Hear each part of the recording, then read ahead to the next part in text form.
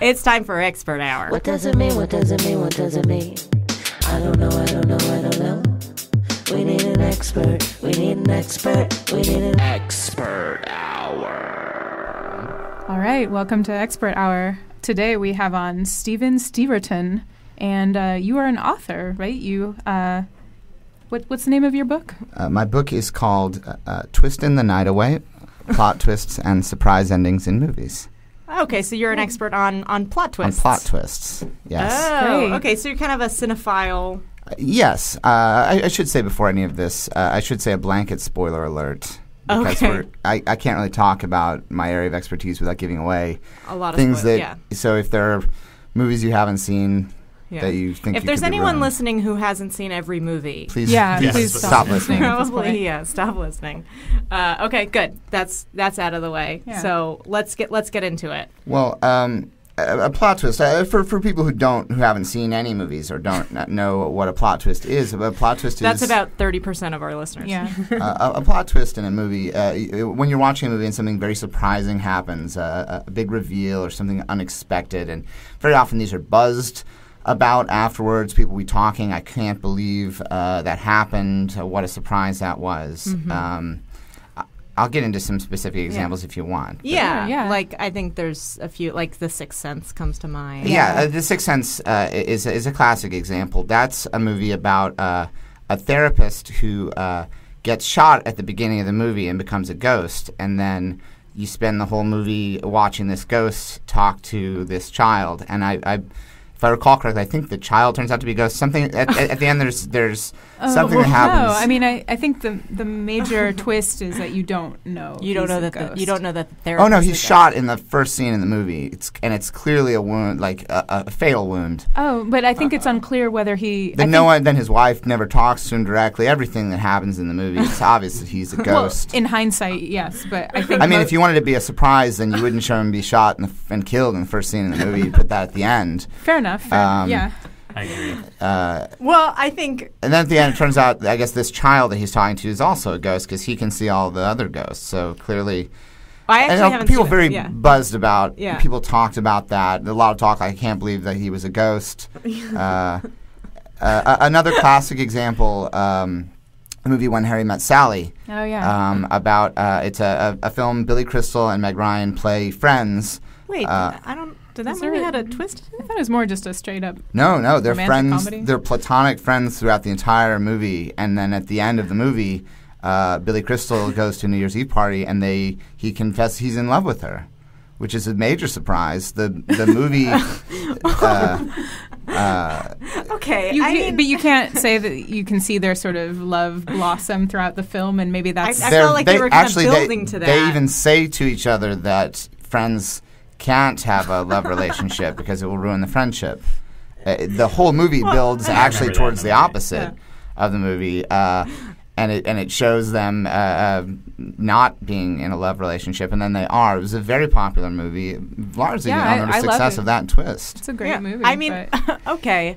I don't know if that's a traditional like plot twist where I thought that was more dramatic I irony. could see that I coming. think Yeah. I would agree. I think the non-traditional nature of that plot twist was very much responsible for its success at the theaters and on home video. I mean, I don't think anyone left that theater being like, I can't believe they got together, though, which is like how you normally A feel well-executed twist is often very believable. You don't want people questioning the credibility of the twist. Often movies with an incredible or uncredible or non-credible twist, people will say, I just didn't accept that ending. So a successful twist will always convince the audience. Okay. Another classic, a movie that is a really there's a twist in almost every scene is the movie Big, starring Tom Hanks. Oh. It begins with the movie where Tom Hanks is a small child and he goes to a carnival and he makes a wish on a machine. He says, I want to be big. yes. Now, anyone going to the movies knows that's impossible. It can't happen. And yet, in a major early plot twist in the movie, it does happen. He becomes big, meaning he becomes a grown adult. Well, Okay, I well- think it's kind of a fantasy. Well, I Yeah. also think that's maybe less of a plot twist and more of a plot premise. Oh, yes. Well, that's the genius of that movie is they build the plot twists into the premise of the film. He then becomes, for a while, he has a very bad time, which is surprising because I think he got what he wanted. He got what he wanted, and yet it doesn't go well. And then he becomes very successful working for a toy company. Another plot twist. He has that was kind of a twist. He has sexual relations with an adult woman. Yeah, again, that was upsetting. Very surprising. It was, yeah. And then in the follow-up to that film, Philadelphia, we see that he pays a terrible price for wait. That's not the same character. I'm pretty sure, not 100%, pretty sure that Philadelphia is not a sequel to Big. Yeah, I think it's the same. Talking about the Philadelphia starring Tom Hanks, you may be thinking of the Philadelphia Story, which is definitely not a sequel to Big. No. He's often compared to Jimmy Stewart, and so that's an understandable. I feel like if Philadelphia were actually a sequel to Big, they would have a scene where they address, like, listen, this is not because of the Zoltar machine. That's not what causes AIDS. Because that would be really confusing. No, it wasn't the Zoltar machine. It was having unprotected sex with a woman. Oh. Yeah. But as a child. As a child. And then it was Elizabeth Perkins. Yes, who is clearly perished. She doesn't appear in Philadelphia. She's clearly passed away. And in that movie, we see many scenes where he's comforted by his platonic best friend Antonio Banderas. They share a platonic dance.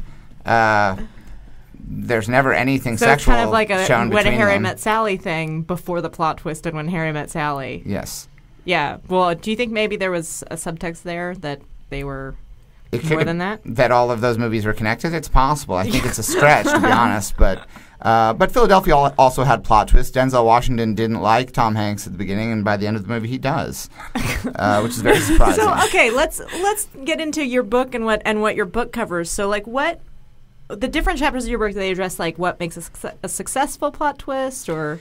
Yes, I mean, like a very successful plot twist would be The Usual Suspects. yes, that's a famous one. Yeah. That's a movie about there's some detectives are interrogating Kevin Spacey, and he's telling them all about what happened. And he leaves the station at the end of the movie, and the cops turn around and they realize that some other cop has clearly already solved the case. All of the things he told them were on the wall. And clearly these cops had wasted their time doing an interrogation on a case that had already been solved. Everything that Kevin Spacey said was posted up on the wall of the police station. Well, weren't they involved in that? No. No, because he drops the mug. He's so shocked when he sees everything he told us. It was up here on the wall, and we just had our backs turned to it. Clearly, another cop had solved the crime, and they wasted an afternoon, and presumably, I would imagine, I mean, you can often play out how the scene after that would be, where they would go to the cops. Why didn't you tell us the case was closed? Why did we wasted our afternoon? That's upsetting. There are not enough stern talking tos in movies following discoveries like that. Well, what's a movie with like an unsuccessful plot twist, one where like you could kind of like see it coming? I would say, does that? Oh no, but you don't think that makes it unsuccessful. What's an unsuccessful plot twist? At the end of I don't know if for people who've seen the Dark Knight trilogy. At the end of the third movie, it's revealed that Bruce Wayne and Batman were the same person. Now, you'd been following all along the story of Bruce Wayne, the millionaire, and it was always a counterpoint to the character of Batman. It was like kind of like an ensemble piece where you were sort of like, why are they doing these two stories? Are they going to link up? And we're waiting for them to link up, and then at the end you found out that Batman dies, but Bruce Wayne was the same person, and but then Bruce Wayne is alive, and it's very confusing. I'm not totally sure that they were trying to build that up as like a plot twist. I thought it was sort of implied that they were the same guy. I see. That's a good example of an unsuccessful plot twist. I mean, these kind of disagreements are bound to crop up because it's just unclear storytelling. Yeah. Unbelievable. Yes. Yeah. Not believable. It's not credible. I don't see it.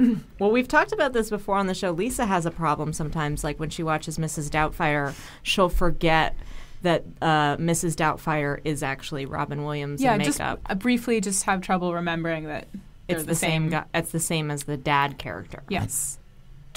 it's been a while since I've seen it, but I think you are correct. They are two different characters. No. No. And the whole point, the whole point of the movie is they're not the same character. No. It's the dad. He's dressing up. He's dressing No, up. Pierce Brosnan is their dad now.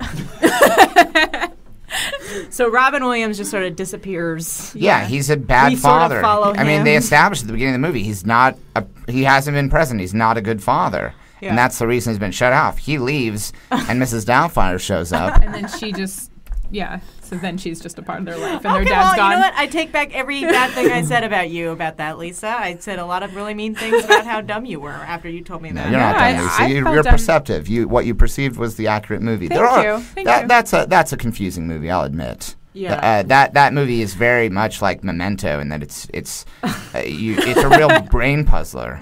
Yeah. It was is Memento a sequel to Mrs. Doubtfire? It's a kindred spirit. Okay. All right. What's your favorite movie? My favorite movie is probably a toss-up between Chinatown and Little Man Tate. We were just talking We were about just talking Tate. about Little Man Tate. Wow. Little Man Tate, another one with a major plot twist where the poor mother who doesn't like having a smart son. Yeah. That's the The twist. twist is that you'd think she would like it. Yes, everyone wants their child to be smart, but except for this poor woman. Yeah. It makes her angry. Very surprising. Yeah. Big reveal, and it has major consequences throughout the rest of the movie. There's kind of a soft twist at the end of that where she eventually comes to term with her son's intelligence. Yeah. You'd kind of think that anything that with the term eventually in it wouldn't really be a plot twist. Some twists are In- gradual. Yeah. The gradual twist. I have a twist. chapter in my book called The Gradual Twist. Oh. When Harry Met Sally is a good example of a The gradual, gradual twist. twist. Oh, yeah. I'd agree with that. My other favorite movie, which is probably the greatest plot twist of all time, is the film Chinatown. Mm-hmm. It's a great movie. Great movie. The final line in the movie, Jake Gittes, played by Jack Nicholson, his partner says to him, "Forget it, Jake. It's Chinatown." Now, the movie's called Chinatown, but we didn't realize the whole time that this movie was taking place in Chinatown because most of the scenes don't... if any of you have been to a Chinatown in a major metropolitan city, very distinctive. Most of that movie is... The architecture's really The architecture obvious. doesn't... You don't see a lot of Chinese restaurants or Chinese They're in the stores. desert. They're in the desert for a lot of Yeah. it, but apparently they were in Chinatown the whole time, and he says, "Forget it." So it that implies maybe a memory problem, like he's forgotten what Chinatown looks maybe like. the movie is portraying it from the way his memory looks because were- he's omitting all these And really he's Chinese basically details. saying to him, "You were in Chinatown this whole time." A massive reveal. Yeah. I know. I have one last question. The movie Fight Club. Did you do you yeah. as far as twists Very goes- straightforward, no twists. What? No, Well, I it's a thought it was huge kind twist. of a big twist that you find out that Tyler Durden and the narrator are the same. They're the same person. Yeah. No, Brad Pitt and Ed Norton are two different characters. They're very good friends. They start a fight club, and at the end, one of them's not there anymore. Very shades of Mrs. Doubtfire. But you wouldn't consider that you don't. no, think that's, what happens am at I the end doing of that? too much interpreting? I think so. What you find out at the end of the movie is Edward Norton misses his friend. That's an interesting way to see it. His friend quits Fight Club, and he gets very mad and blows up all of the buildings in the downtown area. Yeah, Because he misses his friend so much. He's stuck with his friend's girlfriend, who doesn't like him. She's not fond of him, and it's sort of the worst of both worlds. And now, who's going to be in Fight Club with him? No one. Yeah, I guess that's the. Very sad movie. Yeah, we Really were sad, probably yeah. not supposed to talk about it. And probably the saddest twist of all would be in the movie Beethoven. At the end of the movie, when the young Beethoven gets rabies, and the young boy has to shoot Beethoven. I think that's Old Yeller. Yeah, I think you're confusing your dog movies. Pretty confident that it's Beethoven. Okay, well, if people, this is all available on the internet. You can look up any of these facts. Yeah. I think you'll find. This is what I do. Yeah. I mean, do you have a website? Or? I do have a website. It's www.plottwistandsurpriseendings.com. Okay. Mm-hmm. So people can a look full up spoiler database. There's spoilers right on the splash page. Yeah. So don't go to the website unless you're ready to be spoiled for a lot of movies. Yeah. So don't research your movies on IMDb. Go straight to. Like if you don't know A League of Their Own is about a women's baseball team, don't go to my website. Right. Because I blow that one right away. Yeah. Well, everyone who heard you say that sentence now knows that anyway. Because if that wasn't a twist, I would have called it A League of Her Own. Oh. There is a big non-gendered pronoun, plural, that they very cleverly placed in the title as a misdirect. Tipped off by all League the of women. Their Own. Who's they? A bunch of men, probably, in the league. Uh-oh. Who are they? Yeah. You'd think that having Madonna on the poster might throw the twist. Or I guess you The can. marketers often ruin the surprise. They'll put the twist in the poster. Yeah. Yeah. Okay. Don't ever look at a movie poster. Posters are full of twists. That's one tip that's worth heeding. Do not pay no attention to any advanced publicity for a film. Okay. Yeah. Go into the movie theater blind. Good Fair advice. Okay. Thank you so much for being here. It's time now for What Did I Learn? What does it mean? What does it mean? What does it mean? I don't know. I don't know. I don't know. We need an expert. We need an expert. We need an expert hour. Welcome to Expert Hour. I'm really excited to introduce your expert for today. He's an expert on. You're a women's studies professor. Is that? I teach women's studies at Hartford. Harvard? At Hartford University. Okay. Online. And your name is Dr. Martin Clint Horace. Okay. And I'm an expert on women. I'm gonna let that one slide. Okay. So you're an expert on. Wait, did you know that your name sounds like? It sounds like a part of the female anatomy, a very important part. Clint Horace sounds like. Clint from my father, Horace from my mother's last name. I don't know. It's hyphenated. Are you saying that it sounds like labia? Yeah, I'm wondering why they That's didn't go not Horace Clint instead of Clint Horace. Your father's name usually comes first in a hyphenated name. Oh, right. It sounds like clitoris. Yeah. Clitoris. It sounds like clitoris. It does. I don't know what you're talking about. You've never gotten that? No, I don't know what a clitoris is. Don't know what that is. Okay, wait. Oh. So let's talk about your field of study. You are an expert on women. I am an expert on women. I've studied all the preeminent feminist thinkers. But you don't know what a clitoris is? I've studied Susan B. Anthony, Carol Hanisch, Audre Lorde, Melissa Etheridge, Bonnie Raitt. I feel like Melissa... Drew Barrymore, Catherine Pelter. So it's just a woman from the biology department that I dated, but I studied her in depth. You've never heard the word clitoris. I don't know. I'm not a biologist. You know I could get Catherine on the phone. We're not seeing each other anymore, but I have been looking for an opportunity to call her. You do know that clitoris is a part of the women's body. Okay. I mean, if that's important to you, I'll concede that point. Important to me. Yeah, I mean, don't say, Mike. I feel like you're kind of overstepping here by saying what's important to women. You're one of. You act like the only thing that matters to women is the clitoris. You're in a room with two women and an expert on women, and you are getting a little bit too outraged for your place. I'm just saying it's a pretty household. Lots of things matter to women. For example, Emily, I understand you recently had a birthday. I did, yeah. And how old were you turned? 22? 23? 27. Now see, you probably enjoyed that. That's important to women when you pretend that they appear younger than they obviously are. Oh, and then say so. Yes. Okay. That's something women very much enjoy. Yeah. See, these are the kinds of things that a women's studies professor understands. You look really pretty today, Lisa. Thank you. Now you're getting it.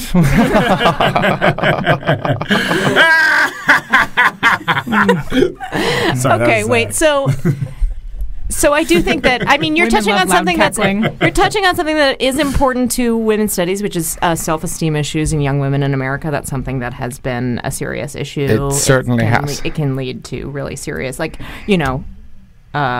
eating disorders or epidemic. Right. Well, now, obviously we know that most self-esteem issues that women experience come from premenstrual syndrome.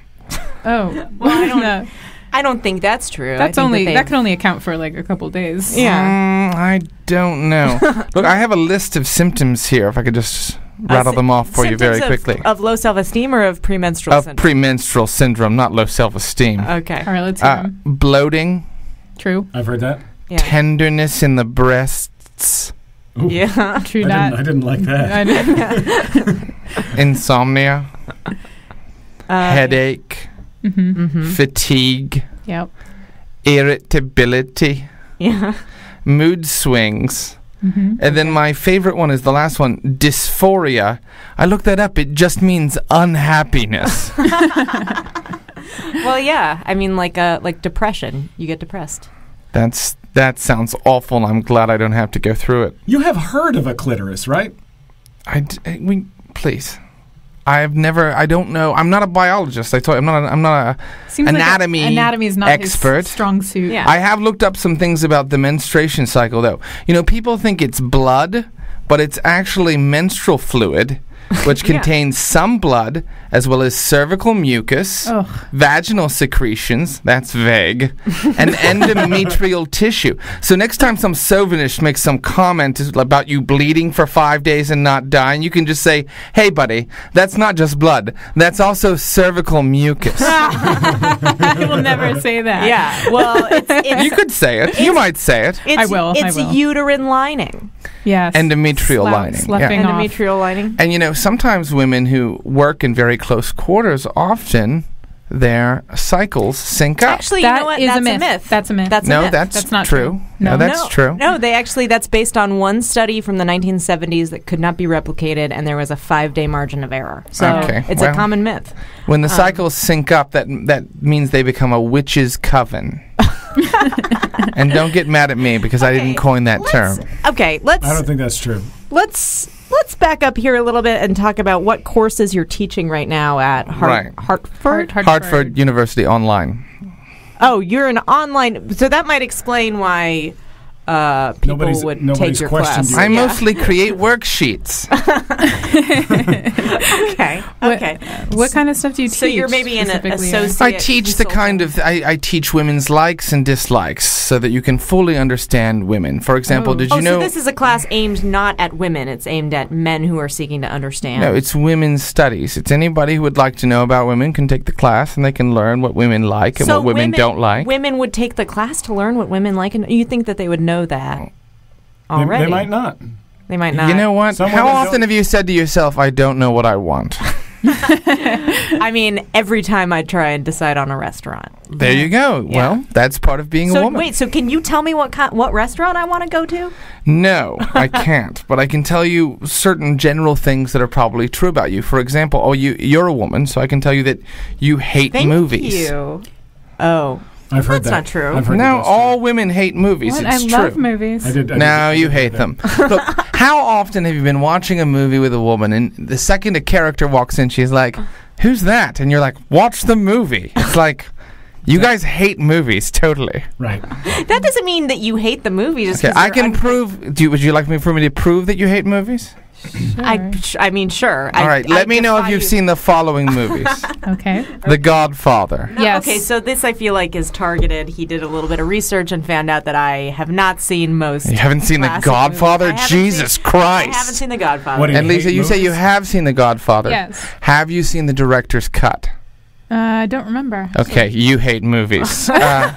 Have you seen Jaws? Yes. No. Have you seen the DVD commentary of Jaws? No. You hate it. You hate movies. That's very subjective. Have you seen RoboCop?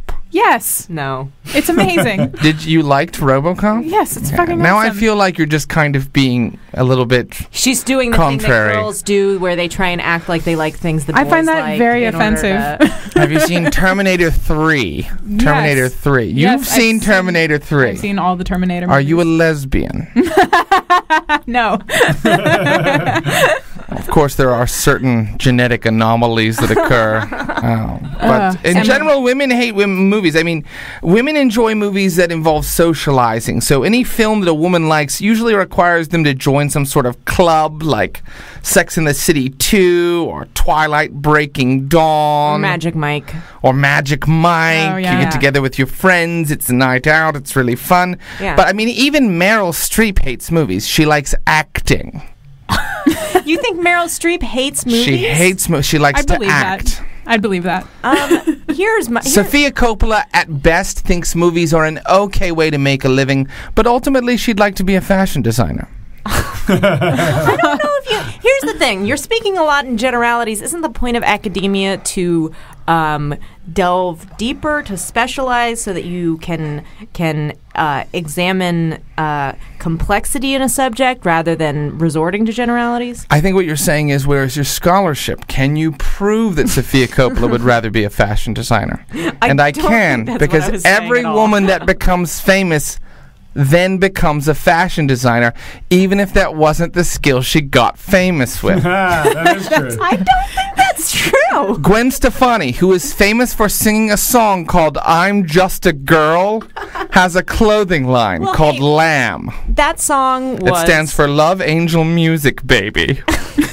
Which actually, you want to know the story behind the name of her clothing design? Yeah. That's something that, that's how Gavin Rossdale signs his love letters. And Courtney Love is actually kind of mad about that because what they used to date, and he would sign his letters to her the same way. So she named her fashion line after the thing that a cute boy used to sign his letters with to her. The Olsen twins, you mentioned those girls earlier on the show. The fraternal Olsen twins. Right, they are actresses who are famous for a role they played before they could talk, and they have a clothing line called Elizabeth and James. Right. Well, what about like Amy Poehler doesn't have a fashion line? Yeah. But Serena Williams does. That's a weird point counterpoint. That's a pretty good. You have to admit it's pretty good. I mean, who's more masculine than Serena Williams? Do you know what her clothing line is called? What? An Aries. Do you know why? Because she's an Aries? Because backwards, that's Serena. Oh. Because women are traditionally bad at naming things. I don't think that's And I can prove that Oprah's company is called Harpo.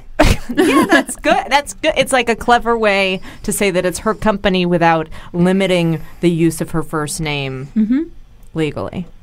Or she just couldn't think of anything. She just wants to claim... David Letterman's company is called Worldwide Pants. That's funny. That's stupid. That's a stupid name for a company. It's not as stupid as Harpo, just your name back. Why is Maybe she's a fan of the Marx Brothers. Yeah, maybe she didn't name... Maybe it's just like a clever... I think it's funny. Do you not think the Marx Brothers are funny? I don't know who that is. Okay, what I want to know... Let's talk about someone you guys probably both really love, because all women love Bianchi. Do you mean Beyonce? That is the pronunciation that has become in vogue, but the proper pronunciation is Bianchi. Women love Bianchi so much. How much do they love Bianca? They love Bianchi so much that when I tell a woman I don't like Bianchi, she's like, "What? Yes, you do." They can't understand why I don't like Bianchi. Okay, so here's... Obviously, Beyonce is one of the top-selling musical artists of all time. Why? Because women buy her albums. They love it. Women do. But I would describe her music as staccato electronic marching commands. Me and my boo in my boo coupe riding all up in the black with his chick beside him. Ladies, if you love your man, show him flyers, grind up on your man. That's what all of her things sound like. Just her staccato chanting what you should do, commandments. Well, that's a common device in popular music, is commanding dance moves from people. Beyonce didn't invent that. There are plenty of such male a artists. staccato rhythm. Put your hands up. Up in the club, just broke up, doing my own little thing. See, men love If you like it, then you better put a ring on it. If you like it, then you better put a ring on it. She sounds like a fascist. It sounds like you have a hard time with her assertiveness. Maybe you're not that comfortable with women knowing what they want. No, I appreciate her film work very much, and I like that it has a very feminist bent. What film work are you talking about? What are you talking about? Dreamgirls? She starred in the film Obsessed with Idris Elba and Ali Larter. She was also in Austin Powers 3. Yes, and she was incredible in the Pink Panther remake. No. And let us not forget Carmen, a hip opera. I think I never forgot. You Carmen. have a very selective primary texts from which you're drawing your conclusions. Well, they're not texts, they're films, but you hate films, so I understand why you would say that. I'm using the word text in the academic sense of anything that you're studying in order... Do you like any primary source that you're studying as you consider it a text, even if it's a film or some other form of media? That's not true at Hartford. What is the standard at Hartford to qualify to be a professor there? We don't call texts. We don't call films text because it would get confusing. That's all. It's confusing to people who don't want to study things very hard. It's confusing to people who are talking about film. Let's talk and they about say texts, and then you're like, "What is that? A book?" Let's talk about. I don't want to go back and forth with you over what seems like a minor point. I kind of think that you maybe want to do that. Let's talk about your colleagues at Hartford. Are there other Hartford University at Online? At Hartford University, are there other professors in your department, and do they share your methodology? Well, I'm the only women's study professor. You are the only resource for students who want to do women's studies at Hartford University. That's correct. Yes. That's terrifying to me. Why? Because I'm a feminist. You're not. You can't be a feminist and not know what the word clitoris means. Thank you. You can be... Why does being a feminist require knowledge of anatomy? I don't understand. So what if I don't know what an ovary is or a... ovary? Uterus. I don't, Uterus. I know that women have nipples. Ugh, I did not like the way you said that. What? Left. Oh, so now I'm the bad guy. I mean, I kind of think this is like a M. Night Shyamalan movie. You've been the bad guy the whole time. Oh, we do like movies. Yeah. Women like movies. I know the name M. Night Shyamalan and the plot device of a twist. I see creepy person. I bet your favorite M. Night movie is The Lady in the Water. I actually have. On the poster, Inda was so small, it just looked like Lady Water. Which probably made you want to see it even more. It made me think of menstrual discharge. You really know the unfun parts of the female anatomy and not the only fun part. The fun button. Yeah. Oh, you're talking about the G-spot. No, not the G-spot. The clitoris. Well, do you want to talk about the G-spot? Yes. I'm very curious as to what you have to say about it. In my experience, it doesn't exist. What is your experience? Having sex with Carol Pelter. And what was that like? Well, I can tell you I never found the G-spot. Okay. Yeah, that does not surprise me at all. Where were you looking? I mean, I was thorough. It's not in her mouth. Here's a tip. I brought her over to the apartment. I put on Bianche's Obsessed film. Good choice. Starring Idris Elba and Ali Larter. Even though you know that women hate movies, so I don't know why you thought that would get. Well, they like that movie though because it has Bianchi in it. It's a conflict of interest for them. And I lit some candles because women love the fuck out of candles. It's true. And then I told her that she looked younger than she obviously appeared. You are. And then I removed her panties. Did she allow?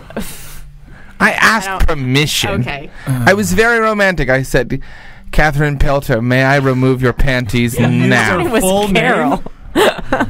Is it Carol? Catherine Carol Pelter. Yes, that's her full name. I don't like hearing these details. I feel like at the beginning of this one. May I remove your panties And what did she say? now? She said no. Wow, okay. But Where's this butt?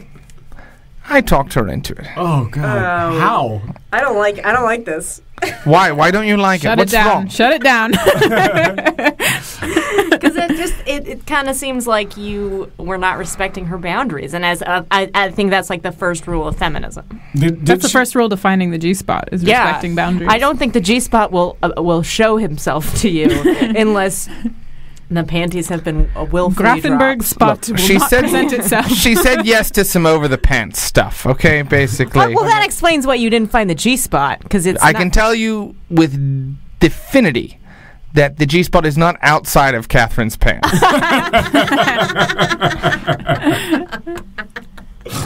I could have told you that, and I will. Catherine, if you're listening, I love you. Call me. And so how did the evening end for you guys? Well, I was pretty drunk at that point, so we'd had a lot of Merlot, so I fell asleep. You mispronounced that. And, It's Merlot. when I woke up, she was gone, and she'd left me a Dear John letter, even though my name is Martin. And it said, I have it right here, actually. Yeah, please. Crackle, crackle. Martin, never call me again, you fucking pig. I don't have to put up with this shit. Mm-hmm. I'm already divorced. And I have a child at home to take care of. Okay. Jesus. I don't know why she brought that into it. Why did she bother? Wait, I'm not done. Okay. You're a piece of shit. And your dick is tiny. Oh. It's like a skittle. Did she hesitated like that in the sentence? She did. It says it's like a, and then there's a smudge, and then it says like a skittle. Have you thought that maybe your dick Sincerely yours, Catherine Pelter. your dick is like, it kind of sounds to me like My dick is that small. Are you sure that it's a penis and not a clitoris? Because that's about the size of a. Are you sure that you are a biological male? I am sure that I'm a biological male because I love RoboCop. And I Martin, think skateboarding is cool. do you pee out of your penis? Or does it come out of a different... It comes out of a hole lower than the penis. Okay. Right. Okay, let's...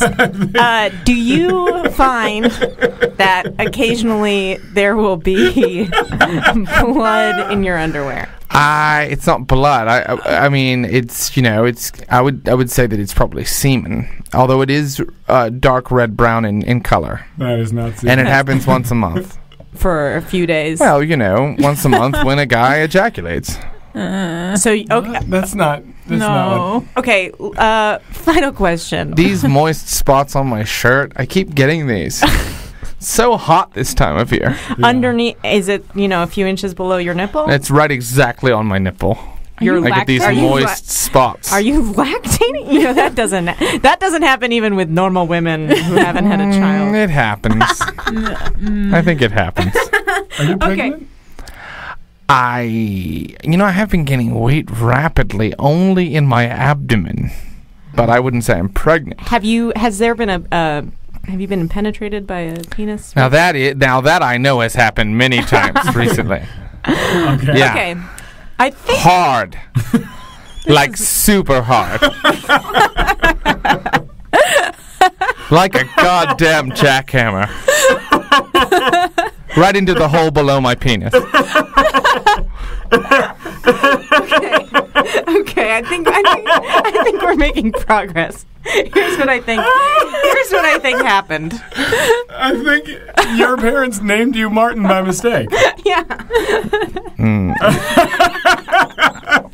Why would that be a mistake? Because you're clearly a woman. Clearly a woman. You're clearly at least you might be a transgender woman who identifies as male, but you are a biological female. I'm a woman.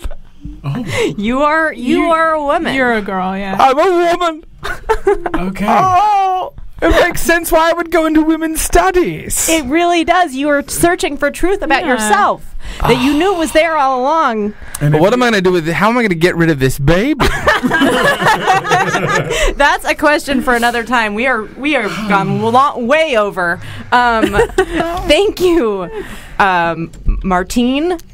I think that might be Martine. You know what? I like Lori. Okay. You know what? Yeah, let's go with that. Thank you, Lori. Thank you, Micah. It's time now for What Did I Learn? What did I learn? What does it mean? What does it mean? What does it mean?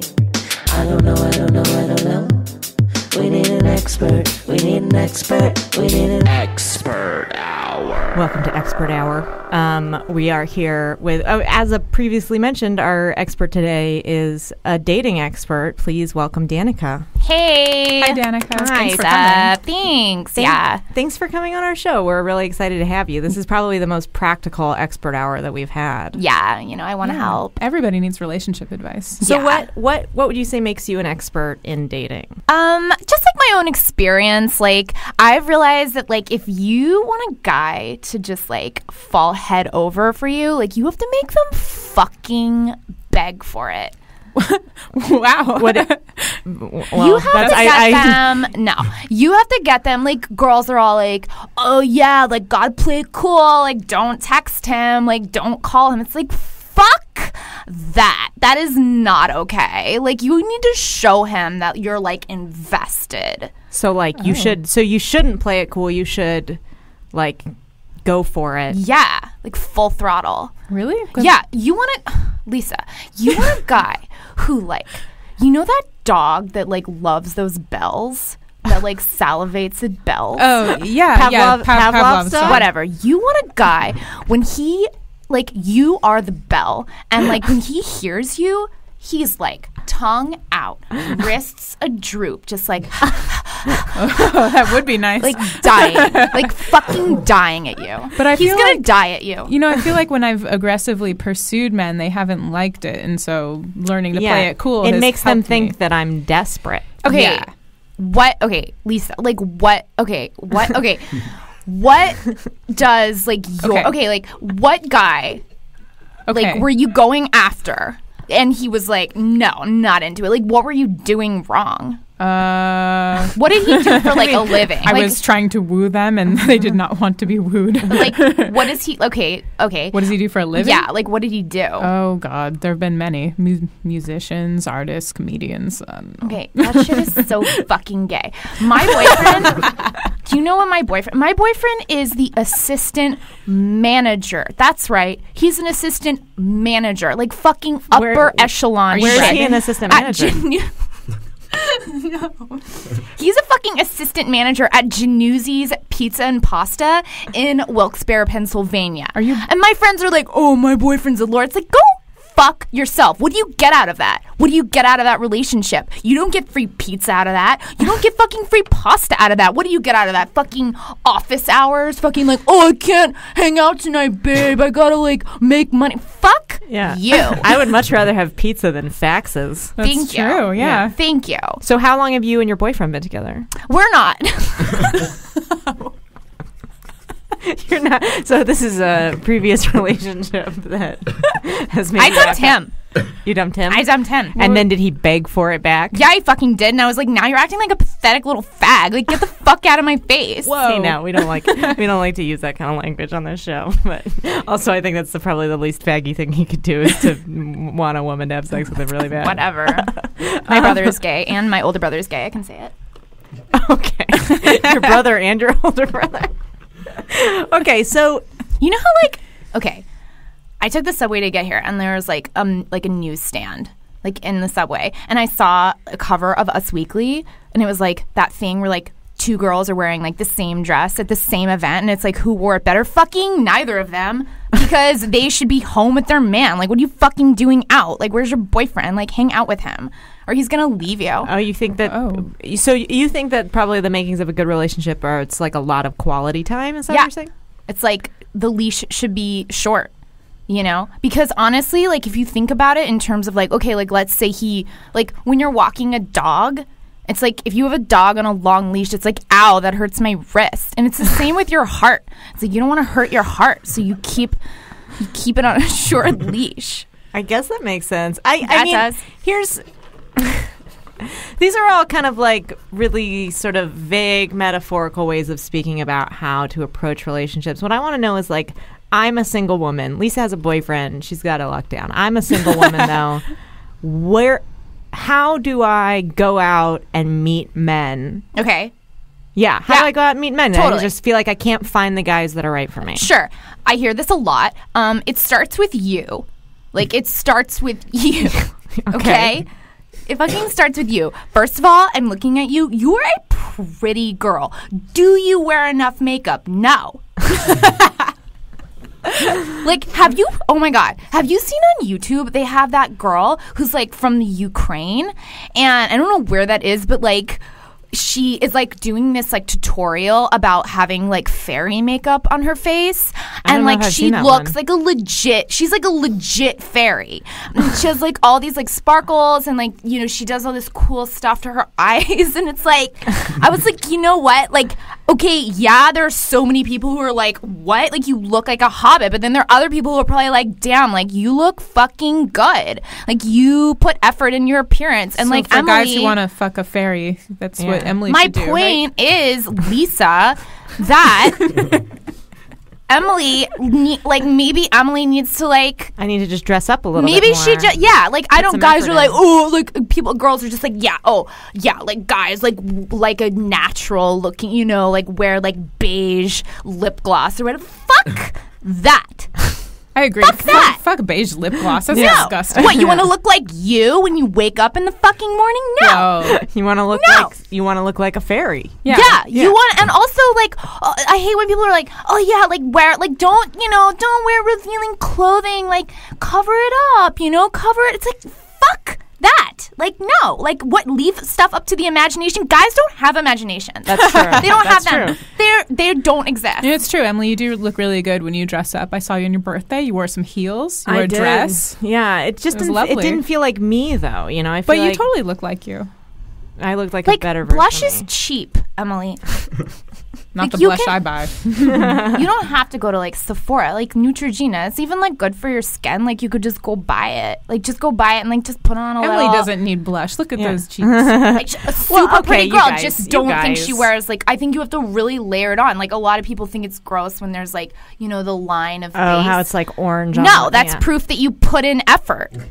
That's true. Well, okay, we have a man in the room right now who I know, Jory. You had some dating questions. I know, like, most of this advice has been geared toward women. But what advice would you give to Jory, a single man Jory, out do on you the have any town? questions for our expert? So many. Okay. How do you not pick the wrong person? I have a sort of a habit of getting into relationships with people who maybe Are wrong for you? will yell at me. They yell at you. I mean, it's generally based on, like, leaving a shoe in the middle of the floor or something. Yeah. Or leaving a dish in the sink. You know about that? Not really. Like, what?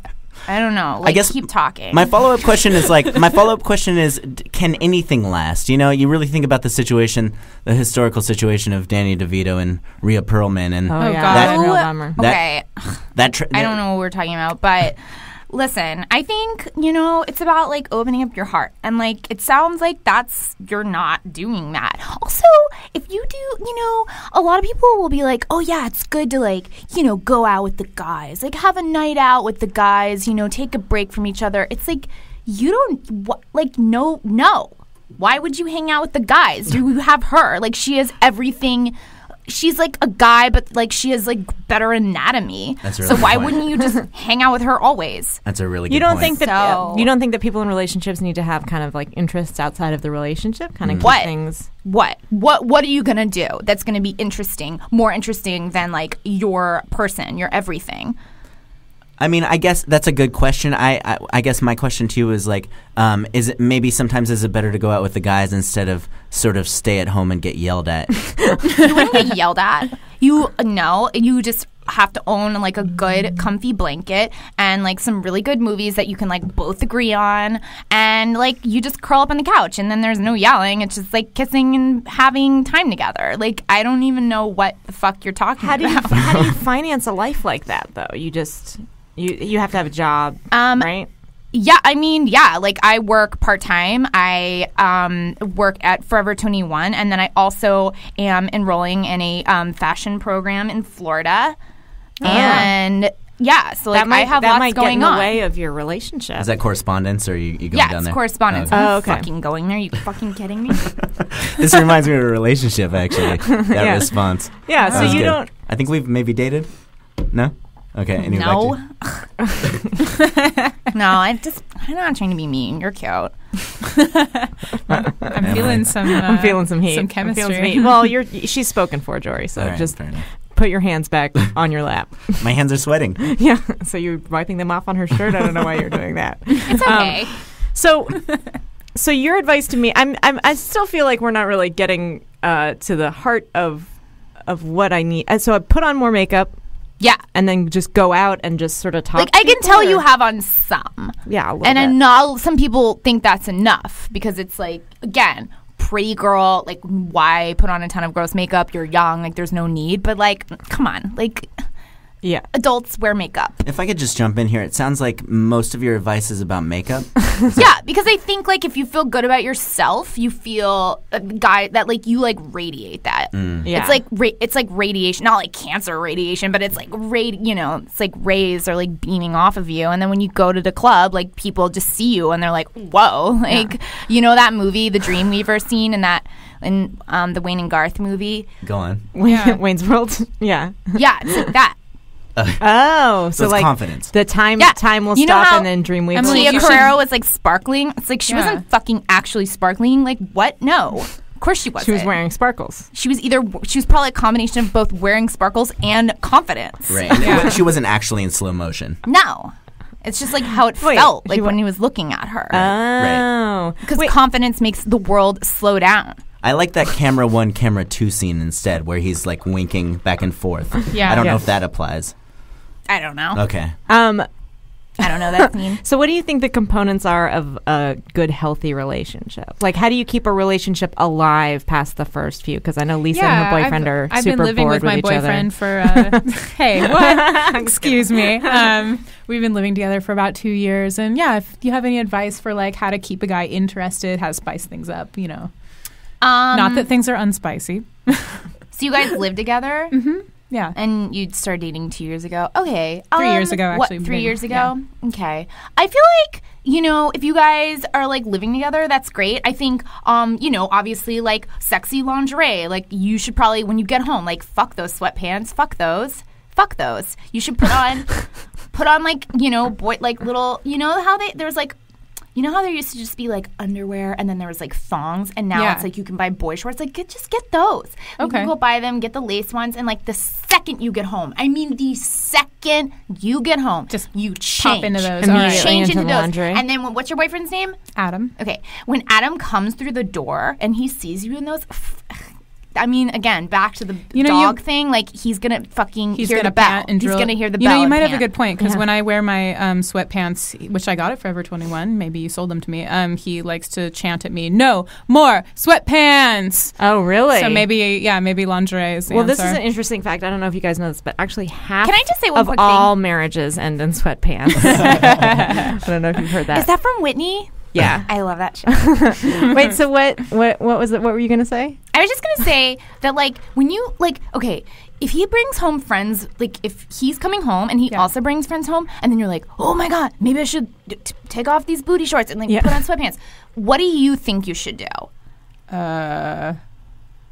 Wear regular clothing. No, you keep on the booty shorts because if his friends think you're hot and they're like, damn, like, your girlfriend looks good in her panties, and, like, he'll fucking stick around. Just hang out in my underwear So when his just- friends are Yeah. Invite the friends over. Yeah. That's what you're saying. Yeah. Because if the friends like you, Because it'll make then him think that you're desirable. Because Yeah. his friends will have It's- boners. yeah. But what about men who are like a little bit more possessive? They don't want their friends to see you in your underwear. Is that- I love possessive men. That's just me. Oh, really? Oh, wow. I love that. So it'll bring that Because out in what- him. what Best some case people- scenario, it'll bring that element of his personality out. Sure, Emily. What some people might consider possessive, I consider like loving, dedicated, intense, passionate, devoted. You don't think it comes from like It's like insecurity? controlling. Not at all. Not at all. Emotionally manipulative behavior? No, I dated a guy who like was so loving, so supportive, and like he ended up going to jail because he threatened his mother with a letter saying he wanted to kill her. And when I heard that, I was like, he was like in jail for like 6 months, and I was just like, people saw him as like, oh, he's a convict. It's like, no, this guy had fucking fire in him. I mean, that Yeah. sounds like a really dangerous bad person. Yeah. I mean, it could be argued that way, but I'm telling you, okay, first of all, you didn't know him. That's true. Yeah. That's Maybe he just was like just a really, snap judgment. That's point A. He's really Point B, passionate. thank you, Lisa. Like, the most passionate guy I have ever met. And you know what? Honestly, I'm sure his mom was scared when she received those letters. But at the same time, she was probably like, I raised a passionate guy. Okay, so we have time for probably one more question, and I think it should be sex related. All right. So let's talk. Yeah, you're a dating expert. Obviously, a huge component of any dating relationship is sex. What do you think is the best thing? How do I phrase this? Like, what makes for the best sex in a committed relationship? Whatever he's into. Really? Yeah, Anything? Like, absolutely anything. wow. Also, like, if a guy makes you do something that like you're not comfortable with, supposedly you're supposed to say like, no, I'm not. Oh no, stop. Whatever. Like, no, you as a girl, it is your job to just like Whoa. fucking. No, hear me out. It is your job to fucking like show him a good time. Like, that's why we were put on this earth. Like, show him a good time. Now, when you say job, does that mean you're getting paid to? No. Okay. I didn't mean it literally. So what do you like? Like, what? You don't have things that you like that you would want him to do for you? I mean, Just- sure. It's like, yeah, it'd be great if like we made eye contact. Sure. And I think that it's fine to have like moments of that, maybe in the beginning, like when you're kissing, but like not when you're kissing. That's like so weird. It's like his eyes are like right there. No. But like after like a few moments of like whatever, heating things up, and then it's like whatever, just like turn around and let him go to town. Like, what is the big deal? That's what he is into, and he is the man, and you are the woe man. Like, Jory, do you agree with that? Huh? Man alive. Yeah. I mean, again, a lot of people would say stop that touching him. I am like sweating. not being a feminist or whatever, and it's like, okay, maybe not, but like I again know how to make a guy beg, and maybe someone who's a little more like independent or like smart knows how. I mean, doesn't know how. Whatever. I'm confusing myself. Well, I think that just about sums it up. Danica, thank you so much for being here. Yeah, thanks for having me. How can you. people find out more about what you do? You can go. To Forever 21. Yeah, Just check I'll you out be there. I also sometimes like I'll fill in for other people at different locations. So even if you go to one that maybe you don't think you'll see me at, I'll be there anyway. Great. Yeah. Just Thank you ask for for answering Danica. my questions too. I Yeah. really appreciate that. Oh yeah, no problem. I feel like it's gonna be really helpful. Yeah, I mean, yeah, it will be. Cool down, Joy. All right, it's time now for What Did I Learn? It's time for Expert Hour. What does it mean? What does it mean? What does it mean? I don't know, I don't know, I don't know. We need an expert. We need an expert. We need an expert hour. All right. Well, it's getting to be winter time, so we thought an appropriate expert to have on would be an expert on soup. So please welcome Ray Montechengo. Hey, thanks for having me here. Oh, thanks for coming on. We're so excited to have you. No problem. No problem. I'm a big fan of soup, and so I'm like, great. Yeah. I love soup. Yeah. Oh, I love soup too. That's why I sell it. Soup King at 33rd Street. So tell people a little bit more about your qualifications, your business, what you do. Well, I learned most of my recipes from my mother. She was a cook. Like everyone's mother. And I would just be in the house smelling the soups all the time, and I was like, this is me. This is what I want to do. So I opened up a stand. It's not that hard. You're supposed to have a permit. I don't. I think that's pretty common in New York. I think a lot of people. I feel like those are just kind of suggestions. It's stupid. It's the street. I should be able to do whatever I want on the street, right? Yeah, free speech. And if your free speech is just having soups, if you want to say out loud, "This soup is for sale," you can't restrict that. That's free speech. Exactly. I mean, you don't go busting up little girls' lemonade stands or anything, right? Yeah. I imagine that's a maybe defense that you've used a few times. It doesn't work. It never works. I've been arrested 45 times for selling soup illegally. Wow. What is your stand like? My stand, it's like a table. It's like a table. I cut a few holes in it, and I put some pots. I put some hot pots in it, and I got candles underneath, and I heat up the soups. Oh, good. So you keep them hot. That's keep them. Of course, it's soup. Nobody wants like gazpacho in winter. Gazpacho is a joke. I agree. Gazpacho is not a soup. Gazpacho, I don't know what that is. It's like a sauce. It's got a real identity crisis. It's kind of like a fruit salad, like tomato bisque. Yeah. But with no heavy creams. Yeah. So you prefer soups that are kind of heavy, right? Hearty. Yeah, I like a heavy soup, but I got all the soups. Everyone likes all different soups. It's New York, it's a melting pot or a salad bowl. Oh yeah. I don't understand that metaphor. You'll get there eventually. I didn't feel pay like much there's attention a in school. soup metaphor in there somewhere too. I'll think about it. I'll get back to you guys. So on what that. are your signature flavors? My signature soup right now. I got Italian divorce soup. Oh, so that's like Italian wedding, but is it like a twist on Italian wedding? That was the twist. It's like Italian wedding, but it tastes bad. What? That can't sell too well. This is it How do doesn't you make it taste bad? No, because some people, that's a common misconception about people. Sometimes people are in a bad mood. You know when you're sad, sometimes you listen to sad songs? Yeah. Sometimes you're divorced and you want a divorced roast soup. You want to eat bad food. It's like listening to a sad song. You want to eat a sad soup. Exactly. Some people like Justin Bieber music because but it's not good. Yeah. But you just listen to it because sometimes you want it.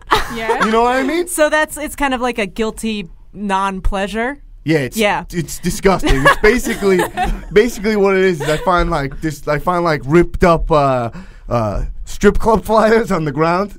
And I chop them up and I saute them. Put them in a heavy cream. Oh God, the amount of heavy cream I go through in 1 week, it's ridiculous. And then I heat it up. I put a little salt in, a little vinegar. I pour a little Starbucks in if I find it on the ground. And then I put in delicious meatballs. I put in great meatballs. Just so you know something was ruined. Yeah. Because it's like, there was something there. There was a nest of something good. Yeah. But now it's no more and no good. Now it's garbage and I'm just going to eat it because I'm sad. Yeah. That's really interesting. Yeah, Italian divorce soup. Italian divorce soup. So that's one signature. I imagine that's a very distinctive flavor that probably only you sell. Yeah. It's a 33rd Street exclusive. But I have some. Some. You have some good ones, right? Conventional soups. Yeah, conventional soups. I have a chicken noodle soup. You guys like your chicken noodle soup? Yeah. And I'm going to do a special for you guys. I'm going to tell you guys my recipe today. Oh, yeah. This is a Baby Geniuses exclusive. That's right. I'm going to tell you my recipe. Here's what I do. Yeah. All right.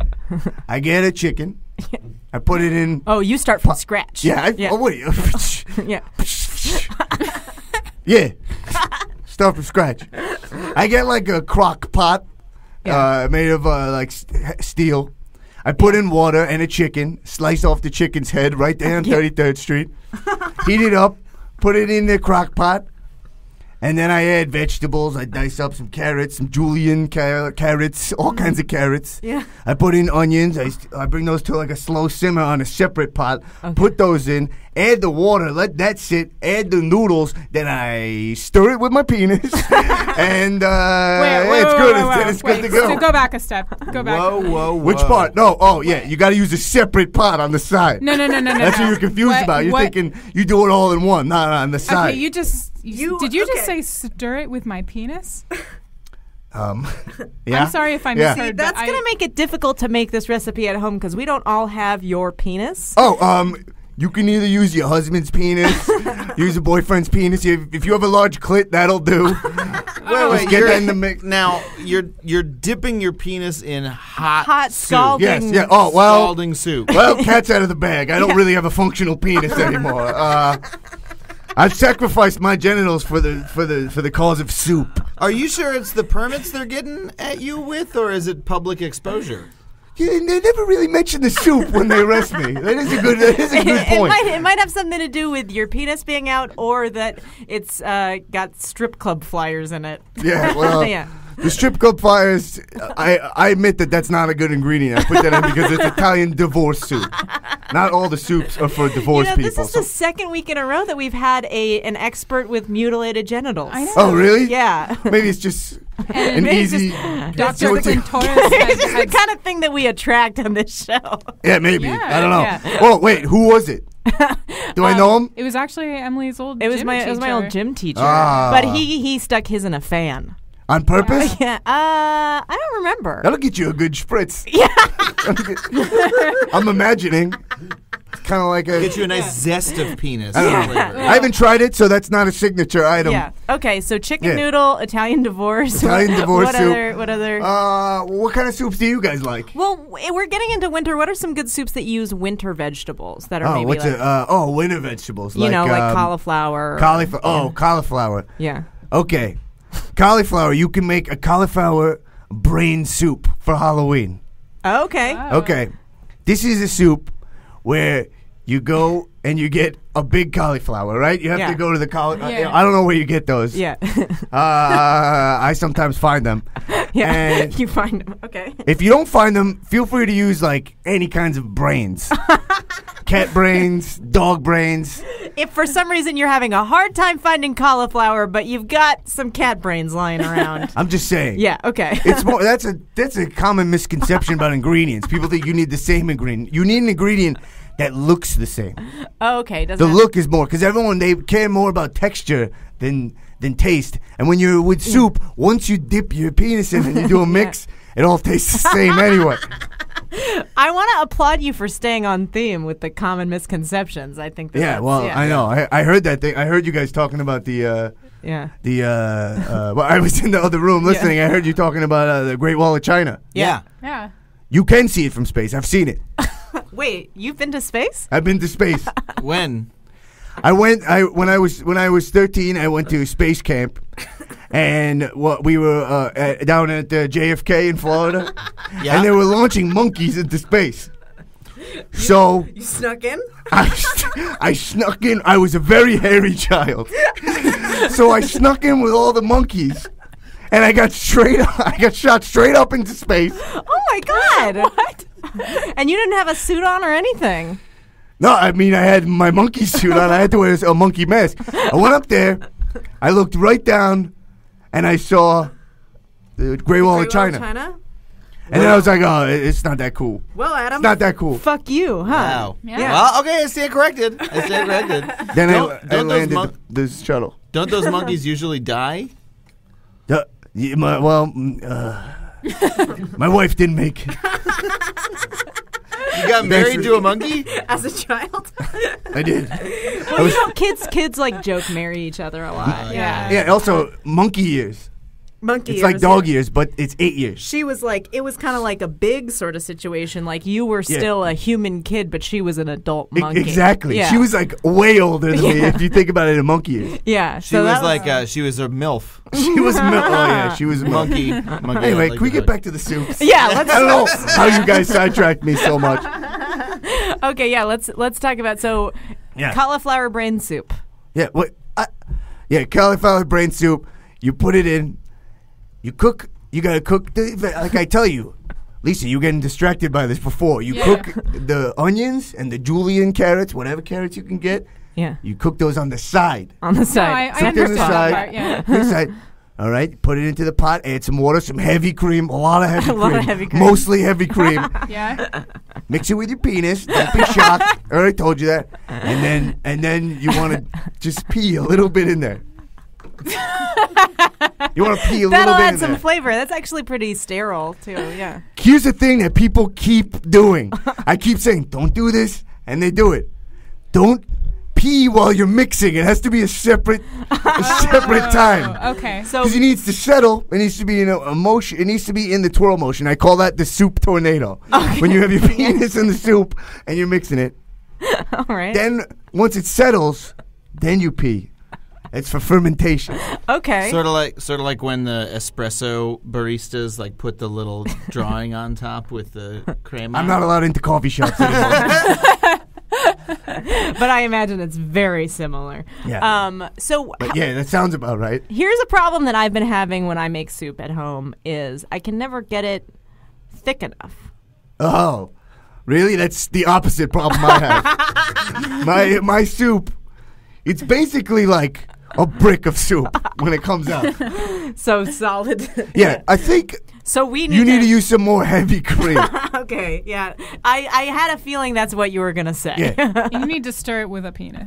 Exactly. Yeah, here's the thing. Or a clit. I don't have a boyfriend or or an enlarged clit, but I do have sex toys. Would those work, or those don't have any natural Yeah, could flavor? you stir it with a dildo or a vibrator? I mean, it's It's just going to be I hate subpar. to tell you this answer because it's sad, but no, that's not going to work. And most sex toys are made out of a latex or a rubber. I used to be in the industry, and they'll melt immediately on contact. Plus, if you're using as much heavy cream as I'd like you to be, that's going to make a disgusting odor. That's probably true. Yeah, It's probably true. And, yeah. What I recommend you do is call up 1-800. Yeah. 321-6522. Okay. That's a male prostitution line that I recommend to my customers, my lonely customers. Oh, so that I can have someone stir with his penis. Yeah, and I recommend people them all the time. They'll know what you're talking about. Just Okay. So Just- is there like a code word I should use, or just say, oh yeah. The code word is crock cock. Crock. Like a crock pot. Okay. Yeah. And they'll be like, oh, what happened? Did Ray send you? Yeah. Did Ray Montechenko send you down there? And I'll be like, yes. Yeah. Yes. Okay. Cool. Yeah. Yes. And I've been looking for like some good new male prostitutes anyway. So Yeah. Oh yeah, feel free to fuck them too. That part, that's your own business. So Yeah. leave Ray out of it. Yeah. Should she fuck them before they stir her soup, or I imagine that's I mean, ladies' choice. That depends on what kind of soup you're making. yeah, what kind of flavor do you want in there? Yeah. If I have one soup. It's called the. I forgot what it's called for a second. Yeah. It's okay. It's been a long day. Yeah. I forgot what it's called, but it's a kind of like a cod-based soup. So it's Lisa doesn't look excited about this. Not a big cod. yeah, it's kind of gross, but yeah, you get the idea, right? Of the fish surprise. Oh man. Well, I know that you're based in Manhattan, like Midtown, right? Yeah, 33rd Street. 33rd Soup King of 33rd Street. Yeah. Did your stand fare okay in the hurricane? Or you? My stand is currently out of commission. Oh Yeah. no. Sorry to hear that. The table blew right away, but I was still selling soup during the hurricane. Really? I was out there selling soup. I imagine that was a great help to a lot of people. A lot of people didn't have access to food. Yeah, but so- people kept mistaking me for a FEMA station and thinking all the soup was for free. I go, hey, come on. I'm running a business here. Yeah. So how much Ridiculous, these freeloaders. How much do you charge for a bowl of soup? Oh, that's a great question. I charge $5,000. For all the soups cost $5,000. Italian divorce costs $5,000. Yep, $5,000. Divorce is expensive, Adam. Oh, Just wrap it into the cost of the Don't I know it. of the legal. Oh, twist. That's Man, I don't know what other soup questions I have. I feel like my world has been blown open. Well, I'm more than just a soup, man. I mean, we could talk about other things. I have a question. Yeah, sure. We bought a bunch of canned soups for the hurricane. Yeah. And so we still want man. to eat them, but you want to spice them up a little bit. So, like, how can you, like, what can you add to a canned soup? I have a feeling I know what he's going to say. All right. Well, first thing and you Adam, do. you're not going to like the answer. First thing you do is you mix it with your penis. That's the number one first thing you do. But if that's not enough, you call up one of your guy friends. Try his penis. Here's the thing: is everyone has a different taste. Everyone has a different flavor. It depends how much stock you've gotten out of the penis. See, I'm lucky. Yeah. I've had a lot of longevity. You got a lot of meat on the bone. That's right. So it's really more of a penis stock you're making. Basically, like a penis base. Yeah, I'll say it. I'll come clean. That's really what I'm up to. Yeah. We're running out of time rapidly. Is there one last tip you'd like to leave all our home chefs with when they're making their own winter soups? Yeah, I think my cause, which I didn't get to. Oh yeah, my soup cause is it's the Ray Montechengo Donate Your Genitals Foundation. Now, a lot of people. Well, so wait, is this for people who've lost their genitals or just in soup accidents specifically? If you're an old person or someone who's not sexually active or not soup making active, you should donate your genitals to someone who's looking to make a nice, good soup. So you? Yes. Meaning you. Yes, donate to me, He's please. got a business to run. Yeah. Please donate. So I'm in need. People, if you want to eat some of Ray's delicious soup or some of his gross soup, please go to 33rd Street in Manhattan. 33rd and what avenue? It depends on the day if I'm getting arrested or not. I kind of have to switch it up. Yeah. So kind of, if you want to come to me, you got to be a sleuth. And also, I only take money orders. So $5,000 money orders. So if someone came to you with $5,000 in cash, no dice. I can't be organized. I need to keep records. Yeah, that's fair. I don't have a computer. Yeah. So. You don't have a permit, but you got to keep records. I admire that. Well, yeah. Okay, it's time now for What Did I Learn? What did I learn? It's time for Expert Hour. What does it mean? What does it mean? What does it mean? I don't know. We need an expert. We need an expert. We need an expert hour. Very excited to have our expert here, Sully Lassiter, an expert in conflict resolution. Thank you for coming on. Thank you for having me, ladies. Thank you so much. It's so good to have you here. So you you specialize in conflict resolution? Yeah. Could I say just right off the top, if we could keep the yelling down, that would be great. Oh, we weren't yelling. Were we yelling? I felt like there was a tone. We get a little heated when we talk about Long Island Medium. That's true. Okay, we should talk about that because that's kind of an unresolvable conflict we've had for some time now. It was my pleasure to bring it back up. Oh. Well, I have actually never watched the show, but I am from Connecticut, so I feel like I have a connection. Okay. I guess it's East Coast still. So tell us a little bit about your profession and where do you work and what's your experience with this field? Sure. Well, I started out, I worked at a teen counseling hotline, and that's when I figured out my gift, which was to tell people to walk away. When something is a bad situation, just walk away. And I realized within my first hour of work that I had just sort of figured out an easy way out of most conflicts. And so I just walked away from that job and just opened up a practice. And I just feel like people really connect to what I'm saying. I actually have a few guidelines besides walking away. Yeah, because I can think of a few situations in which that would maybe not work. Yeah. I mean, not to immediately throw your entire practice into question. You're just coming from a place of fear, and that's fine because I get that from you. You just seem like someone who doesn't have a lot of experience with getting what you want in life.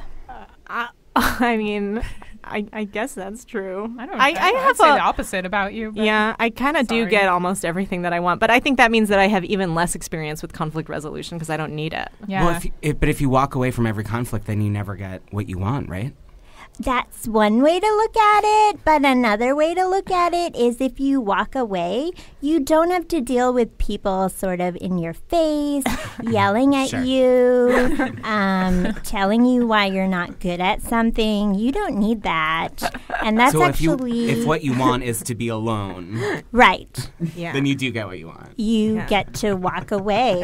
And if you're someone who's into talking, I had a very bad experience with talking once. So I try not to engage a lot, but I do have strategies for people who like to talk, and that is to use your why statements. Some people go with I statements. I go with why statements, which is when someone asks you a question you don't like, you say why.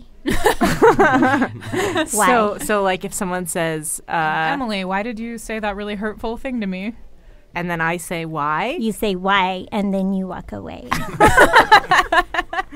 I feel like that did really kind of diffuse the conflict a little bit. Yeah, because exactly. It's a confusing thing when someone asks, because she asked me a why question to start with. Yeah. Yeah. And you diffuse and deflect.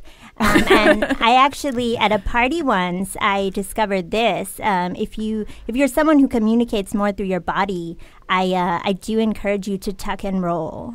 Tuck and roll. If walking... you like tuck your chin in and then do like a somersault? Exactly. Okay. And if it helps to say why first, I fully encourage that. I do.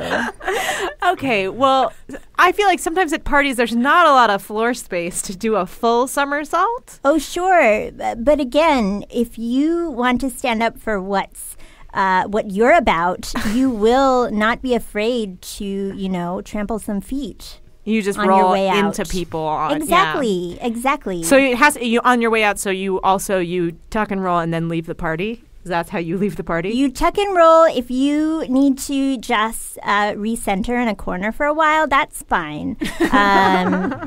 Under a coat or something. And then just get out of there, that toxic situation.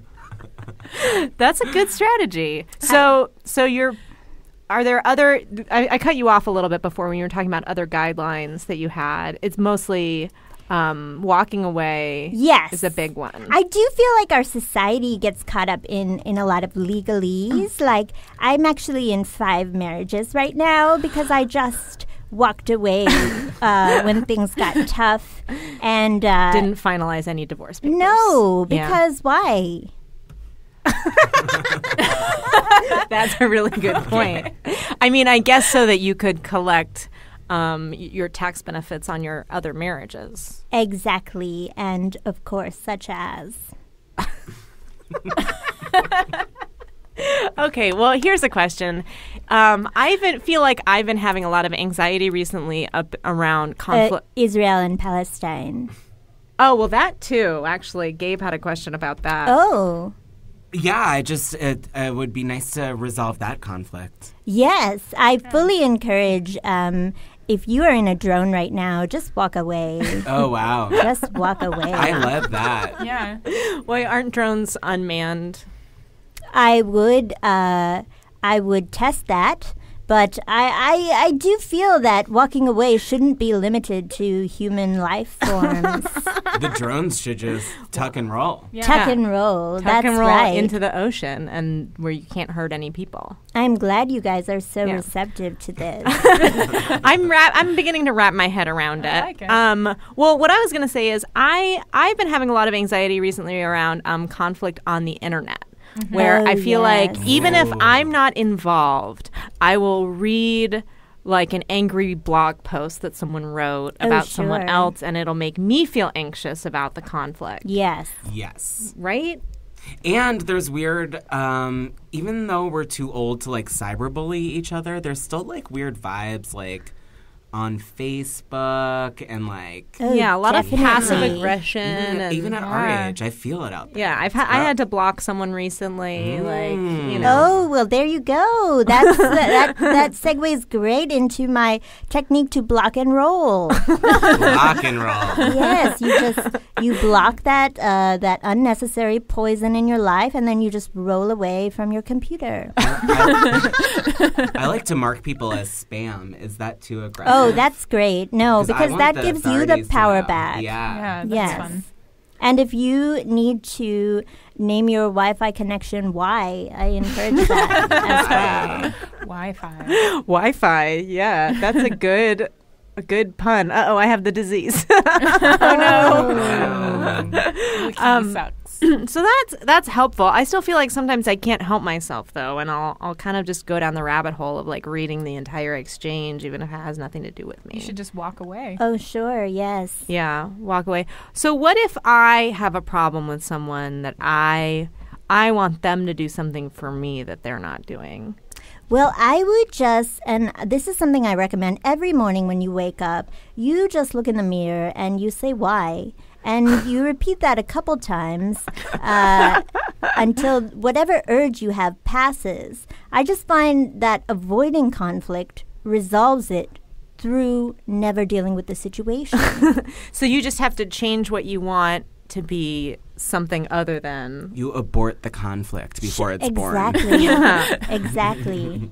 But, okay, what about a situation where, like, someone owes me money? Okay, that's a good one. Yeah. I would get the person in a room where you can get your money back and then just walk away. After I get the money back? Like a bank. Take them to a bank. Or it doesn't even matter, you know. At the end of the day, it's just money, but your boots are made for walking. That's a really good point. I am wearing boots right now. That's what I could tell that about you as soon as I walked in here. Lisa, do you have any questions? Because I feel like I'm a more confrontational person than you are. Yeah, I try to avoid conflict as much as possible. I have a real tough time telling people when I'm mad at them. But with your advice, that actually seems like I'm doing the right thing. You're doing the right thing. By just So avoiding I've been it messing altogether. up. Yeah. My therapist says that I never ask for what I want, and then when I don't get it, I get really mad at the person. I do that too. Yeah. So it sounds like I'm doing great too, right? You guys are doing awesome. Do I we have just the same feel therapist? like you have an intuition about it. Yeah. I actually, I tried going to therapy, and then I realized that it just wasn't working for me, and I think you guys know what I did. I think I have a vague idea. Did it involve moving in the direction away from where you were? Walking away? You walked away? Yes. Oh, Or did you roll away? You got it. That's right. It feels good to be validated. So what about if I am trying to, like when I was younger, I was a counselor at camp and I worked with kids, and we had to get trained in how to resolve conflicts between children. So if I wanted to do your job, if I wanted to resolve a conflict between two other people who are having a hard time getting along,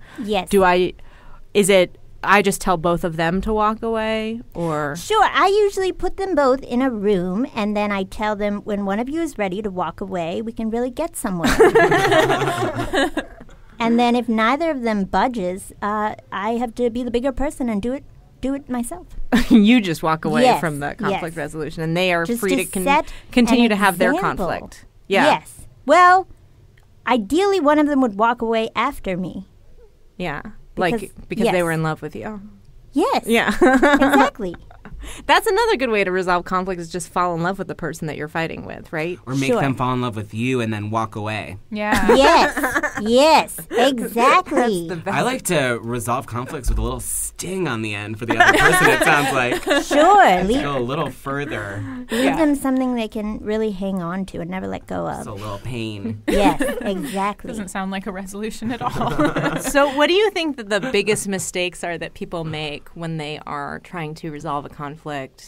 I think the biggest mistake you can make is to seek closure, because ultimately we live in a life where one person is always going to be trying to get ahead of the other one. So Actually, I agree with that. so the easiest thing you can do is just drop it. Drop it. Keep it open. Drop it. Keep it open. No, don't close it up at all. Don't close it No up. closure. Keep it a gaping wound Closure's not a thing. Right? that will later express itself in some other inopportune situation, and then just walk away. So, are you close with your family? I am. My family is actually from Livestrong, Connecticut, formerly Gramercy. They changed it during the whole Lance Armstrong debacle in support. They changed it to Livestrong? Yes, exactly. In support of Lance Armstrong? Lance Armstrong. Okay. That's correct. And I have multiple siblings, all of whom I don't speak with. Because I was of going to pre-existing say grudges. It seems like it'd be hard to maintain any long-term connections with people if you're just constantly walking away when things get tough. Yes, but it's so freeing. It's so freeing. I guess that is the trade-off: is you lose your connection with everyone and thing that you care about. Yeah. Yes, I hope none of you will be offended that after this session ends, I probably will never speak to any of you again. I won't be super heartbroken about it, but because I understand your methods and I understand your philosophy. Completely impersonal. It kind of makes me want to quit the podcast, to be perfectly honest. Yeah, you want to walk away? I kind of think maybe. I mean, I was wondering if I should do that anyway. Oh, no. But see, I like doing it. So, I mean, we just need to continue to not have any more conflict. We just have to agree to never talk about Long Island Medium again. Is it weird that I kind of enjoy having conflict with you? I think it makes our show more interesting. Because of the sexual tension? Mm-hmm. Well, that works too, because that works with the philosophy of making someone fall in love with you. Oh, yeah. Yes. So as long as we just stay in love with each other, is that? That works. Yeah. If you are receiving some kind of arousal out of your problem areas, I fully encourage you to stay in the room. I do get turned on every time we talk about Long Island Medium. I didn't tell you. So what do you, I mean, if you don't mind me getting a little personal here, why did you leave your husbands or wives or whoever you were married to? Oh, well, the first one was pretty open and shut. I got home from a hard day of work, and my husband said, "Where were you?" And I couldn't take it, so I just walked away. And my second husband was, Did you try saying why first? That was earlier on. I hadn't you hadn't discovered developed that that system technique yet. yet. Okay. But actually, my second and third husbands were both examples of classic whys. They asked me, who the other one was, and I said why. And then I just left them together to solve it themselves, and hopefully that ended all right. And then you never heard from either of them after that? Oh, I can't. That's not my technique. And then number 4 was a museum guard, I believe. And and when I don't remember exactly, but you think it was it was about a half a day relationship. But married. We got married during lunch. He worked at the Vegas Wax Museum, and I met him in the morning. And at lunchtime we exchanged vows, and then when I went to get some coffee, and I came back, and he said, I didn't know where you were. And I said, I've had it. And I just walked away. And number 5 is going great right now. He's actually, we met online, and so far, so good. We have not met in person yet. Okay. I hope he doesn't ask you where you've been, because that seems to have been the deal breaker throughout. Yes, yeah. That is a sore subject for me. Did you tell him that you were coming to do our podcast today? I did not. I tried to give as little as information as possible. It sounds like you're a really independent person. I am. I feel like the more people know about me, the more they can hurt me. Wow. That's really deep. Yeah, that's true. Thank you. Yeah. Well, what advice would you give to someone who is maybe less independent, maybe relies a little bit more on the opinion of others for their self-worth? I'm completely codependent. Oh, I'm sorry. That must be hard.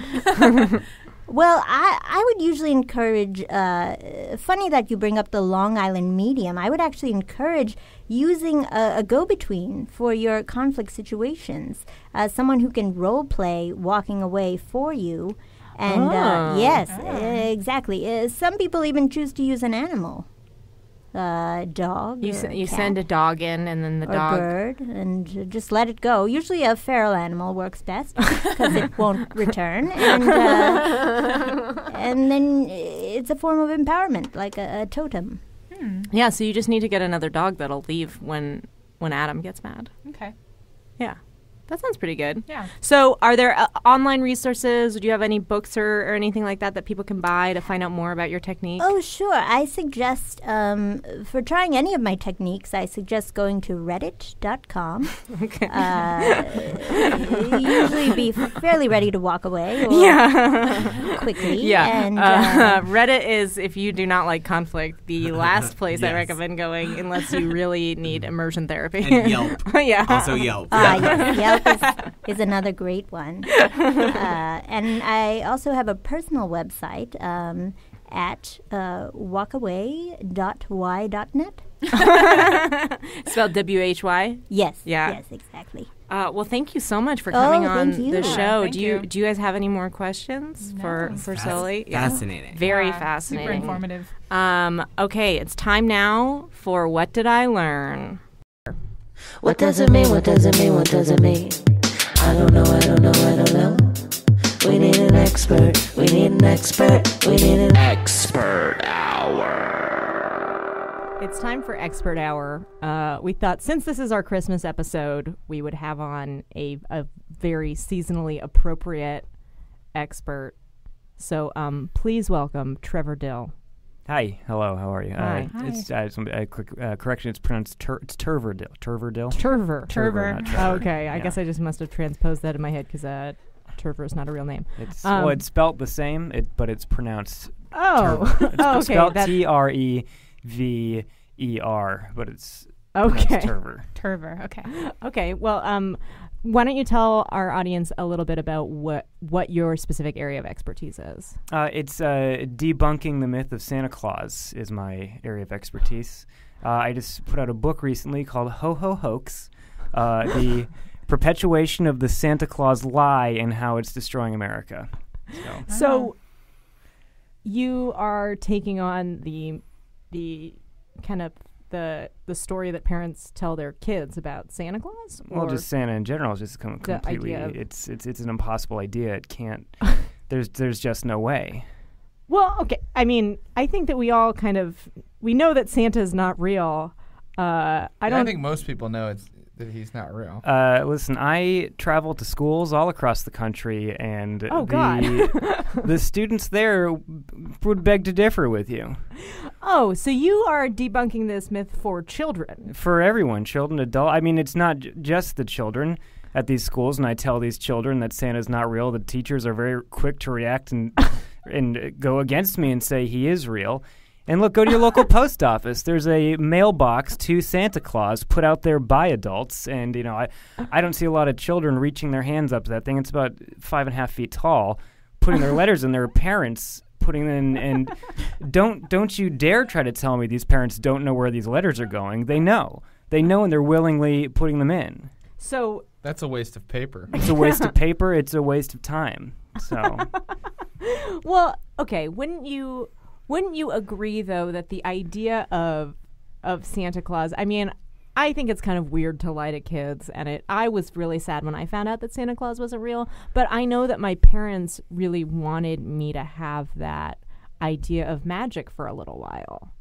I don't think that I don't think they thought they were harming me. I thought that they were, giving me a fun tradition. So they weren't harming you by telling you the only reason you should be good is to be rewarded with presents. I mean, I guess that was I heard that list you read earlier. Yeah. It was shameful. I mean, I will agree with you there. So you think that there should just be no myth at all, no magical spirit, no mascot of Christmas? Well, not Santa. I mean, if there's something believable, hey, I'm on board, sign me up. But this, I mean... So you're okay with a lie as long as it's believable? No, I'm not okay with the lies. I'm okay with the truth. Okay. I mean, magic is not out of bounds. I'm on board with lots of magic, but just the particular lore of Santa, this magic is just completely improbable. Wait, so there's magic that you think is real? Oh, absolutely. Like what? Oh, well, I mean, what are we talking about? I mean, there's summonings. The Easter Bunny? Easter No, the Easter Bunny is complete garbage. Tooth Fairy, on the other hand, I believe there is some truth behind the Tooth Fairy. What? The numbers add up when it comes to the Tooth Fairy. Wait. Tooth Fairy. I just said Truth Fairy as a Freudian slip of the tongue, actually. Yeah, because you were overcome with the truth of that So story. You think there's a fairy that comes and takes your teeth and then leaves money? I haven't seen evidence to the contrary, but... The last time you lost a tooth, did you put it under your pillow? Yes, I did. And there was a quarter under there when you... I can't remember if it was a quarter. I think it might have been two dimes and a nickel. But the sum of the exchange came up to 25 cents. Yes. When was the last time you lost a tooth? Did you live with your parents at that time? Yes, I did. And you don't think that, like telling you about Santa Claus, your parents didn't also make up the whole Tooth Fairy thing and maybe... As far as I'm concerned, my parents didn't even know about the Tooth Fairy. Tooth would come out, I'd put it in the... You just start doing that independently. It was your own... Yeah. Who told you to put the tooth under the pillow? I'm going to be honest, I think it was a knowledge I was born with. And I think it's a knowledge a lot of us are born with. It's an instinct, and that's part of why I believe it's real. It's like my instinct to believe in God. Let's get back to your book. What possessed you to write the book, and what has the reaction been so far? The reaction, it's been, well, let's see. I've done the book. It's a service called Print on Demand, which is really great. So the distribution is not as universal as I'd prefer, but so people can print it themselves if they want to read it. No, basically you have to purchase it from a company that is able to print it. But they print it whenever so people it's your order demand. It. Yeah. Or the demand of anyone. Hey, really. Jared, you demand. But I think the results have been good. I mean, like any controversial subject, there's going to be people for it. There's going to be people Some against backlash. it. Yeah. I would imagine that the teachers at the schools that you're speaking at maybe didn't know exactly what the content of your presentation was going to be before you got up and told kids that Santa wasn't real. I think they did. You think they... But so then why would they contradict you? I don't know. Maybe it's because they wanted to enforce their charade. I mean, if you believe in something wholeheartedly and you see someone who disagrees with you, you're going to think that person looks like a fool. So what better way than to, put some court jester up in front of these children and see how they react. But I believe I got through to a lot of them. So what do you tell the kids? Well, I just start with the facts. Look at over the years, the myth of Santa has stayed roughly the same, but society has evolved and changed a lot, and nothing with the Santa myth has changed. I mean, look at the modern chimney. Yeah. Yeah. Okay, let's say I'm willing to get past the fact that he can slide down the chimney. Have you heard of a flume? Yeah. How does that happen? How does he get through that? Well, people would say that, if you've seen the movie The Santa Claus, he is able to magically shrink his body. Yeah. Magically shrink his body. Then why bother with the chimney at all? Why not just shrink it and just go through the dog door? I mean, that's a really good point. Maybe he does do that for houses that don't have chimneys, because not every house has a chimney these days. I think it's more of a... So I honestly could just stop talking and you would just continue proving my point, I think. Yeah. So. I mean... I will say you do have a point. Santa is not real. Yeah. I'm glad I got through to you. Yeah, but I think my objection to what you're doing is not that what you're saying isn't true. It's just that everyone agrees that Santa's not real. It's just a sort of a good-natured lie that we tell children. Yeah, we like it. It's fun. It's just like the Easter Bunny or the Tooth Fairy, I'd say. I don't know that everyone does agree that Santa's not real. I mean, I cited these examples before with the post office box. I mean, there is serious man hours and tax dollars going into this. Why would people be doing this if they didn't believe it was real? Let me ask you this. How old were you when you found out that Santa wasn't real? Let's see. I had my awakening probably...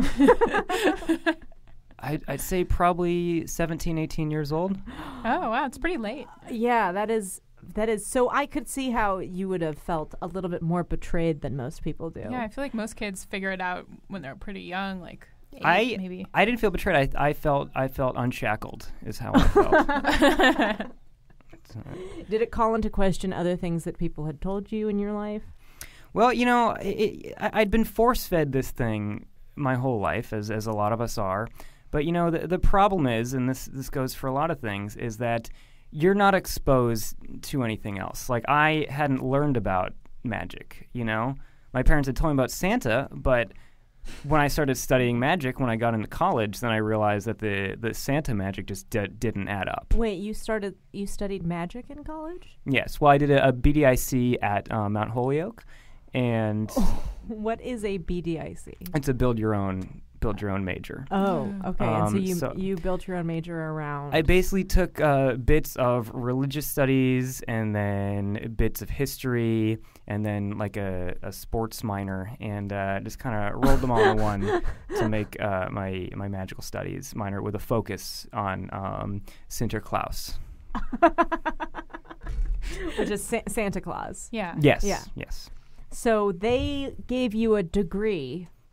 Yes. For studying Santa Claus. Yes. I mean, don't get me wrong. I had to do plenty of gen eds too. You know, I learned math. I learned it all. So it sounds like for you, the Santa Claus myth was really you had an awakening around it the way most people do around a religion that they were raised in. Mm-hmm. Like you had kind of a self-actualization where you realized, hey. Well, when I saw the facts that were being withheld from me, then it made me realize some things just really don't stand up in court. So what do you think families how should we celebrate Christmas in a way that doesn't involve this kind of blatant lying to children well, that you have such a problem with? Let's get to the root of it. Find out who is putting these presents there. Find out how he's doing it. You know? So you know it's not Santa, but you Yeah, I know it's not a guy in a suit with a beard sliding down chimneys and leaving gifts under trees. It would have to be someone with access to the house. Yeah. Access to the house. I mean, let's brainstorm here. Who do you think it is, you guys? I mean, again, here you guys are using the word who. It's got to be more than one person. It's got to be an army of something. Elves, fairies, I don't know what. But I'm trying to find the answer. But so if it were elves, do you think maybe the elves put forward the idea of Santa as sort of their masthead? This is a little offensive. You're thinking of elves in the sort of Christmas sense of these little tiny men with pointy shoes. That's not what an elf is. Enlighten me. What is an elf? An elf can be the size of a man. They can be any size, really. So what is it? What's the defining characteristic that makes them an elf? Pointy ears and very good at making toys. Okay. Well, I stand corrected. Do you think sounds maybe kind of Christmassy? Do you think maybe the Tooth Fairy's involved since?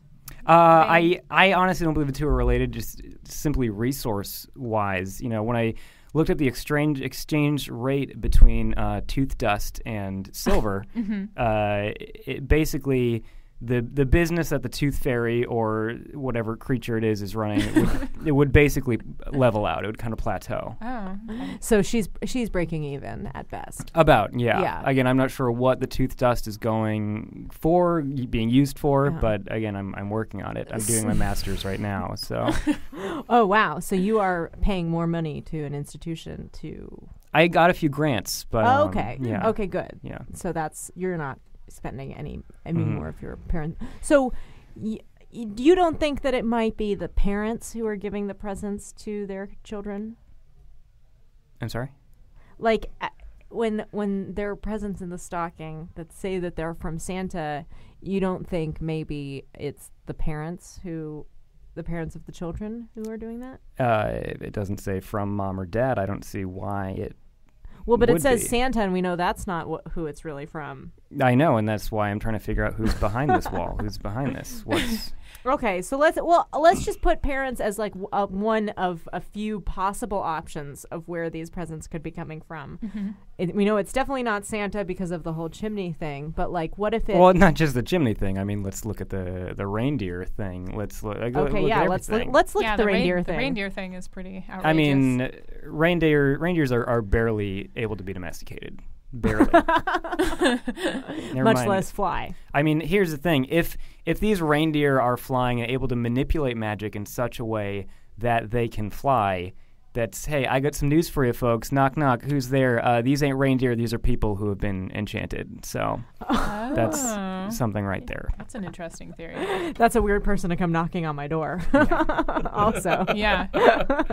Jared, do you have any questions for our expert? No, just that a lot of this is making sense. I'm glad. Yeah, it's really hard to argue with you. I think that you're really cracking open some truths for us here, blowing some minds. Was this kind of like when you were in college, was this the kind of thing that you and your friends would sort of sit around talking about, or? Yeah. So there were other people your age who were also feeling the same way about this as you? There were people in drum circles who would talk about this with me. I don't know. They were willing to. I don't know if their passions ran as deep as mine did. Yours, yeah. You know. I imagine it's got to be hard for you as someone with this unique passion to find people who you can relate to about it. Yeah, it's you'd be surprised. We got things out there like MySpace and Badoo and all these great services that can just connect folks to one another. And I've been able to kind of comb the depths of the internet and sort of find some like-minded folks out there. Yeah. Have you tried checking Zune? Zune? Is Zune a thing? I think that's an alternative MP3 player. Type of phone. Yeah. Wait, I was just going to ask something. Have you gotten any negative reaction from like parents of kids at the schools that you go to?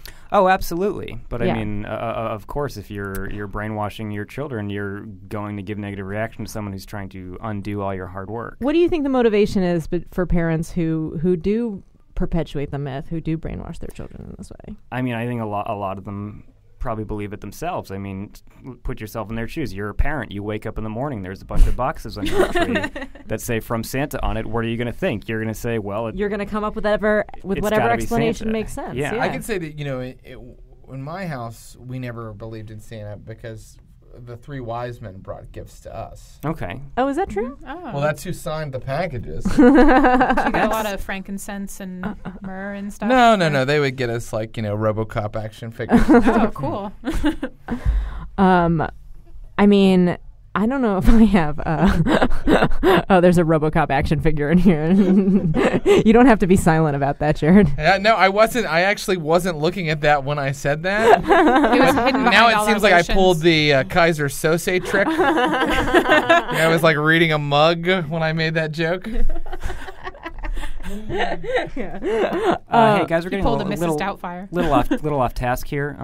Yeah, okay, I'm sorry. Yeah. What message do you want our listeners to hear? Guy that doesn't host the show. Well, I'm just saying, I'm giving up valuable research hours right now to come in here. I understand this must be a busy time of year for you. Yeah, extremely. Yeah. I have some stops at some orphanages after this. What's your schedule looking like for the next couple of weeks? Let's see, it's about 2 to 6 orphanages a day, and then usually I try to swing by the schools, but I find the more I do, the less I'm able to do because kind of word gets out about about what you're doing, about what I'm doing. And and people don't want you to do it. A lot of these fascists don't want me there. Spreading the truth. But orphanages will just let anybody in. They will. They're like, you're going to talk to them? Good. Well, here's the thing. I go in posing as someone interested in maybe adopting a child, and they're usually very eager to get you in the door. So. Wow, that's terrible. That is truly horrible. How do you feel about Hanukkah? Hanukkah? It's a lot of fun. Yeah. You're happy with it. Have you thought about maybe converting to Judaism or? I did briefly. You briefly converted, or you briefly thought about it? I briefly converted. Oh. And again, the numbers just didn't add up, and I had to start the numbers doubting for it. Judaism. For just the Hanukkah mythos of like how did the oil last 8 days? Yeah, how did the oil last 8 days? I mean, that's really the only question that's unanswered. But yeah, we're working on it. Me and my team. Yeah, who's on your team? A guy named Gary Smimp. He sounds like a real professional. He's a great guy. He owns a bowling alley, which is great because he kind of lets us have our meetings there after hours. So that's so you have someone who actually owns a successful business who is willing to help you with this. Well, it's a bowling alley. Yeah. Relatively successful business. So okay, we're running out of time here. How about we summarize a little bit, like on the podcast or just in general? I mean, we are inching toward December 21st, okay. But also on the podcast. And I know you have a lot of people's lives to ruin by telling their children that Santa isn't real. One person describes something as ruins. Well, one man's ruins is another man's treasure. Well put. That's the well put. Subtitle of my next book. So full title is Wreath Around the Rosie. So let's talk about as your sort of parting words, like how you would envision the perfect Christmas without this dangerous myth. The perfect Christmas. Here we go. You fall asleep feeling safe. Okay. You wake up. You find the gifts under your tree. You know where they came from. You know who to thank. You know whether or not anyone was hurt in the process getting them there. Mm-hmm. Okay. That's the perfect Christmas for me. Yeah. No. Transparency. Yeah. Accountability.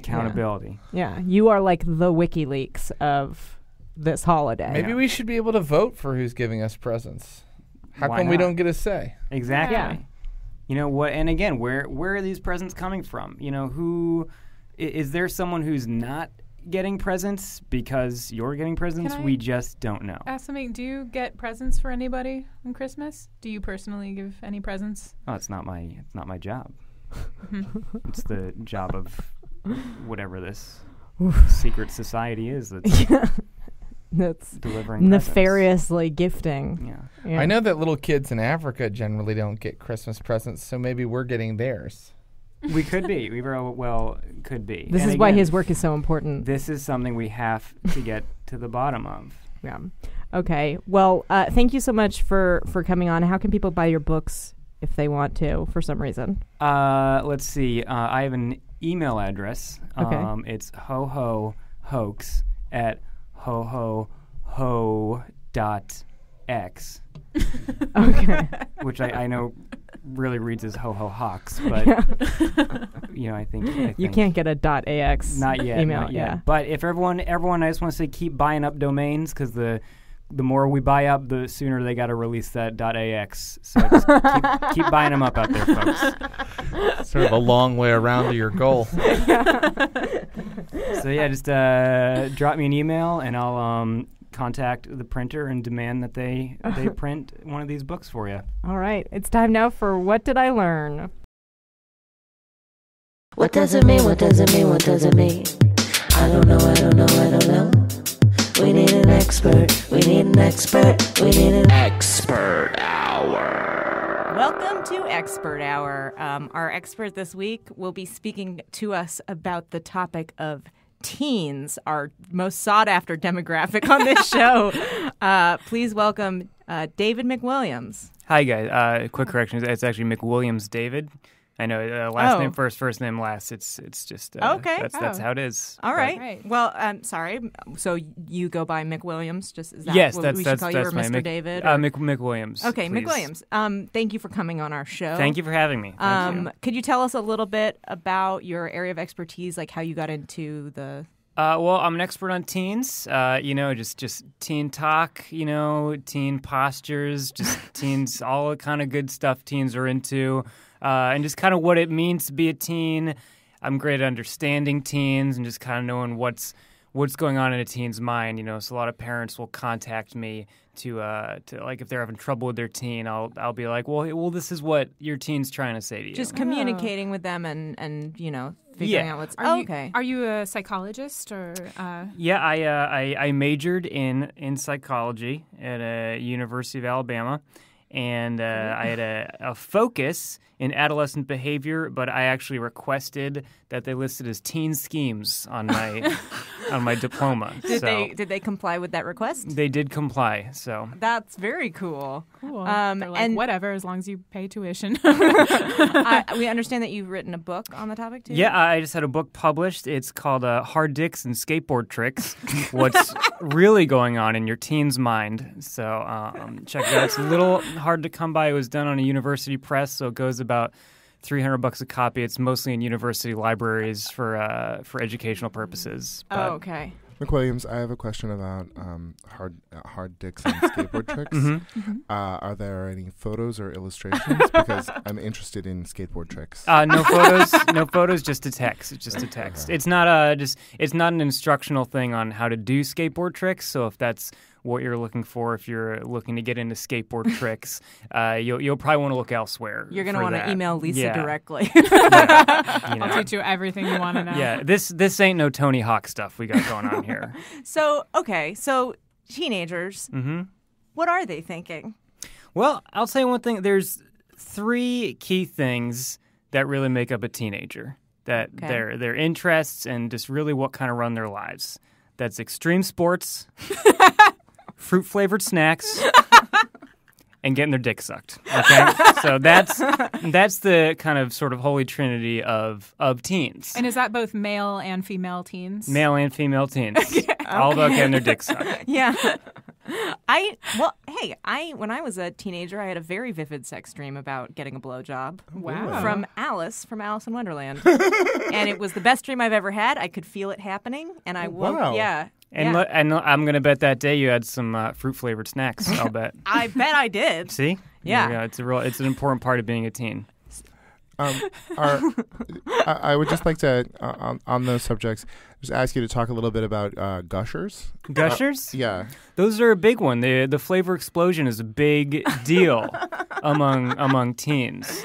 Yeah, they're talking about it a lot. I think that's that. There's a small chapter in my book about how Gushers is kind of the fruit snack that sort of is almost like a gateway to blowjobs. Yeah, I can see that. Oh, yeah, it's familiarizing people with the experience of very explosive wetness. Yeah, kind of sort of a surprise. They're also a bit like zits, which teens are also pretty familiar with, right? I'm not familiar, but what? Oh, really? I feel like teens have to deal with acne a lot. That's not something I've come across in my research. Oh, but wow. But I guess we all had different growing ups, so maybe it's different now. When I was a teen, it was a big deal. I feel like when I was a teenager, my interests were pretty varied too. Like I was really into music. I was really into comic books. Like I wasn't really into extreme sports at all. I personally find that hard to believe. Maybe you could be repressing something. I'm not sure. Yeah, maybe you were and you just forgot. There's also sub extreme sports like devil sticks and hacky sacks. Maybe were you into those? Okay, yeah, those really, fall. I did like to hack. They fall under the umbrella of extreme sports. So. Yeah. Okay. So that makes sense. So it really does sound pretty simple then if it's 3 main areas. So why do you think it's so difficult for parents to talk to their teenagers? They just don't know the lingo. They don't know the buzzwords, It's they have trouble understanding what a teen wants. And again, that's where I get a lot of my work from is parents come to me and they basically have me kind of translate what their teen is talking about. Do you think if more parents watched the Amanda Bynes film What a Girl Wants, that they would understand what their teens want? I think if more parents watched commercials for snacks, then I think they would. I think that would really help their understanding a lot. That's actually where most the majority, probably 95% of my research comes from is watching commercials for snacks. Oh, that's how you got your research, is just watching ads? Yeah, I mean that's all about teens. We got Fantas, we got Gushers, like you mentioned, we got extreme sports, and then And then there's TV shows that have lots of people getting their dick sucked. So that's where that that is true. Well, so what are some of these buzzwords that kids use that parents don't understand? Let's see. I got a list of buzzwords right okay, here for good. you. We're going to break it down. This is for like you. the opposite of fossil words. Yeah. I'll throw some out there for you, and if you aren't sure what one means, just stop me, and I'll explain it to you. Okay. Wi-Fi, iPads, soda, MySpace, tie-dye, cargo shorts. Okay, we've talked about cargo shorts on the show before. These aren't really buzzwords. Zach Braff. Big buzzword. Guitar solos, handos. Wait, what's a hando? That's like a blowjob, but with a hand. Done with a hand. Okay. Electric shocks. A hando Calrissian, as if a black guy does it. Kangaroos. I don't know why those are really big among teens. What? Just the animal? the animal? The animal, just the kind of concept of kangaroos. Autographs. Teens love autographs. Whoopee cushions. Stink bombs. Pranks in general. Skateboard tricks. Totinos. And, of course, a big one is Sunny D. Sunny D. Wow, that's been popular for a while. That's just How much of your research involves actually talking to real teenagers? I've never met a teen myself, but even when you were a teenager. Yeah, I was schooled at home by my parents, so no, I was not introduced to teens. Wow. Okay, so this is interesting. So, in what ways have your theories been tested of like how to use this information to talk to? I've done the research. I've put in the hours, I put in the work. It's kind of like when someone's decoding an ancient language. You work backwards. People find runes and they work backwards from there. But that's because what they're studying doesn't exactly exist anymore, whereas what you're studying is all around. There's billions of primary sources just walking around terrifying people that you could just Teenagers are terrifying. Yeah. So you're saying if I find a rune and start studying that rune, it doesn't exist ananymore? I'm holding this rune in my hands. I think it exists. Maybe that was a bad way to say what I meant, but don't you think that talking and studying actual live teenagers would help your work or enhance it? We all have different ways of doing this. Some people like getting right into the field. Some people like to hit the books. I'm more of a books man myself. So. Or a TV watcher. Well, I guess that does provide you like a unique sort of unbiased perspective in that, you're studying it from the outside. It's kind of I think that's why I understand them so well, because I'm not really clouded by them. Yeah. Whereas, a parent who's having trouble understanding their teen, this parent is around this teen all day, just going out on picnics, baseball games, sporting events. Well, I don't know if that's every day. Concerts. Again, these are more buzzwords. If you're taking notes, you might want to write these down. Concerts. But yeah, they're around these teens every day, and they basically adapt to it, so they don't understand. They can't remove themselves from that. They can't be objective about it. Exactly. Perspective. Exactly. That makes sense. That makes sense. So, can I ask, what were you like as a teenager? As a teenager, I was your typical teenager. I loved extreme sports, loved fruit-flavored snacks, and really want to get my dick sucked. So, just like your typical teen. Yeah. I actually have a question. McWilliam, it's McWilliam, right? McWilliams. McWilliams. Like the last name McWilliams, but it's my first name. When you were a teenager, did you ever at any point choose the purple stuff over Sunny D? Good question.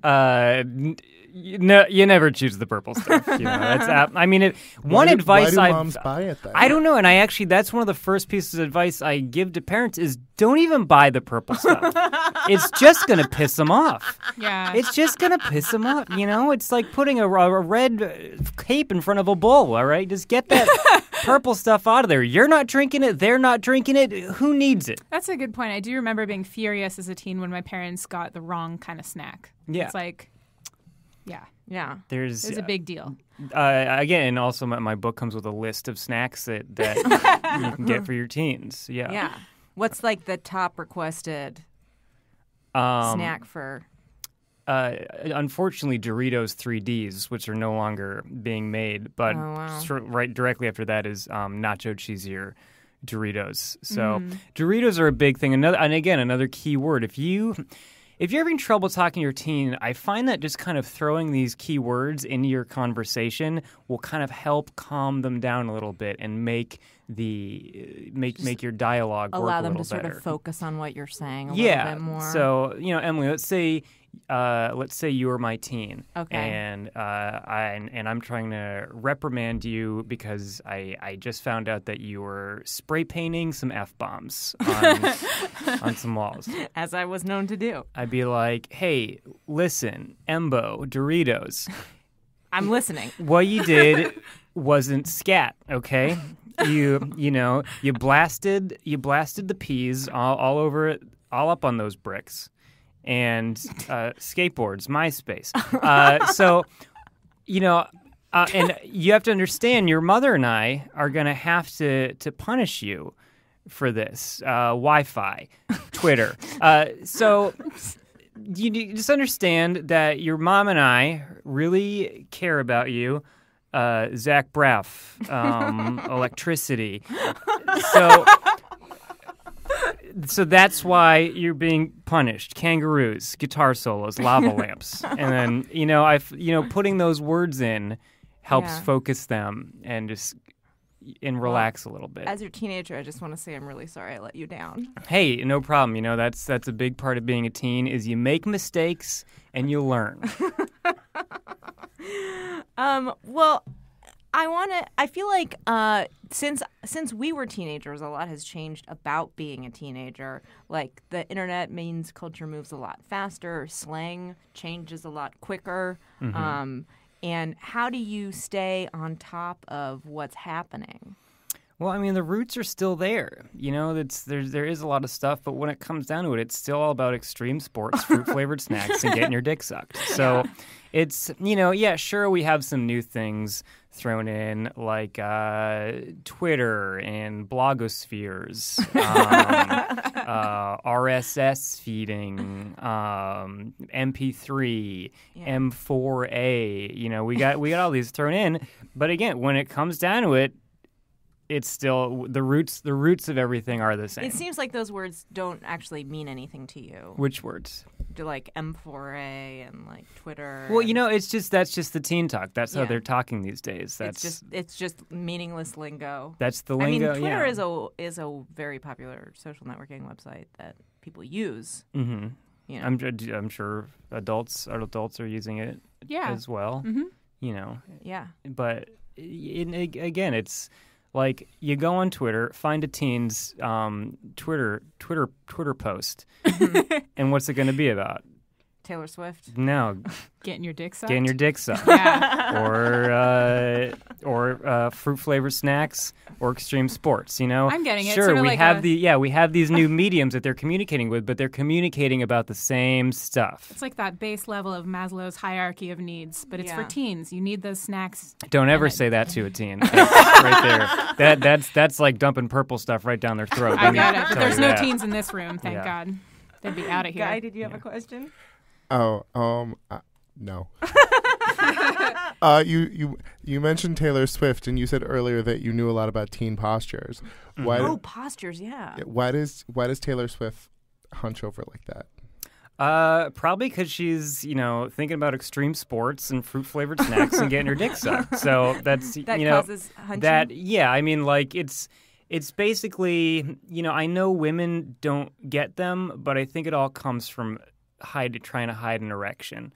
That sort of hunched over posture is basically how you can sort of get the genitalia further away from the denim of your pants. That's women are just trying to hide their boobs, I think. Yeah. But there's that, and it's also, it's this stuff. It's communicated. So you're in school, and all the boys are making this posture. The women may start making this posture just because that seems to be the cool thing that's going on. Right. So. Right.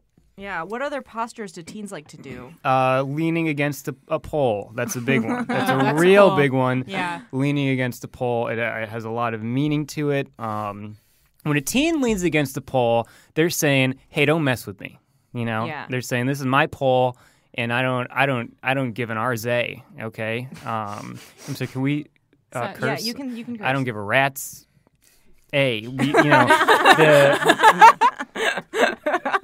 that's a big posture. Another one is you're back to the wall with one of your feet up on the wall as well. Oh yeah, I've seen kids do that. That's a big teen posture. It's a big teen posture. James Franco did that a lot on Freaks and Geeks. Yeah, that was a very, very good depiction of a teen. Kind of an he alpha portrayed. teen move. Yeah, I'm gonna bet he spent a lot of time. I think he's one of those actors who really studies his roles. He was probably watching a lot of commercials for snacks while he was preparing for that role. Just really getting method with it. Yeah. Yeah. Well, we're running out of time. Are there any sort of final sort of parting thoughts you want to leave people with about teenagers, like tips for dealing with them? They can be very difficult. Again, it's just you gotta try to come up to their level. Up to their level. Up to their level. Yeah. They're working on a higher level of thinking than we are. They've got a larger vocabulary with all these buzzwords. Your mom and dad ain't here talking about guitar solos and rollerblades, all right? But teens are, and you gotta, if you want to relate to them, you gotta know the buzzwords. The buzzwords, yeah. You gotta get the right snacks. And you gotta just learn some skateboard tricks. That's a big part of it. All right. Well, I'll work on it. Mick Williams, thank you so much for joining us. If people want to find out more about your work, check me out on MySpace, and I love hanging out on Twitter. Just chatting it up, tweeting it up. All right, awesome, very cool. It's time now for What Did I Learn? What does it mean? What does it mean? What does it mean? I don't know. I don't know. I don't know. We need an expert. We need an expert. We need an expert hour. Good news for fans of hip hop and nursery rhymes. Our expert this week is an expert in rhyming. Please welcome Dan the Rhymer. Yay. Hi, thank you for having me. Thank you for coming. Yeah. So let's get started. What makes you an expert in rhyming? Well, I would say constant vigilance. Constantly working on it, rhyming all the timing. Doesn't quite, but you know what I mean. That worked a little bit. Mm-hmm. So what got you interested in rhymes and are you primarily focused on English? Yeah, did you study language in school or anything? Or not a lot of school. Growing up, I was homeschooled every other year. Oh, and then the alternate years, so you were in school or working. Oh, okay, yeah. But it wasn't really a school thing. It was just like, oh, what do I do today? And I would rhyme to myself to keep myself, just thinking and having fun. They're good mental exercises. Exactly. They keep you sharp. Yeah. So what do you think are, the biggest misconceptions that people have about rhymes? I think I don't like it in most music how everyone always tries to say something with a rhyme. It's like I do not like Bob Dylan. He said, just let it rhyme. There doesn't need to be anything else. Just give me a rhyme. I like that just fine. So you don't need like a narrative or... No. You just like just the way I like the rhyme. Strung together. That's so much You're to a purist. Ask. I get it. You don't think that it enhances the message? Like, I always felt like rhyming enhanced the message that you were already going to say. But at what cost? Like you're looking at it from the other way. Yeah. You're saying, oh, the message is better because of a rhyme. Well, obviously. Yeah. But the rhyme is worse because of the message. Okay. Can you give us an example? Like, is there a lyric you think could be improved or... Bob Dylan has a song I don't like it, where he says, let me think. It's a blowing in the wind. Yeah. And he says, how many seas must a white swan sail before they call him a man or something? Something like I don't know or if that was exactly man how it goes, but yeah. Walking. How many roads must a man walk down before you can call him a man? Yeah, that's one of them. Oh, and then how many seas must the white swan sail before it sleeps in the sand? Oh, yeah. That's something like that. Yeah. And give me something simpler.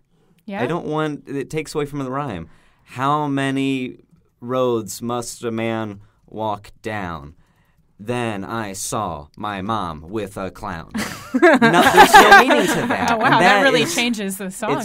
The rhyme is just there for you to enjoy. Take a big bite and enjoy. That's all I want. Rhyming down with clown. Yeah, that's a really good rhyme. Yeah. So it sounds like you have a pretty strong philosophy about rhyming and your preferences for it.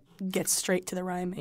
Yeah. I think about rhymes a lot. Yeah. Did you bring some rhymes for us to share with us? Just like some new ones? Well, or? I have a few little things up my sleeve. I can rhyme anything. If you want me to rhyme it, I can rhyme it. But I also have a lot of things that don't quite rhyme that I think are very just intriguing from just kind of a rhyming philosophy. So like a slant rhyme? Something like that. Yeah. But let's go into some rhyming. Okay. Yeah. I'll show you my goods here. Okay. So give us the best you got. How do you want this to work? Do you want us to we're say gonna words? go classic, free school, old whatever you want, battle rhyme, where you give me a rhyme, I say a rhyme back. Oh. Okay. It's something you grow up with. So do you want just single words or full sentences? Give me single words. Let's start simple. Okay. Banana. Fontana. There we go. That's a name. Oh, that's good. Okay. You have to look I didn't out. know we were using names. Gotta look out. Lisa. Let's start with something difficult. Orange. Door hinge. Okay. Classic. Good. Okay. Janine. Monday. Fun day. Everyone always talks negative about it. It's fun. I guess when you're homeschooled, Mondays are kind of okay. Yeah. Mm-hmm. Yeah. Just another day. Yeah. Yeah, I mean, when every day is work or school, I mean, what's weekends for? Yeah. Okay. Not a good childhood. How about this one? Pillow. Are you okay? You all right? Okay, that is what we call no. Why is that a pillow is a really common word? Is that? Can you ever tell me where you've heard that in a rhyme anywhere? You've never heard it in a rhyme, have you? You brought that up just to make me look like a fool. You brought that up to make me look stupid. No, I don't appreciate I think that. It's just a word. I don't appreciate. No, willow. Yeah, I was thinking of willow. That's why. You said it different. You said it kind of like palo. I think she said pillow. We can go back to the I'm going to tape. defend Emily on this one. I'm pretty sure she said pillow. Okay. Well, are there any other words that are sort of off limits? Are there no words that we should know about? I don't like rhyming anything that ends with a long A. Okay. Like play. Ugh. Yeah. No, I don't. It just feels a little bit like I don't know. Like you're a comedian. I remember hearing. I prefer comedian, but yeah. She's a pirate. Apples, oranges, door hinges. Whatever. Yeah. I think that hack is that a hack? I don't like it. It's just everyone does that. Oh, doing a long A. Yeah. So if you hear in a song like someone rhyming with the word today, you don't like that. Yeah. If I hear Monday, fun day, I'll do it if it's in a battle rhyme. Yeah. I have to. I do what I have to do, but I don't like using it in my own work. Oh, you're very particular. Yeah. I think about it a lot. Mm-hmm. Yeah, it is your job. You do have to think. Well, not a job. What what's your favorite rhyme? Oh, my favorite rhyme is it depends on how you say it. Okay. But it's Spain and names. It sounds like a trick, doesn't it? I mean, but you say it quick. Spain names. Spain names. Is the trick that it just doesn't actually rhyme? There's two. No, they're two very different. I mean, they're not super different sounds, but they're pretty. I'd call them a rhyme. It's not the most solid rhyme. It would pass in a song, but it's a little. It's also mostly a long, like a That is a long word. It's a long A word. But it's Seems more like it'd than be a that. no-no There's word. other letters in there. You got your sp and your n and your n and your ms. It's not just a. So you were not formally trained in linguistics, really? No. No, I haven't been. I had to think about it. Yeah, just maybe you had forgotten that you Yeah. had been formally trained in it, and you were just checking your memory to see if maybe there was a degree in there that you forgot about. Is that what that was just now? Yeah, I mean, I'd take my time. I have a favorite rhyme. What's it? Let's hear this. My favorite rhyme is splinter and winter. Oh, that's lovely. That's okay. I prefer spinach and gingrich. Throw in a couple ones quick, like feel spinach, like you're kinda gingrich, Dennis shoehorning. spinach. That's fun. That's a little forced. I think it's a slant rhyme. It's not a true You keep rhyme. saying that. What? A slant rhyme is when words sound kind of alike, but they are not true rhymes. Oh, like an almost rhyme. Yeah. I have a lot of those. Okay, well, so let's call a spade and call an You almost just rhyme. rhymed a word with itself. Yeah, sorry. Let's call a spade a parade. That's what I would do. Those are two different ones. Yeah. I have some almost rhymes. Can I share these with you? Yeah, please Okay. do. Yeah. These are words that they almost rhyme, but they don't. And I like, it's a little trick, a little card up your sleeve, and I like to show it. Okay. I don't know what situations you'd need these for, but continue. I mean, after a battle. Dan and Dad. Okay. Dan and Dad? Yeah, it sounds like you're going to start to rhyme, but then it doesn't.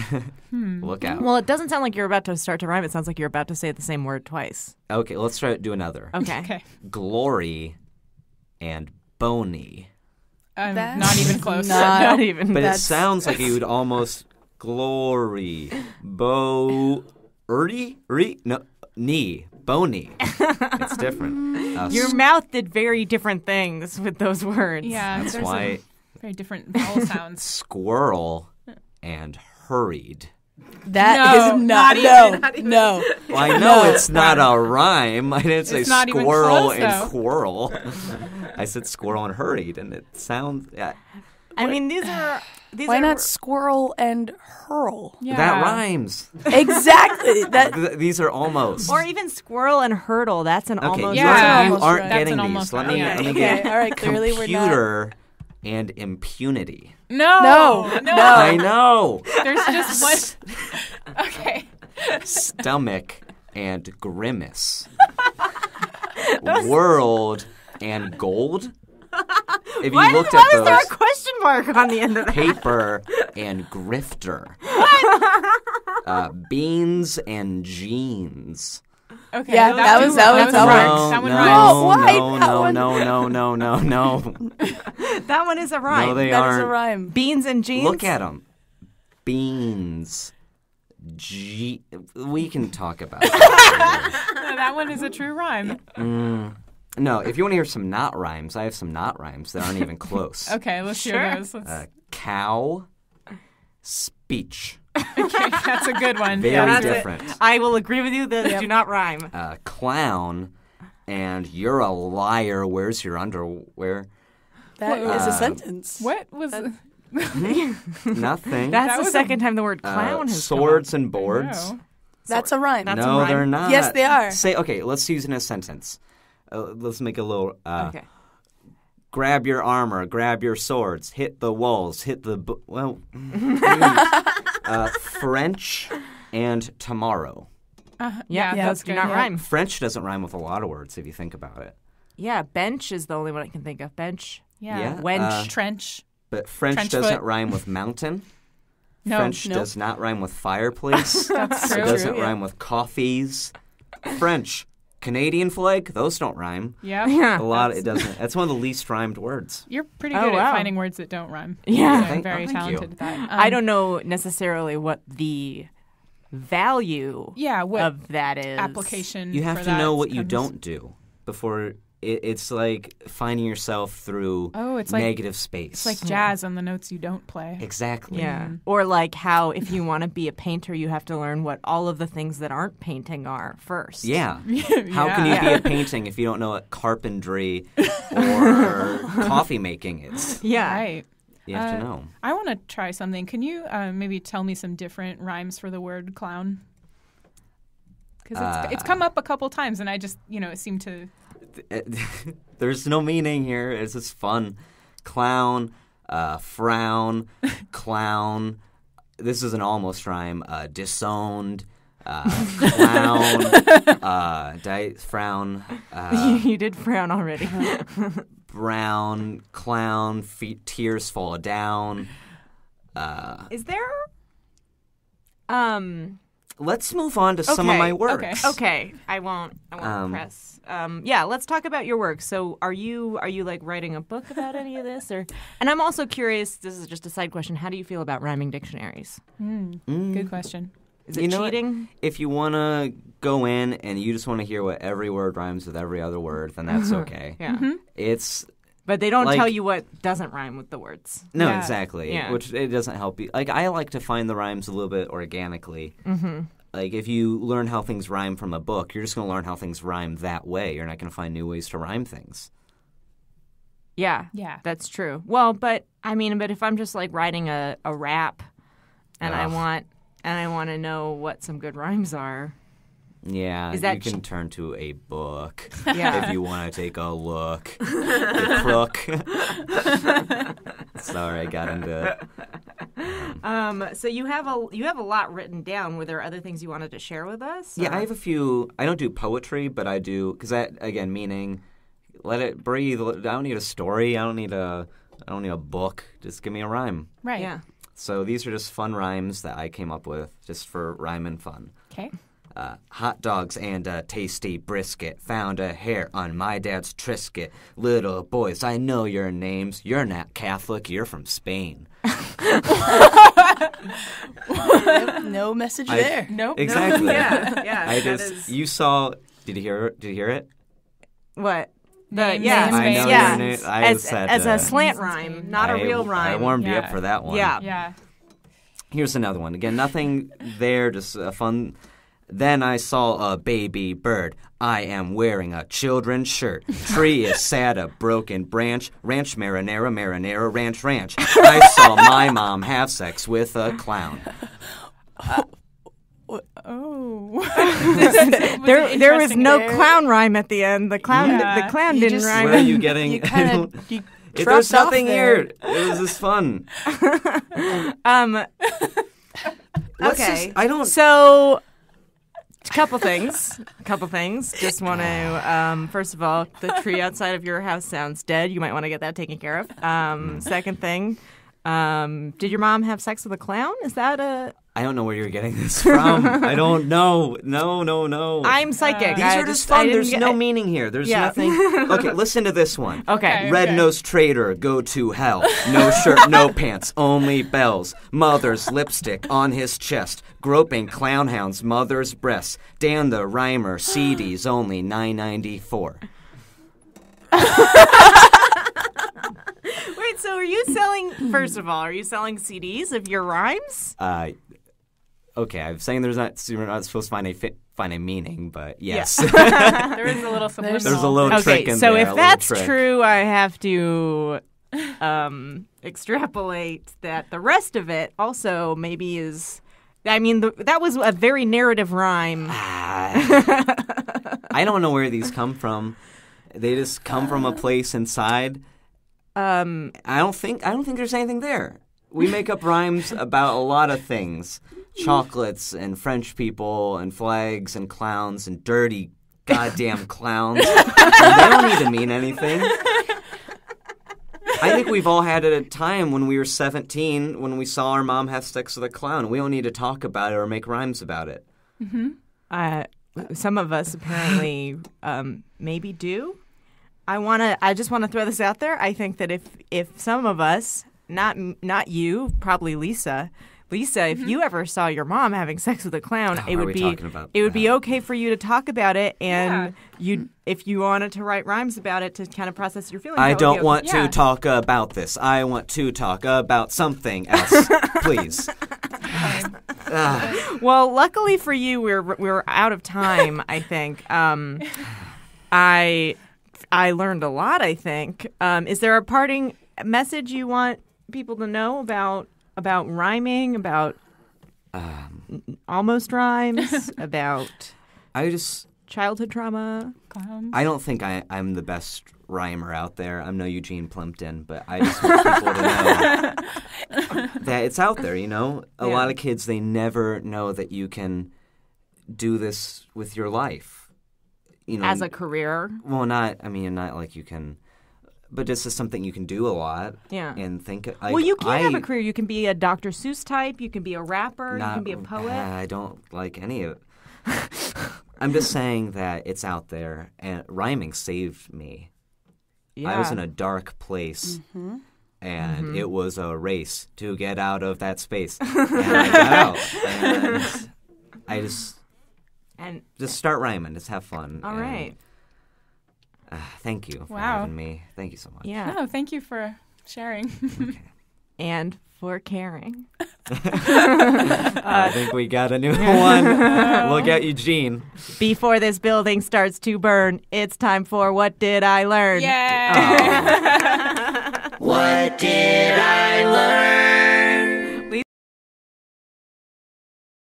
What does it mean? What does it mean? What does it mean? I don't know. I don't know. I don't know. We need an expert. We need an expert. We need an expert hour. Very excited about our expert today. He is an expert on genealogy. Please welcome, I forgot your name again, Richard Kennedy Windsor. Richard Kennedy Windsor. Thank you for being on Baby Yay. Geniuses. Thank you for coming. Thank you for having me in your computer studio. You're welcome. I'm really excited to hear about this. And genealogy has always fascinated me. Oh, it's a fascinating field. What got you into it? Well, I worked for 35 years at the post office. Oh, and wow. When I retired... Thank you for your service. You're welcome. Real heroes. Yeah. A lot of people don't thank me, and I appreciate it. So when I retired, I realized I had a lot of questions about myself. Like, why am I stronger than most people? Oh. Why are my bones harder and more resistant to damage? Why am I faster? Why am I able to calculate problems in my head faster than most people? And I realized that the answer is genetics. Oh. It's because of my genes, and so I wanted to learn more about my genes. Wow. Sounds like you got good ones. First of all, it sounds like you're a very naturally gifted person. I'm surprised that you ended up in the post office for 35 years. Why? Just because you had more options. What else were my options? I mean, if you're like that good at math, you could have become an engineer. The post office makes a lot of use of mathematics, and you have to be physically tough. That's true. Nor rain, nor sleet, nor dark of night shall stop this courier from his appointed rounds is the motto of the United States Postal Service. Is that You how ever it steal goes? the commemorative stamps? We would never steal at the post office. That would be against code. It's a good way to get fired. If you stole the stamps. Yeah, that would be a really good way to get That's fired. a good way you'd get fired. But, I realized that genealogy is the most fascinating field imaginable by man. Really? Yeah. I'm sorry, I'm laughing. That sounds subjective, but Well, no, it is. I'll Because bite. let me just give you an example. While tracing my father's lineage, I discovered that my father had been a steel worker in Pennsylvania. Uh-huh. But his father had been a telegraph operator in Delaware. Okay. And his father had been a cobbler in New York. Okay. But his father had been a clerk in Massachusetts. I'm going to guess that it's upstate New York. Yeah. But his father had been a farmer in Sussex, England. And his father had been a farmer in Wales. Wow. But his father had been a farmer in Wales. Those all sound better than the post office. I'm getting to the really interesting part. Oh, okay, yeah, I was wondering when that was His coming. father had been a miller in Wales. We're getting really far back in time now. And then his father had been a miller in Wales. But his father had been a messenger in Wales. A messenger is like a post office person. That's true. So I guess that's where I got it. It's in the blood. It's in the blood. It's in the old blood. It's way back there.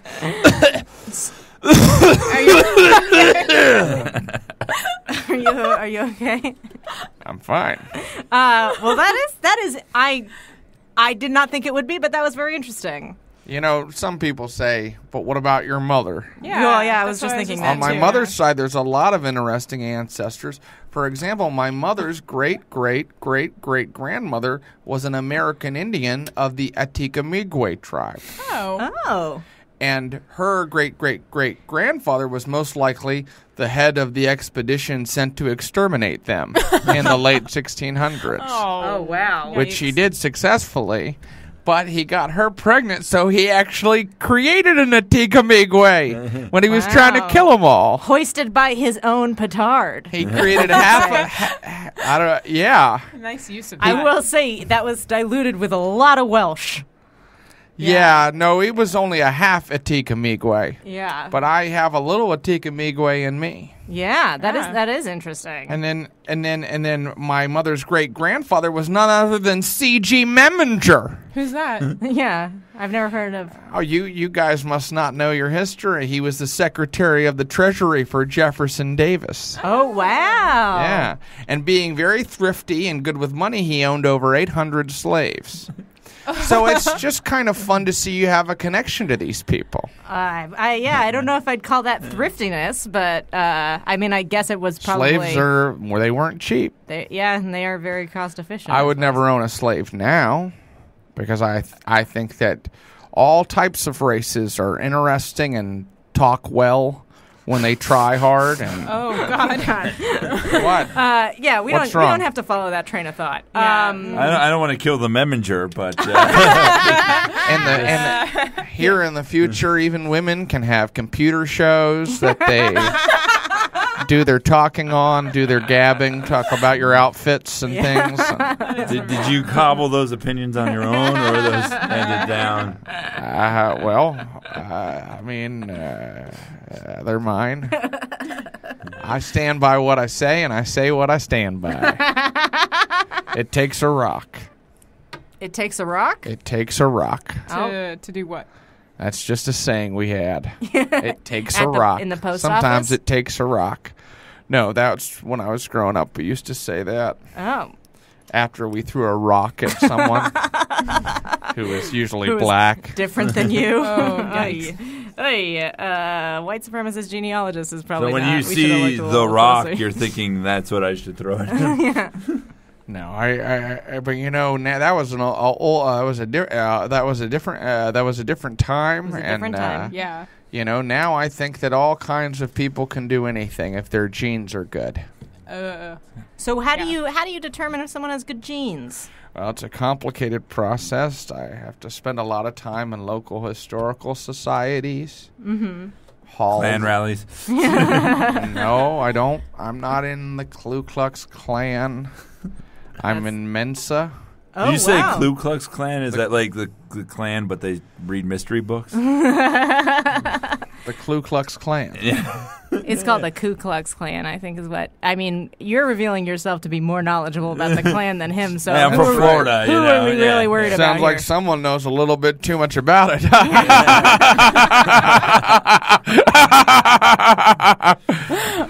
Okay. I would. I spend a lot of time in historical societies, halls of records, Microfiches. looking at microfiches. That's right. But now I have to more of a microfile guy.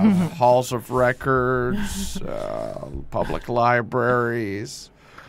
local comptroller's offices, drawing up old family trees, tracing familial migration. Why do I feel like I'm in a diabetes commercial? Copying old diaries. Reading old newspapers on microfiches. I feel like we covered that one already. Halls of records. Seducing the women that work in the office. Oh, what? Cross-referencing old land surveys. So, what? Well, let's go back to that. You're kind of like the Aaron Brockovich of genealogy, would you say? They're called boobs, Ed. I've seen it. That's a good one. Saw it 2 weeks ago, Aaron Brockovich. I'm really interested in, obviously, my own genealogy. I did a write-up for you. You did? I did a write-up for each of you. Oh, wow. That's really exciting. I knew I was coming on the Let's show. hear Emily's first. Okay. Emily Heller. Yes. Now, Heller is an English name, and it means someone who lived on a hill. Oh, I didn't know that. So in medieval times, your family probably lived on a hill. Okay. Do you live on a hill today?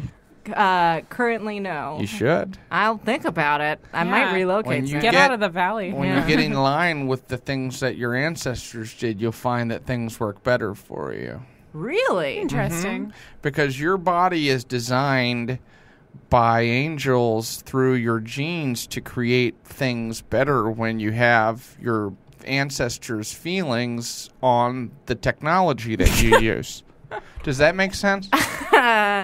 Yes, that makes a lot of sense. I think I'm going to get that embroidered on a pillow. Now, here's what I felt was interesting about your family, Emily, because upon moving to America, one branch of your family changed their name to Geller so that it would be more clear that they were Jews. And that was a terrible idea because then they were subjects of vicious prejudice and their career options were limited. So they should have hidden their identity later? Yes. So most of the Geller ancestors were washerwomen and loan sharks. But your great-grandcousin sold rusty razor blades for use as weapons out of an enormous raincoat in a dark alley. What? How did you find that It's the out? only job you could get. Heller Geller just sounds like a homeless person singing a Beatles song. It's so you have a pretty dirty family tree, if you don't mind me saying. I guess so. But did you know you have a relative, distant cousin right here in the city you probably have never met, named Monica Geller? She probably don't know her because her name is Monica Bing now. She's a chef. From Friends? From the TV show Friends? That's a fictional... From the search engine? Yeah, I feel like that's a fictional character She portrayed has a by... brother named Ross. Portrayed by And they have Courtney Cox. a friend named Rachel. Why do you have a friend named Rachel? Have you ever... I did research. They hang out at the Funky Winker Bean coffee shop. Now, see, I know for a fact that they hang out at Central Park. Yeah. I don't know what that is, but you can find them at the Funky Winker Bean, listening to their music. Did that monkey ever give any of them diseases? Playing wise. I was worried about that. Playing wise and taking their jokes too lightly. You can check them out there. Well, I'll probably look her up. I love meeting family that I didn't know I was related to. Be careful. Sometimes when you meet, I find people in my family tree, and then I go to stay with them, and they will not let me stay. And I mean, that is a big first step to make with an estranged family member. Yeah, and what I've decided is I'm going to call first. Yeah, that's probably or send smart. a letter. Yeah. Best But not I to don't just show up. Yeah, I just don't have a phone right now, so I have to send a letter. But if I get a phone, then I'll call them and I'll say, "Hey, cuz, yeah, check it out. Here's the new blood in your family. Let's get a steak. Let's just work it out. Let's just find out about each other. Yeah, find the common ground. Yeah, because I could love you. I know it. I love anybody that has my blood in them, and anybody that has my blood in them should love me. Is that a weird thing to say? That's a little weird. It's a little intense. But it's, is about your If you have my blood, I will drink it, and I will feel stronger from it. Blood's thicker than I want water. to hear. Let's That's get back right. to the research you did.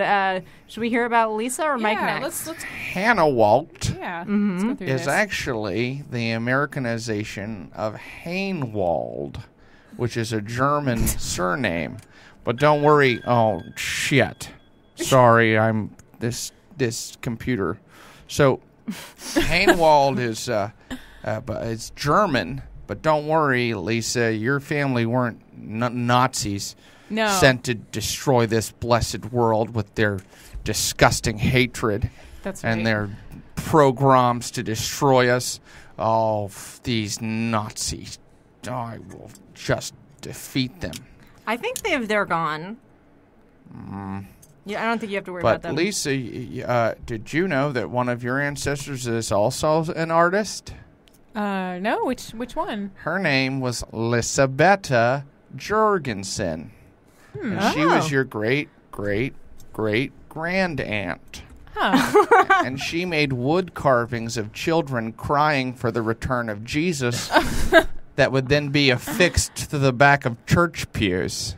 Wow. So sort of like what you do. Yeah, very similar. It's in Very my blood. similar. It is in your blood. That's where you get it from. And we talked about the return of Jesus today. Yes. That's why you can do that. And did you also know that your grandmother, Lois Hannawalt, was the wife of the 3rd Lieutenant Governor of Hawaii, Thomas Ponce Gill? I didn't know that. No. Yeah, your Wow. grandmother was the wife My- of the 3rd Lieutenant Governor of Hawaii. Pretty good. Do a hula for us.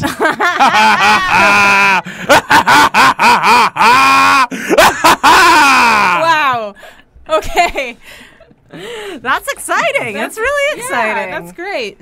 Yeah, Hawaii. You got some powerful, creative people in Go on here. a nice vacation there. I remember I was in Hawaii. And,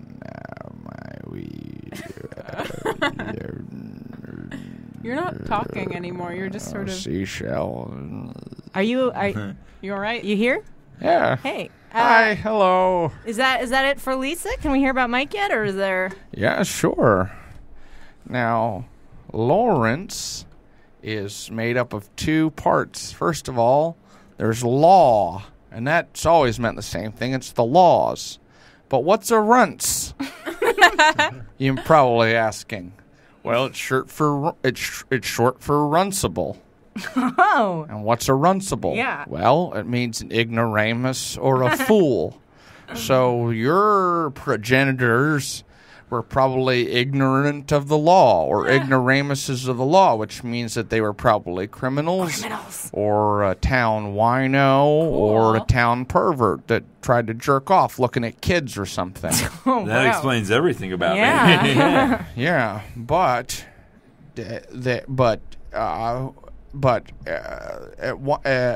when they came to America, they intermarried with Jewish people, and that's why they're very rich. Well, I don't know if that's how that works. Yeah, I wish. it Yeah, did. yeah. I don't think Mike Are didn't grow up rich. You're not rich. No, Yeah, wasn't rich You then. seem Wasn't rich now. you seem rich. What In about character. him? What about him seems rich to you? Body odor. Just in his bearing and his He cheekbones. does have a regal sort of bearing. I don't think that those. In the same way those that are Robert Baratheon does. His deep indicators of- voice. I mean, yeah, it's like I can see how like he's like a tall guy. He's broad. He's got a Deep deep voice, deep pockets. You, by the way, have a pretty deep voice. It's Well, I have good genes.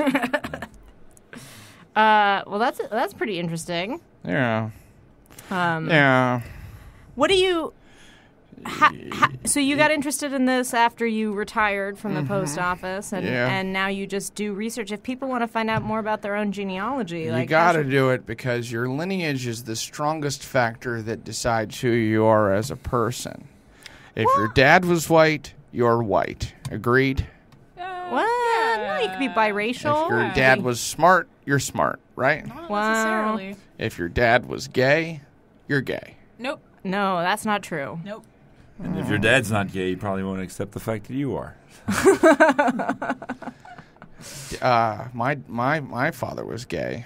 Oh, that's interesting. Yeah. And are you? Yes, I have to be.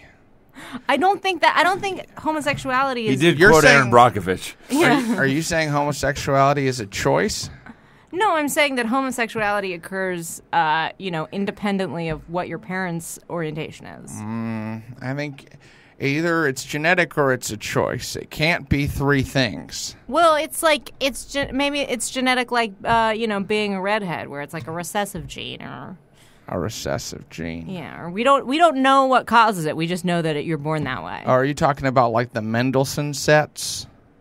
Yes, I think so. Is that like genetic? Yeah. Yeah, Gregor Mendel. Yeah. I am. You're going by the Lady Gaga laws of genealogy. I think. Yeah.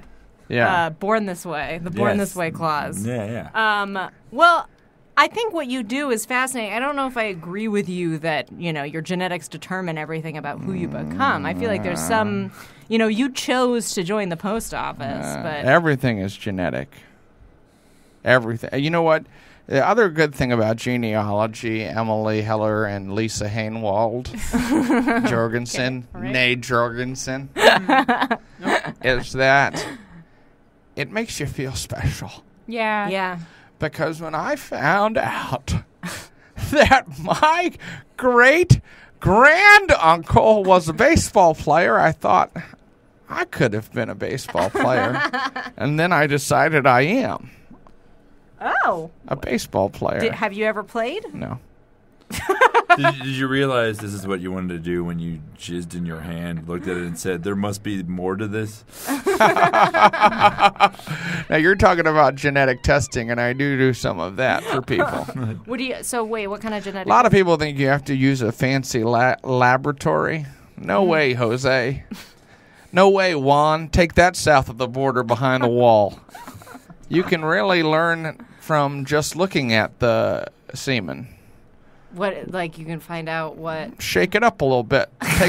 Take a close look. Oh, looks like your daddy had rickets. I can see it right there. Wow, you are talented. Too much yellow. Ew. Well, we are Too sticky. We're running out of time.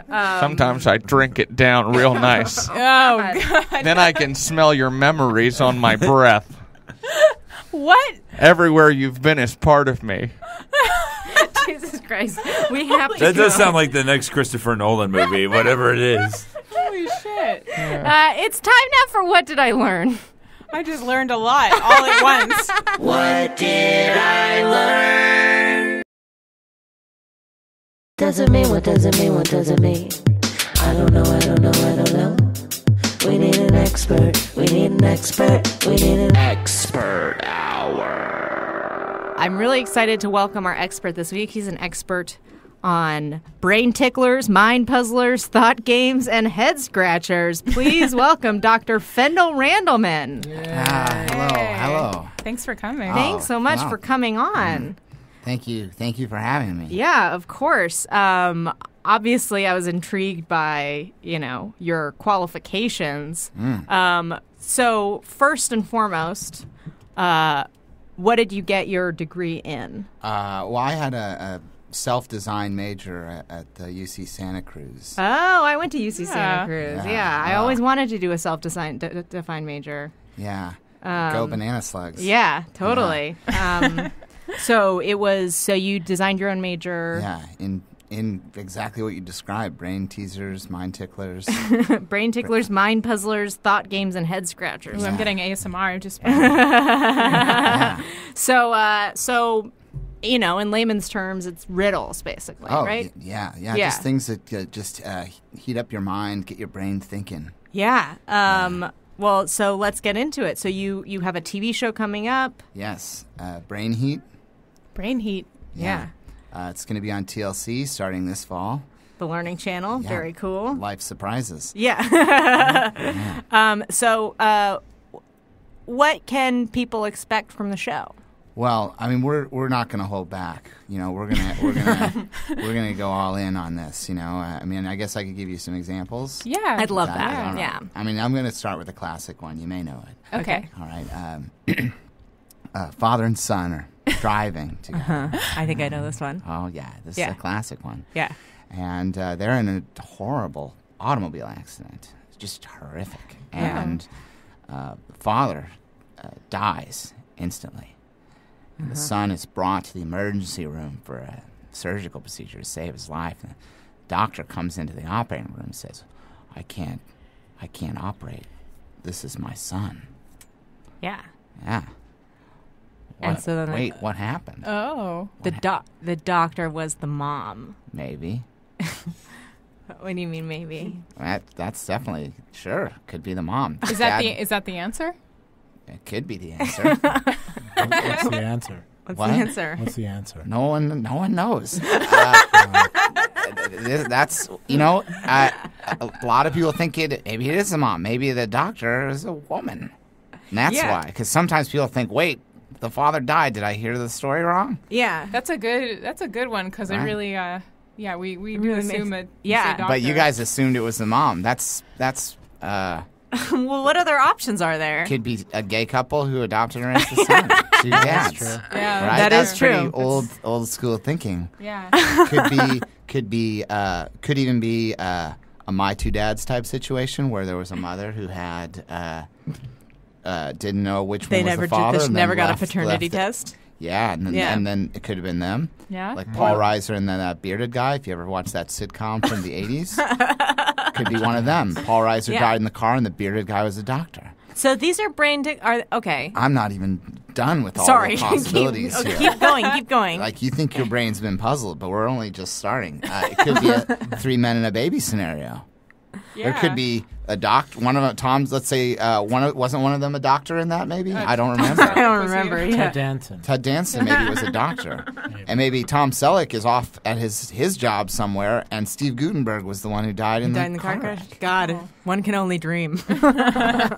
Could be that the doctor is a ghost. It's the ghost of the dad. Of the dad who How died. would the ghost get a job at a hospital? No, he was. But remember, in The Sixth Sense, Bruce Willis went on with his life like it was normal. Yeah, he didn't even know. He was a doctor, wasn't he? He was a therapist of children. That's a therapist. Yeah. Yeah. I haven't seen it. What if the guy who died was a priest? Like that? Like a father. Oh, that's right. That's another. Now your brain's heating up. Father and son. Brain heat. My brain's definitely hot. Yeah. Maybe it could be that the doctor is confused. That is. All right. He doesn't know what's happening. Maybe he's had a few bad surgeries lately, and he's looking for any excuse not to operate. This one's my son. He could be drunk. Says, "I can't operate. It's my son." Well, how many sons do you have? You keep getting out of surgeries. It could be that the doctor has a son who was born with a naturally disfigured and bloody face. Oh, so he just so now mistook, he thinks my son. Everyone, he sees a disfigured and bloody faced body. He's like, "That's my kid." Not a very good stupid doctor. doctor. Yeah. So, it could be a stupid doctor. I think it could be that. Yeah, it could be the kind of thing where he was having an affair with the boy's mom. The dad never knew about it. Oh. Yeah. And so he's the biological father. Right. Yeah. Now your brain's heating up. Yeah. So you see, I bet we all feel pretty silly now that we all thought it was the mother. I mean, I guess so. But I feel like that's just how I've heard the riddle be told before. I think what that riddle really does is it exposes our prejudices. That we all assumed it was a woman doctor. Yeah, we all assumed that it was possible for a woman to be a doctor when clearly that's one of the less likely possibilities. Right. Yeah. I mean, that's the standard. That's just the standard. Is like, well, women are doctors. That's easy. The dad's dead. The mom is a doctor. Yeah. Yeah. Prejudice. Yeah, it's kind of weird that was even a riddle in the first place. If that's just how what we'd all jump to. But that's a classic one. That's a classic. Yeah. Do you have more? I'd love to hear another example. Sure. Two longtime friends. They go hunting in the woods. Okay. They're hunting deer, hunting buck, and one of them's an expert hunter, and the other one hasn't really done it before. And when they're out hunting, there's an accident, and one of the friends accidentally shoots and kills the non-expert shoots and kills his expert hunter friend. Oh no! And then he doesn't know what to do. They're far away. There's nothing he could do to save him. So he panics and he buries his friend. And then he goes back home and he says he makes up a crazy story about how his friend ran off. He doesn't know where he is, and for years he pretends to be traumatized. What happened? He leads the charge. Try to find out. How does he live with himself? That's the riddle. That's the riddle. Living themselves. Yeah. How does a person live with themselves? That's tough. Are you, I guess this is very open-ended. This is a very open-ended brain tickler. It's a real brain tickler. I guess he could come clean. Yeah. Yep. Do you think maybe he? No, she got it. Oh.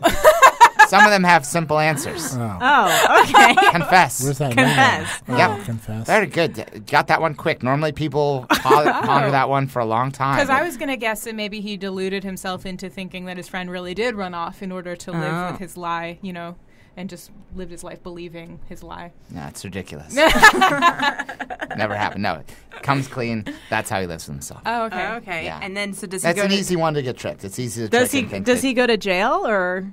That's a brain tickler for another day. Okay. Here's another one. Okay. Yeah. A man and a woman fall in love. They get married and they promise to spend the rest of their lives together. Okay. And then years later, they find they've grown apart. What went wrong? It could be anything. Could be. He cheated do you on have her. do you have a guess, Matt? Yeah, they just time just kind of separates people. Yep. See? I was gonna say lack of communication. No, it wasn't that. They talked all the time. It was just time. That was the correct answer. Just time, right? Very well done. Now your brain's heating up. All right. Yeah, I mean it's sad, but it's just it's true. That's a very sad. I feel brain like how tickler. do we know that was It's not the really a tickler. Isn't this a hypothetical situation? No, that's based on a real one. Oh. Okay. Is that you or? Yeah. I don't like to say, but yes. Oh wow. I'm sorry. Wait, was the hunting one based on a real one too? I don't want to talk about that one. Okay. Let's if keep that had happened, going. I would have come clean. Yeah, that would be the answer. Right. Yeah, and that was the answer, so that proves that didn't happen to me. Okay. And the thing that you said about living in denial and convincing yourself that it really happened, that's ridiculous. Okay.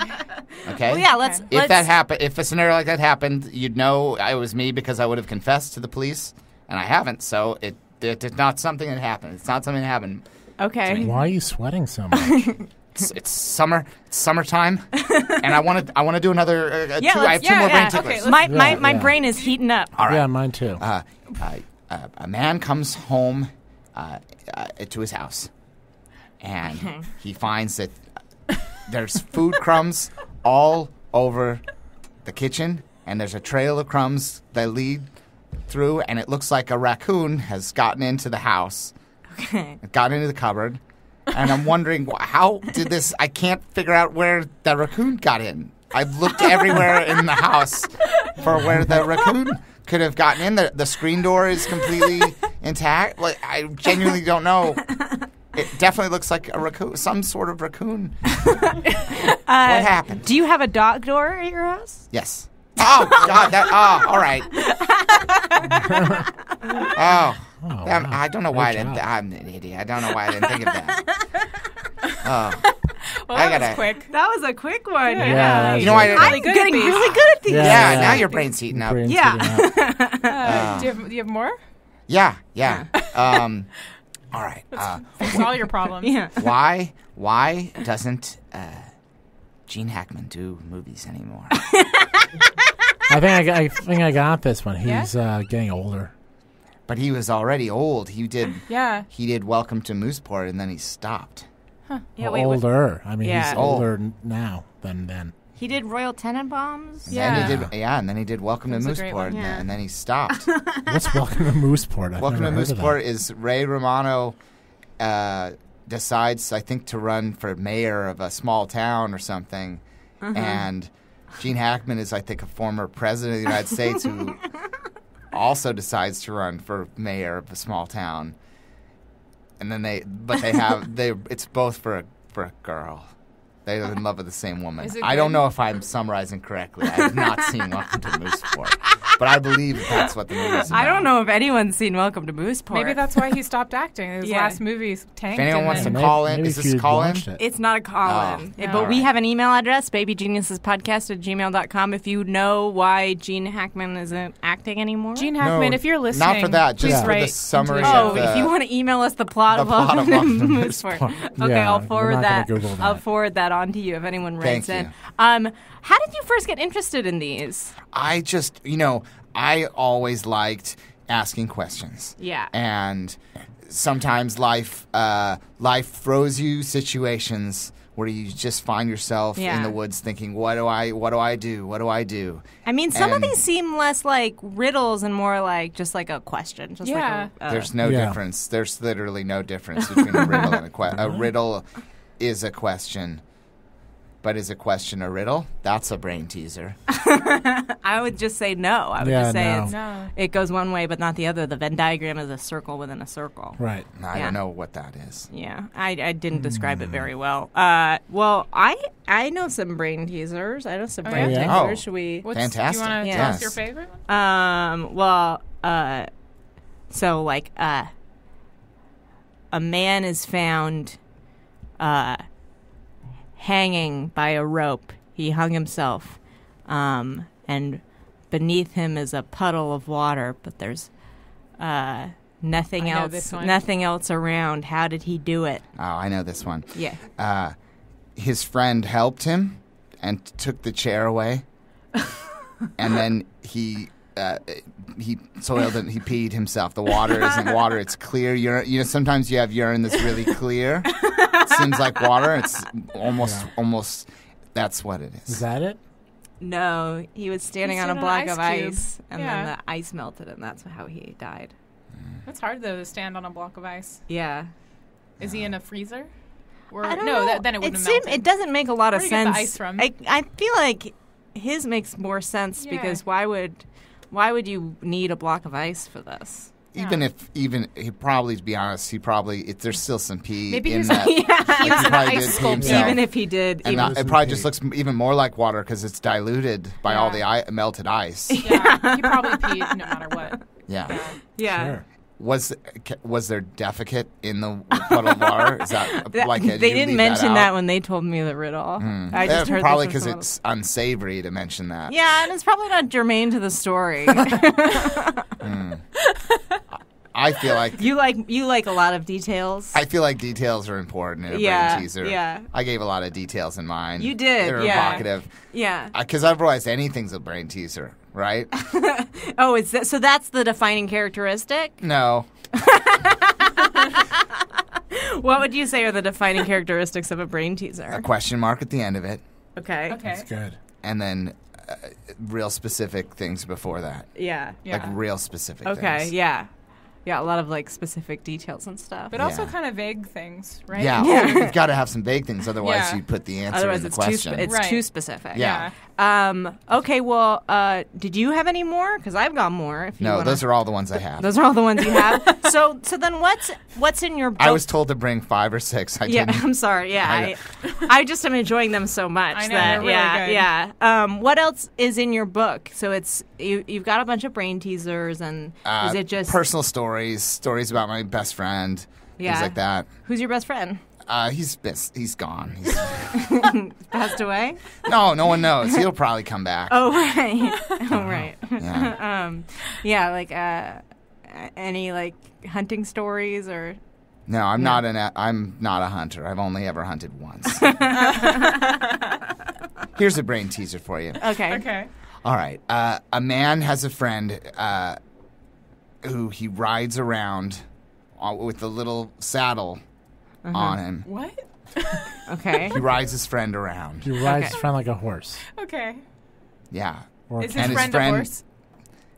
Please let me I'm so finish. sorry. I'm so sorry. Oh, no, Keep going. it's a horse. His friend has a beautiful mane of hair, and he eats sugar cubes. And his friend's name is $100 Miracle, and his friend won the Kentucky Derby. But his friend is not a jockey. And his friend lives in the stables with a bunch of other horses. And, this is Lisa's favorite brain tickler of all time. But he can talk. His friend can talk. Oh. Just like on Mr. Ed. So okay, wait. I'm waiting for the question mark. What is his friend's deal? I mean, and you got it pretty good because I think our brains are pretty hot. Our brains are pretty hot right now. Heated up.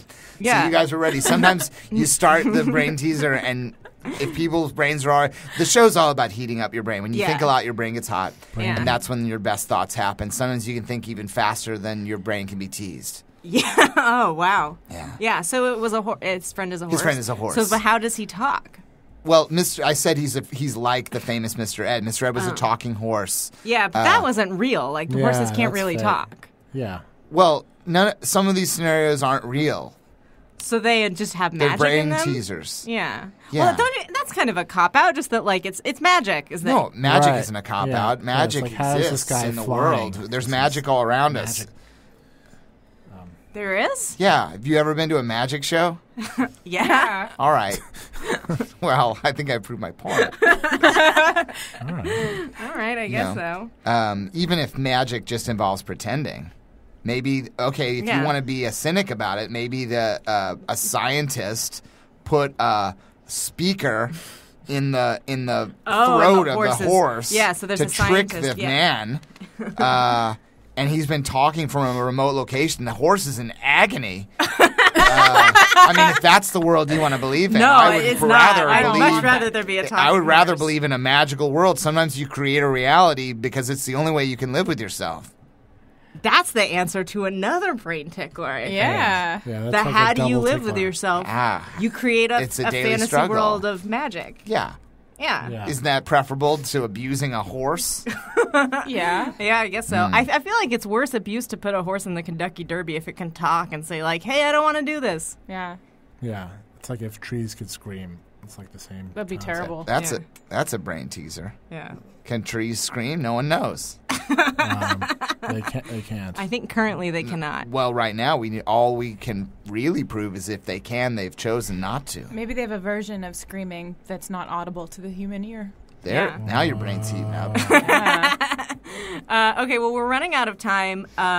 If people want to watch... Call in. Yeah. Watch your show. It's going to be on TLC. On TLC. Yeah, and so it's going to be you just sort of... It's going to be me.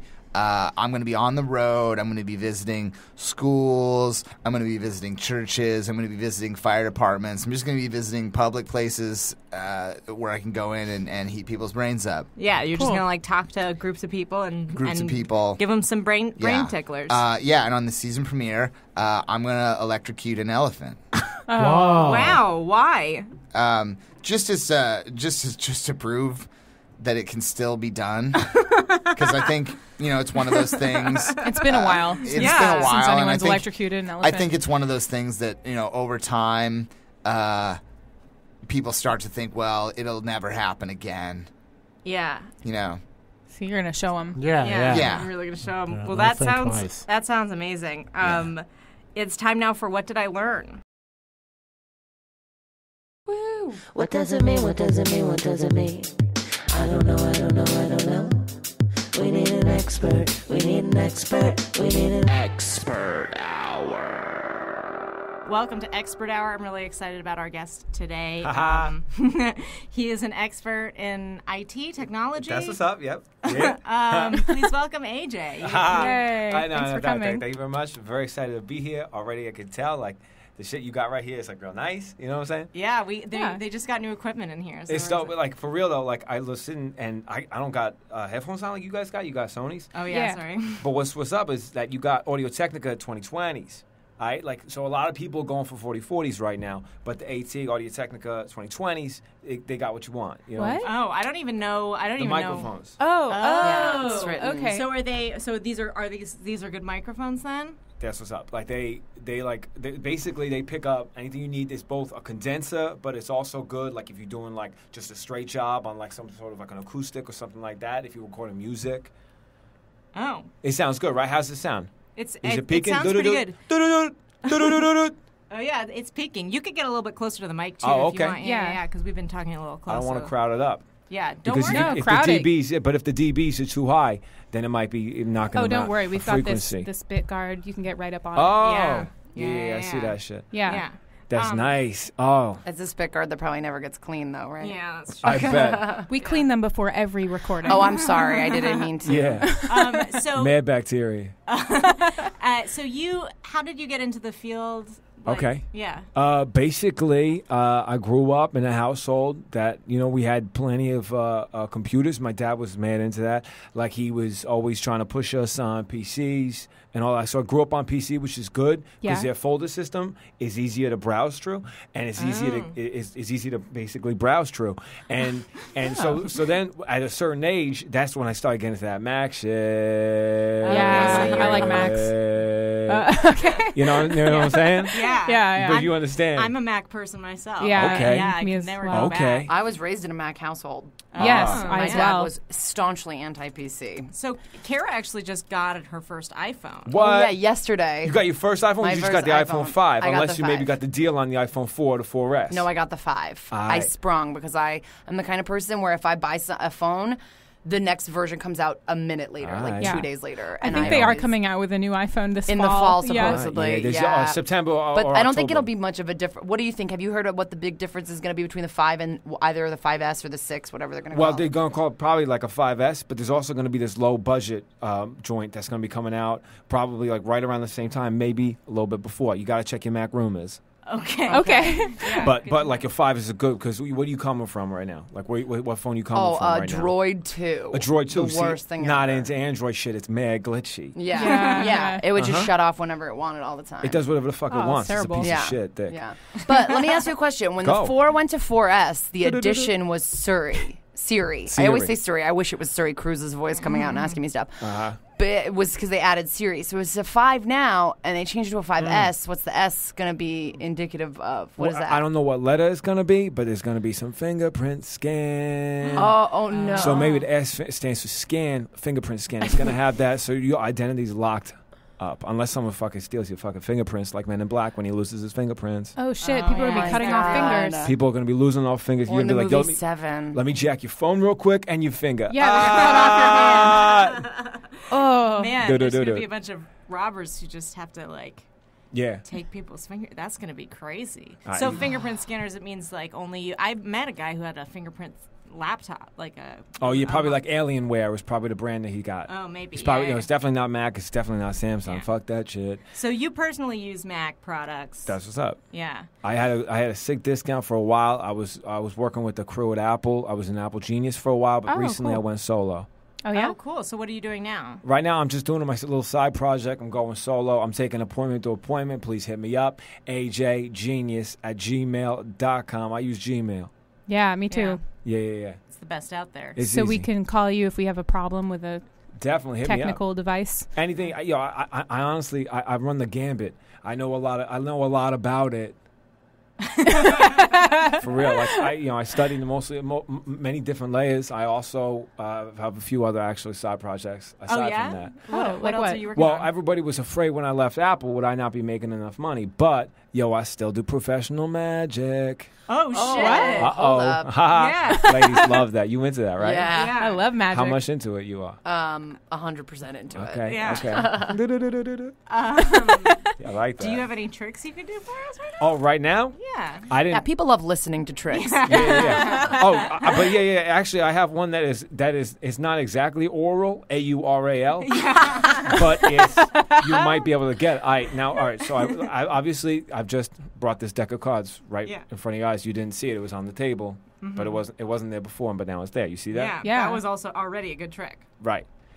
Sleight of hand is the magician's girlfriend. So that's what's up. I'm gonna pull the cards out right now. Okay. Okay. Would you do me a favor and pick a card? Okay. All right. It's a queen. Oh my God! It is. Damn. Yeah. That's what's up. Like that's honestly like that's just a little. I mean, trick. I did show it to you, but. Oh yeah. Oh, so what was it? So it's like a cooperative trick. Yo. The We dream both work. magicians right now. Yeah. That's what that's like. It makes you feel good because right now you could tell people you into pro magic, whatever. That's your side piece. Oh, okay. Yeah. I can answer that. Yeah. I'm also fine with lying, so I could just tell people that anyway. Lying is a magician's ex-girlfriend. Go straight up. So I'm sure there are a lot of people who have. People have a lot of questions. People always ask me what my setup skis is. My setup skis, like what I got right now, like technology. Oh, like, yeah. All right, I'm going to jump into it right now, smooth and steady, bam. So what I'm into right now, it's got to be that retina display. Are you kidding me? Solid state hard drive? Seriously? Like the process is no joke, right? Retina display is nice. It's good for your eyes. You know, you get an iPad, it's got that retina. So why don't you double it up? You know what I'm saying? Yeah. Don't go dolo on one of them. You got to get what both. What does dolo mean? Dolo starts with like when you hit a blunt by yourself. Okay. That's dolo. You go dolo on a blunt. It's like a mix on. It's like a play on solo. Oh. Okay. I still don't really understand. Exactly. That's part of the art. Okay. So basically, you get that retina display. A lot of people are going to be jumping up from like their solid state hard drive at being like, like they're trying to make it bigger because it comes with like 128 gigs. They're trying to jump it to 250, or they're trying to jump it to something in the 3s or 750, and that's adding mad money because that solid state hard drive is not cheap yet. Yeah. But what you do is cloud compute. Oh. What? Cloud compute. I'm mad at the cloud computing. I got all my iTunes up in the cloud. Oh shit! All your. Did you say iTunes? Oh, okay, yeah. iTunes? No, don't mess with it. Yeah, straight up, born homophobe. What up? No offense. That's how I was raised. My dad raised me 2 ways: into technology and not into homosexuality. But I accept it. I accept it. Just don't put it in my face. We should move on to any other topic. Well, I'm thinking about getting a new computer soon because I've had my MacBook since 2007. Oh, wow. That's old. That is a dinosaur. You should move up. That's very funny. Yo, that's good. I mean, I've never been able to afford getting a new one, but I have this new job now, so I've been thinking about, getting a new computer.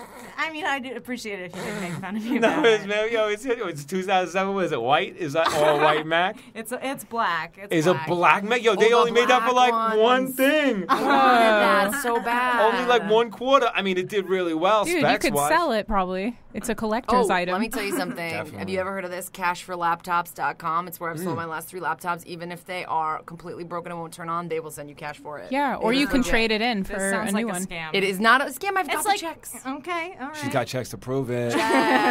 So I'm thinking about getting a new one. What do you? I was thinking about getting a MacBook Air, just because That's what's up. I'll New tell you York- this: setup skis. You went to iPads? Do you have one? I don't have an iPad either. Okay, I'm gonna blow your mind real Okay. quick right now. First up, I want to just shout out Vacation Jason. Oh, yeah.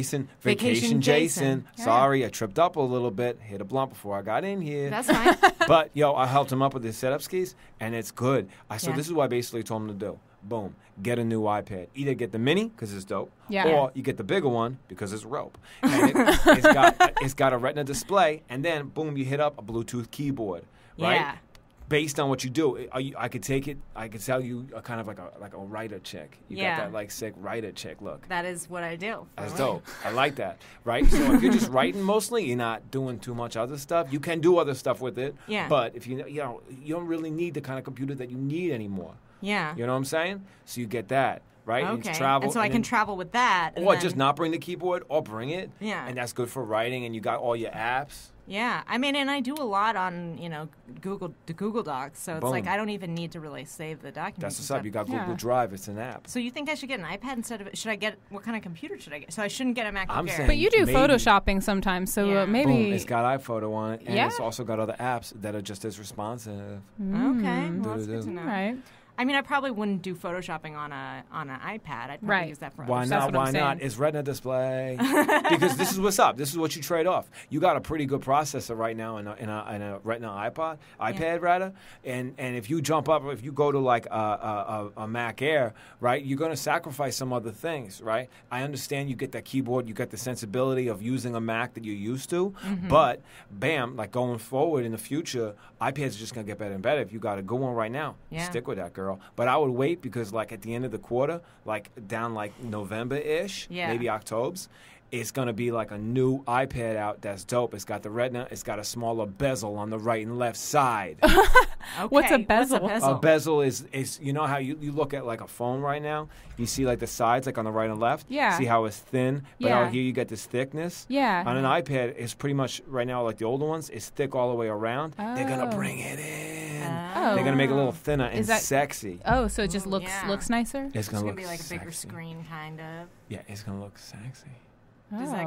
Is that like, so you feel like technology used to be like kind of a nerdy thing, but it's getting What? sexier. It's kind of cool now. Yo, technology's been nerdy for like a minute, but now it's been hot for like 2 minutes. You know what I'm saying? Like it's been hot for like seriously 2:45 minutes. It's been in the microwave Uh, for that's- at least 3. Yeah, definitely. A microwave. I definitely microwave a lot. Yeah. So now you are like you're freelancing as freelancing. You do repairs, or you do just like you do people set up Vacation Jason. By the way, was on our first episode. If you want to listen to it, He's my boy. Yeah. He just released a new mixtape. I'm pretty he into did. it. Everyone download Vacation Jason's new mixtape. It's I didn't know Vacation Jason was a rapper. Yeah, he Yeah. is. It's a coconut berry lemon tree, right? Mm-hmm. Yeah. It's real hot. So CBLT. That's right. Sounds gangster. And It's- then you also are a professional magician. Magician, don't get it twisted. I never did music. Not into music. Yeah, even like techno. Well, the one kind of music I am into is country. Oh, I love interesting. it. It's good. It's Yeah. heart and soul, you know. Yeah, absolutely. It's very back to basics. Yeah. It's probably the least, you know. And it's sort of in line with your homophobic upbringing. That's what's up. That's Yeah. part Yeah. of it. But like, it's not, when I say I'm homophobic, it means I don't like gay people. But I have mad respect for gay people. They do shit that I could never do. Yeah, that's you know true. what I'm saying? Right. And they have it on lockdown. You know what I mean? Yeah. I feel you on that. Yeah, yeah, I yeah. totally know what you mean. It's weird. It's weird because like in a lot of ways, I'm gay. You know what I'm saying? Oh, what? Yeah, like in a lot of ways. In what ways? In sexual preference and shit, like all that really? shit, Oh. straight up. Yeah. But I'm not into the politics of gays. They should not get married. No. I should not be married as a homosexual. I definitely should not get married. Well, how come? I don't know religion. So do you date men? Date. I mean, like a lot of men. Yes. Oh, okay. That's Yeah. great. But just not.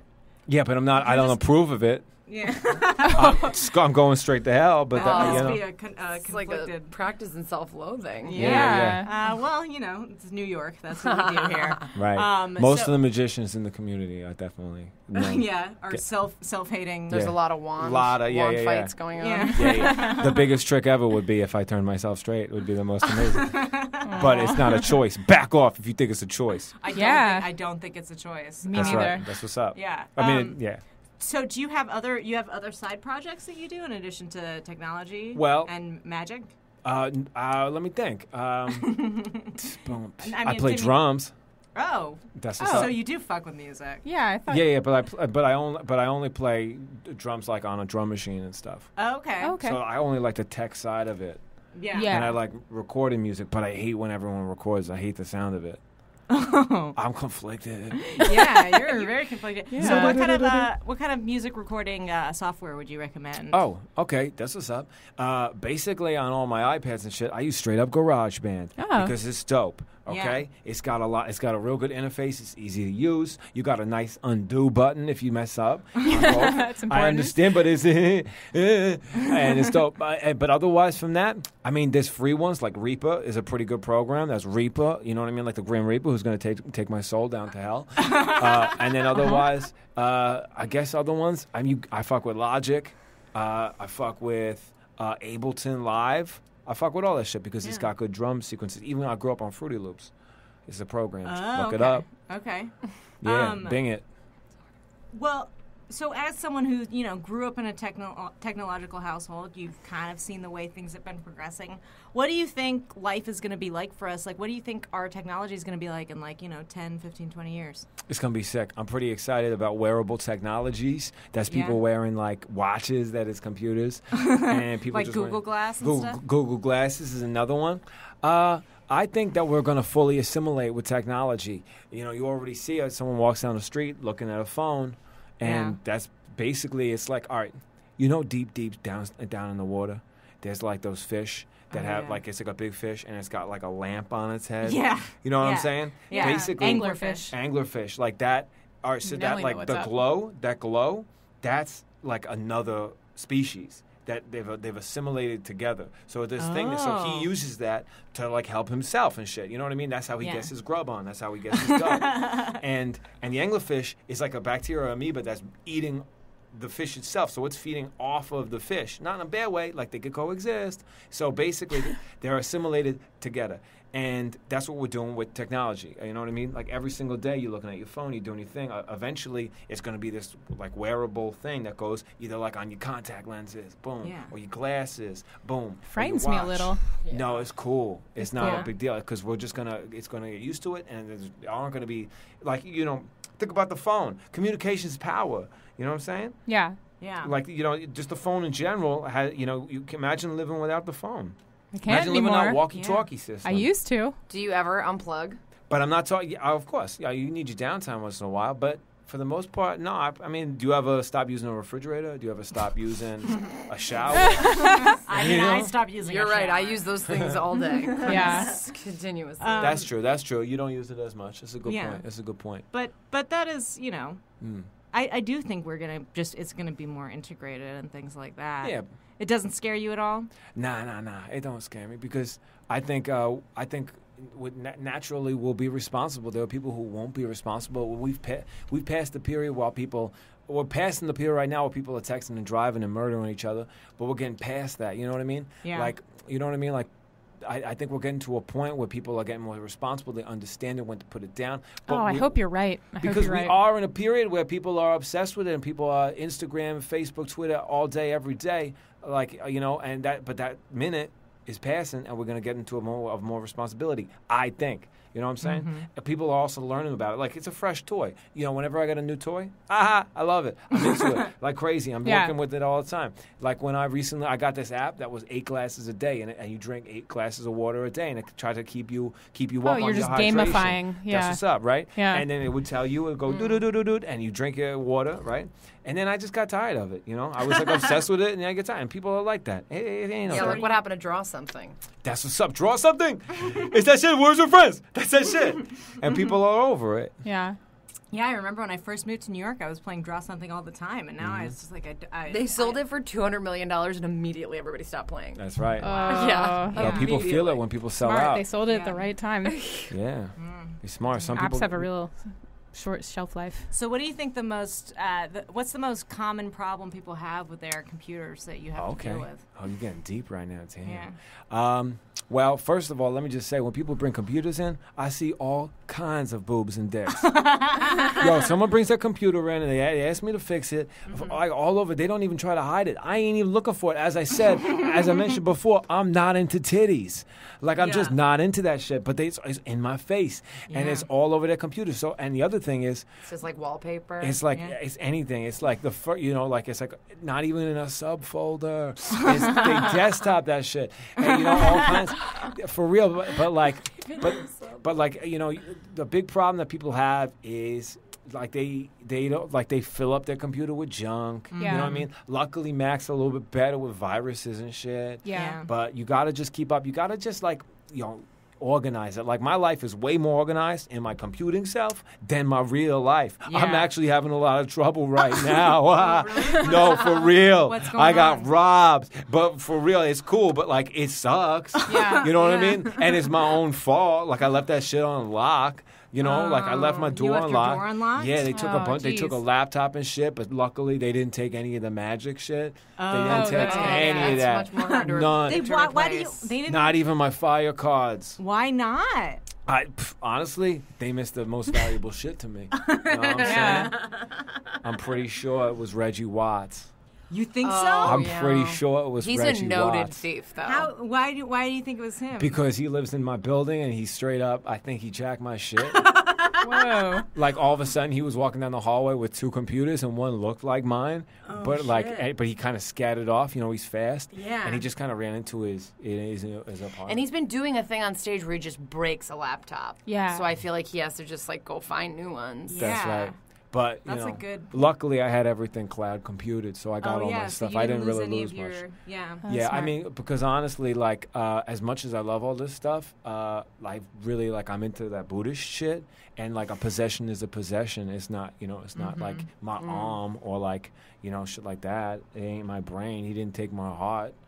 You know, Yeah. I mean, he'd break my heart if I fell in love with him and then he broke up with me, which could happen, So- but God forbid. Yeah, God forbid. a Have good you ever been in philosophy. love? Have I been in love? Yeah, definitely. Yeah? Yeah. I mean, this. I was, you know, like, I've been dating people on and off, but like a long time ago, I was definitely in love with this Yeah. dude.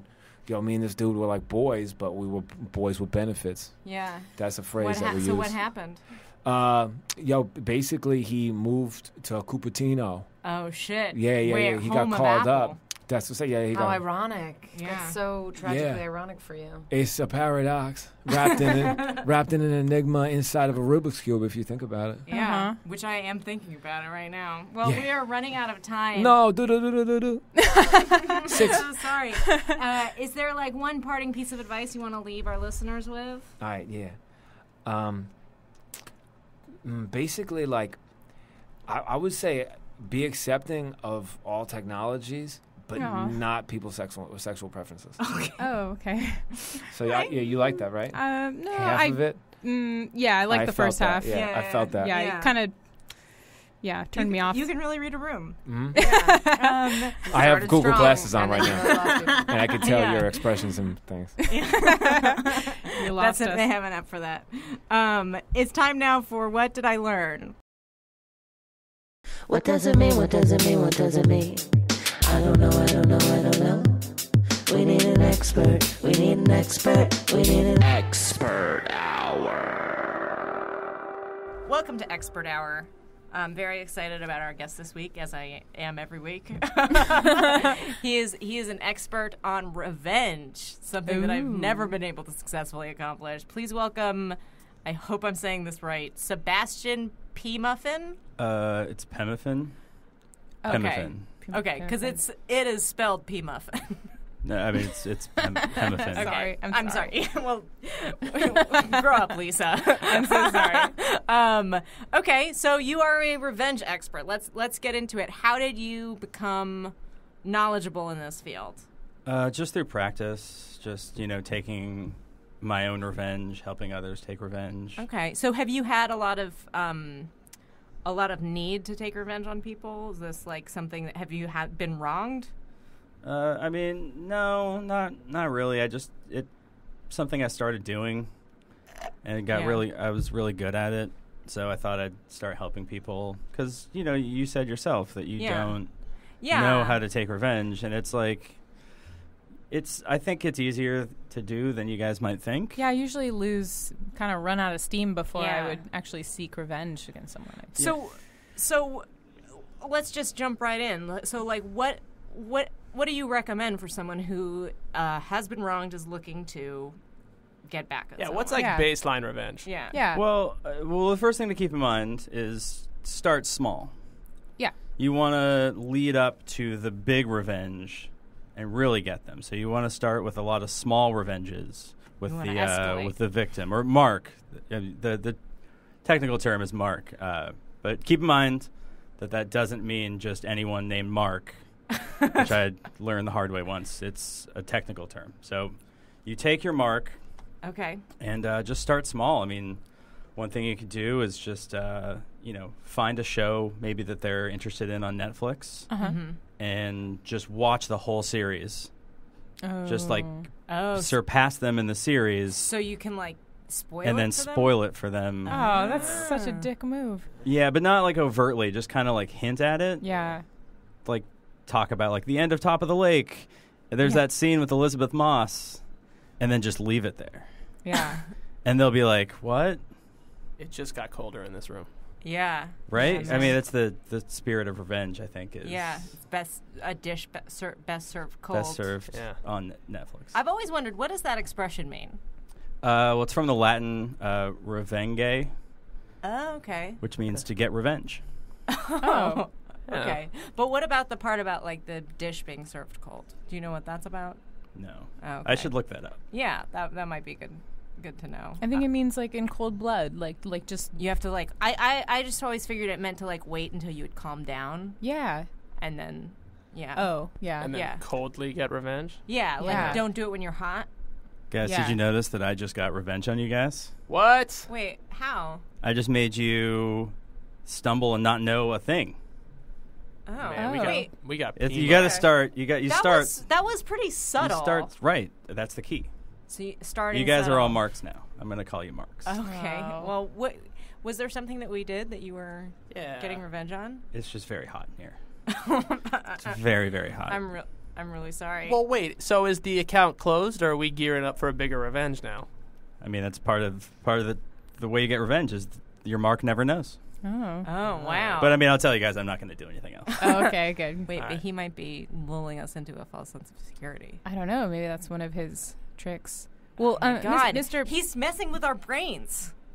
Oh man. Okay, you're good, Mr. P. Muffin. You're really good. It's Pemifin. Oh, God, I'm sorry. I just slipped up. Well, another thing that you can do is find out where your mark lives. Yeah. Okay. And break into their home when they're not there. Ooh. Right? Go through their belongings. Okay. Find library books. And any of them that are overdue, take those and return them for them. Wait, that seems like a nice... That seems like a favor. Yeah. No, because they'll be really freaked out. 'Cause they're like, where'd that book go? And then they'll go all the way down to the library. And they'll get in some conversation with the old lady who works there. They're like, hey, I thought I had this book. And she'll be like, you returned it already. And, Yeah, that would be weird, I guess. I guess that would be weird. I feel like I might just think I had returned it and forgotten about it. Although, to be honest, it's been so long ago since I went to the library. I don't really remember what the experience was like. But that doubt will always be there in your mind. That's true. I guess. Okay, yeah. Again, another really subtle one. Yeah. It goes straight from Netflix to breaking into their house. Yeah, that's true. The breaking into that's their house. Step one, Netflix. Step two, house. I'm just trying to get this down. Oh, well, in step one, you're watching Netflix in their house. Because then they'll turn on the Netflix. Yeah. And it'll be like season 5, episode 6. And they'll be like, I didn't even know Tony and Carmela got divorced. Spoiler alert. Whoa. Yeah. Yeah, whoa, man. Also, I just got revenge on your users for not having TV in the 2000s. Can you give us some examples of real world revenges that you have done? So there was a mark. Okay. I won't mention who she was, but it's a woman. Yeah. That narrows it down. I've said too much. So what I did, I knew where she worked, and I would wear disguises. I would disguise my appearance, and I would go in to her place of business, and I would be a customer. I'd pose as a customer, and I would just demand to see her boss, and then I would just lavish praise on her as an employee and be like, this employee was very helpful. I had a great experience here at your store because of her. But the trick is that means she's going to get promoted, and then she'll have less time to enjoy life.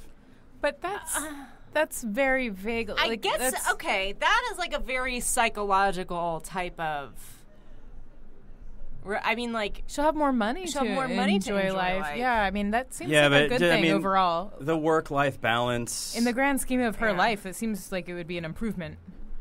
No, I just Linda spent a lot of time at or the Mark spent a lot of time at her job, and I feel like that made her now she's just always at her job. Huh. She can't not be at her job now. Was this like a friend of yours, or like? No, I mean I don't like to really divulge too much about who the Marks are. Okay. But but can you explain? I can give you just so another people example know, of some like, stuff that Well, just so people understand sort of like what the scale of revenge is compared to like how you were wronged. Like, what did she do to you that? Well, we were married for a while. Oh God. Oh. Was your ex-wife? Yeah. Well, yeah. Oh man. Did you do any other things against her, like revenge-wise? Yeah, I had a couple of other revenges. One thing I did, I got her credit card number. I went into her wallet and I pulled out her credit card and I wrote down the number. Mhm. And then I got access to her account and just started paying her debt down. You just started Every paying? month, I would just pay. I would like look at what the balance was, and I would just pay that amount down every month. So she would just have a zero balance, and then like would be so freaked out because she'd get the bill, and it's like I was spending this money, but now I don't owe that money. So you were just so you actively worked to get her promoted at her job while simultaneously paying off her credit card? Right? She was so freaked out. Right? I mean, that's that's the perfect revenge is just get inside someone's head. Sure, but don't you think she maybe figured out it was you? Or? Probably not. I don't think so. I mean, I'm an expert. Yeah, maybe that is true. I feel like maybe though, in this case, and again, I don't know you very well. I don't know the situation, but it seems like you might have been acting out of genuine goodwill toward this woman. Yeah, sounds like you love her. Still. No, she's a mark. Yeah. I get revenge on marks. So did she take the name P Muffin when you married her? It's Pemmiffin. But did she take the name P Muffin? I'm so sorry. No, she didn't. It was a bad breakup, just totally out of the blue. Really? Yeah. Do you didn't see it coming? No, I mean we went out and just we were doing couples counseling for like 4 years and. Oh. She kept threatening to divorce me, but just when she did it, it was kind of like, whoa, like that's really kind of out of the blue. How long were you together for? 4 years. Oh, so you were in couples counseling the whole time? No, well, not the whole time. Like there was, kind of a honeymoon period during our honeymoon. We went to. Wait, any cool honeymoon revenge tips before you get past the story? Oh yeah, Rob, did you go on your honeymoon already? Or are you going? No, out I soon? went. I Oh, went, yeah. but Well, one thing you can do. This is a good honeymoon revenge tip. I mean, it's a little weird to start planning things against your mark that soon in a marriage, but yeah. I guess in retrospect, I should have done it. You can. I'm actually currently doing this to Linda, even though we're not technically. Oh, the honeymoon never ended. The honeymoon never ends. That's so sweet. Well, you can pay someone to every day go to her house without her knowing. And then put flowers on her doorstep. Aww. And then just like run away. And then she's going to come out and be like, what? I didn't have flowers on my doorstep before. Like, what is going? And then she'll think that there's like a crazy flower guy in the neighborhood. Maybe call the cops. It's going to be in the paper. It's, I want someone to seek revenge against me. It sounds great. Well, okay, Linda aside, what are do you remember what the first revenge you ever pulled was? Oh, that's a good one. Like, what was can you have early memories of times when you needed to? Yeah. I remember being a baby. Oh, okay. That's impressive. Yeah, that's impressive. Took a lot of training, a lot of hypnosis. As a very young baby. Yeah, I was a very young. I was a pretty young baby when I was born. And what I used to do, I mean, I'm in the room, right? And the bathroom's right over there. It's 5 feet away. Mm-hmm. But I wouldn't go to the bathroom in the bathroom. I would just shit my pants. Right. Right. Okay. And then my mom, being a big dummy, would just have to change me and wipe and clean me off. I feel like I did that too. I don't remember it being premeditated in my I still do it. Yeah. Oh, you do? Does your mom still change you? Yeah. Oh, okay. That is revenge. Is that just revenge for her like trapping you in her body for 9 months? It was a long 9 months. Longer than 9 months. And after Linda moved out of my mom's house, I guess she maybe had a problem with me taking revenge on my mom, but it's like she's a mark. What am I gonna do? Yeah. Yeah. I mean, I think probably just to play devil's advocate here, you do have a choice about whether or not to take revenge on people you've decided are a mark, right? It's not a choice. How do you know when you're done with a revenge? Well, I like it. Something I call revenge ship. Oh. And this is how you know that you've had like a really successful revenge, because revenge is 95% psychological and 26% physical. Okay. Okay. So it's all about just getting in their head. Yeah. And then like revealing it to them eventually and like ruining their life. So with the revenge ship, it's a lifelong fulfilling friendship and relationship with this person, and they don't even know that you're taking this revenge until the very end of their life. Of any life. Your life, wow. their First life you to got to end. set up some safeguards. Uh-huh. Letters that get mailed if you don't check in every day. It takes a lot of work, but it's just. Is it worth it? Do you feel emotionally fulfilled? Yeah. Yeah. Oh well, I guess that speaks for itself. Yeah. Yeah. Are you okay? Just plotting some revenge. Hopefully against me. Yeah, he'll give you flowers and pay off your credit card. Well, I know that I have some people that I've been wanting to get revenge on. Oh yeah. Yeah. I mean, it's been like a few years since they wronged me. Okay. How long is too long of a time to wait to get revenge on someone? There's no such thing. Okay. Oh, cool. You can wait your entire life. Wow. I've got a revenge that I started planning in kindergarten. Oh wow. Really? That I can't complete until I turn 86. Why? Wow. Can you reveal any part of that plan to us? No. Yeah, we're some other kids or another So kid. I want to do the math to find like how many of those 80 years are physical and how many of them are mental. Yeah. Based Wait, on so So what? the first 26 years Uh-huh. are physical. Just and training. then just training. Uh-huh. Just a lot of push-ups. It involves, I'm going to do a lot of push-ups during the revenge. Yeah. So you got to start early, really Yeah. sculpt your body. Well, what did this person do to you in kindergarten? They, Were they making fun of your name? Yeah. Sebastian? No, P Muffin. P Muffin. It's Pemifin. Dude. I Yeah, I feel like a it's kindergartner spelled- might. It's spelled P Muffin. It's and I spelled just- P Muffin. No, it's spelled Pemifin. But yes, people did ridicule me for being named Sebastian. Well, I mean, ridicule is a strong word. They just would call me, "Hey, Sebastian." Yeah. Like if they wanted to play with you? Yeah. Okay. So that was maybe not making fun. That was just having fun.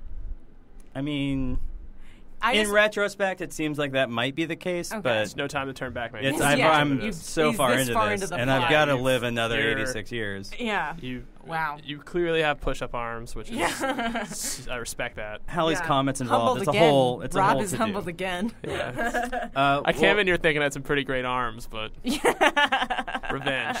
26 more years of push-ups, my friend. And, tell me more about this. This mark. of Okay, yours. so I lived in a house. This guy just kind of trashed the place and then moved out without helping us clean up, and he was just a real asshole to all my friends for a while. And I've always been mad at him. I've never gotten over it. All right. He also put an opossum in our freezer. I was gonna ask if it was Yeah, it was that him. opossum Of course guy it's him. from Santa Cruz, right? Yeah, To store it or as a... he was gonna eat it. Come on, dude. I know, right?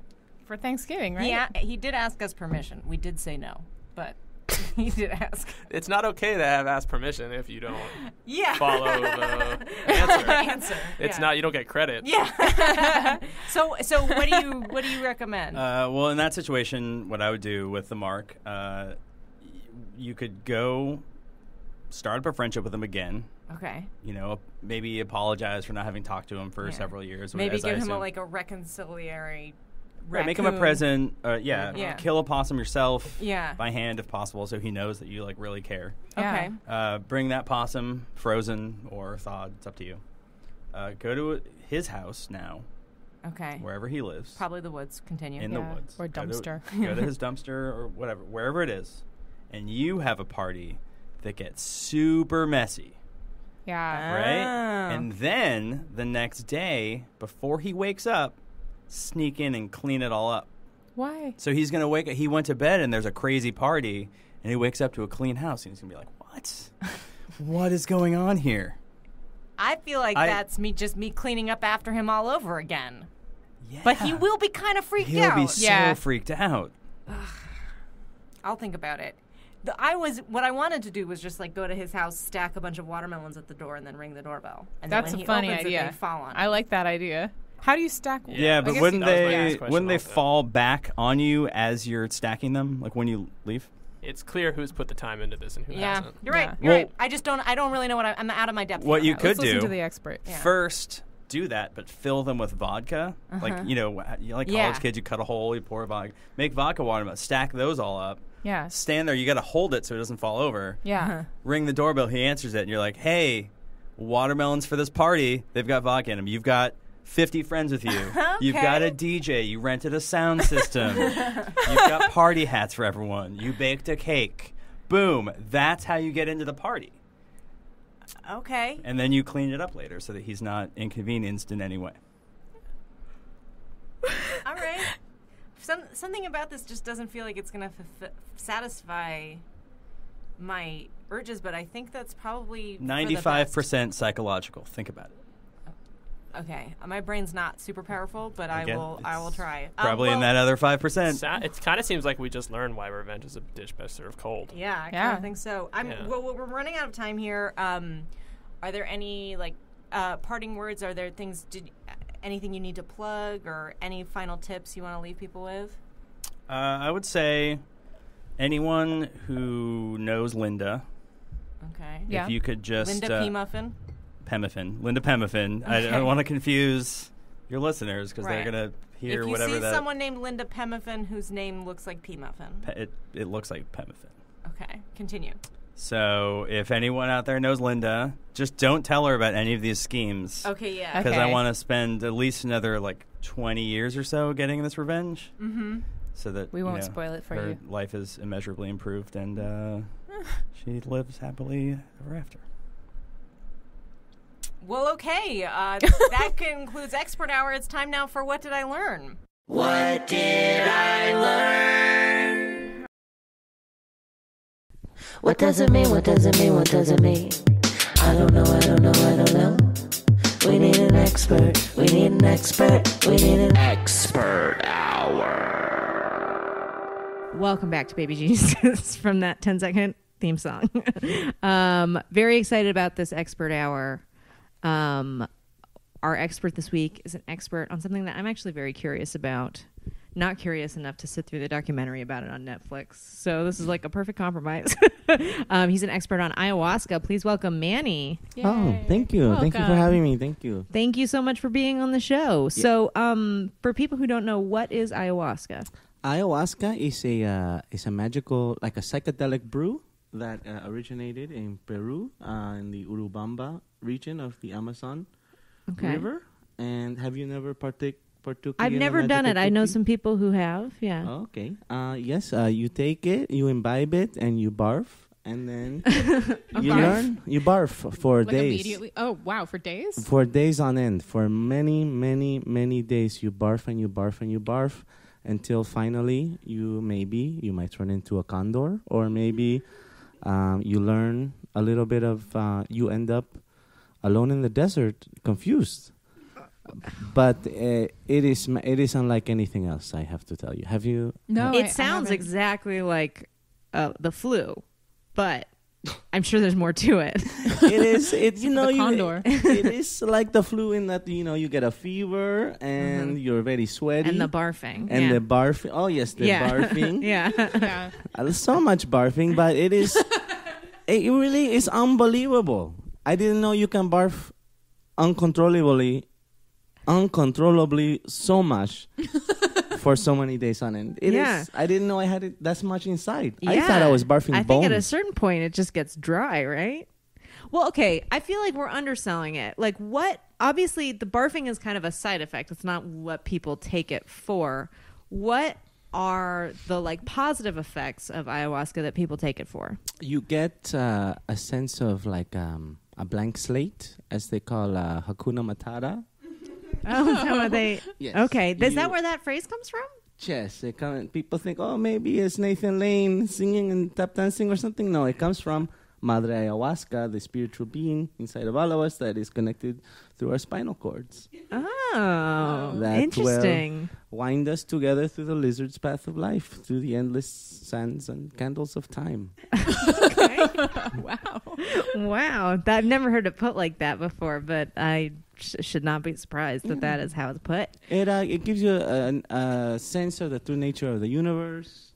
Mm-hmm. It can give you a sense of your purpose of life.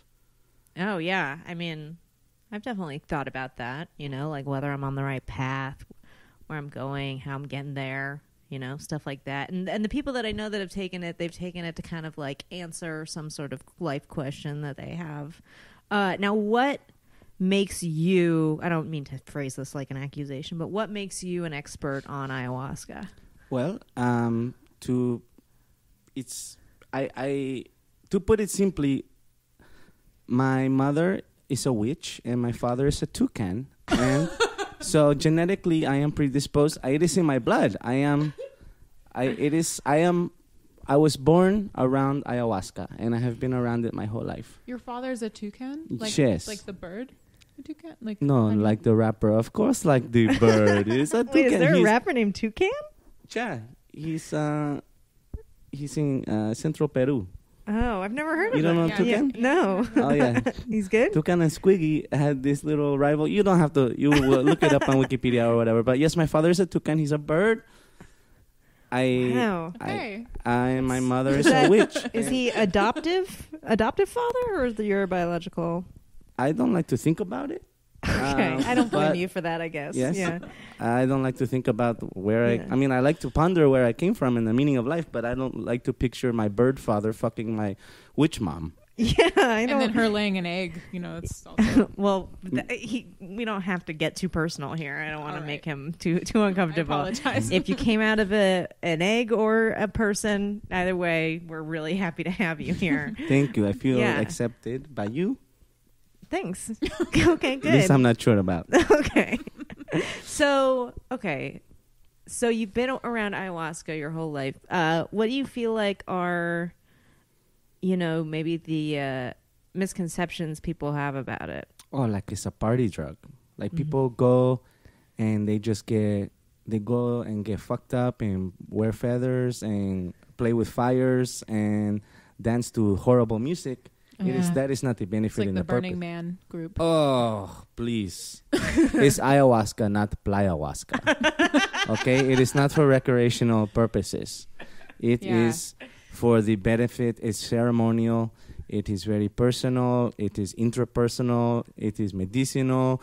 It is multinational. It is a lot of words.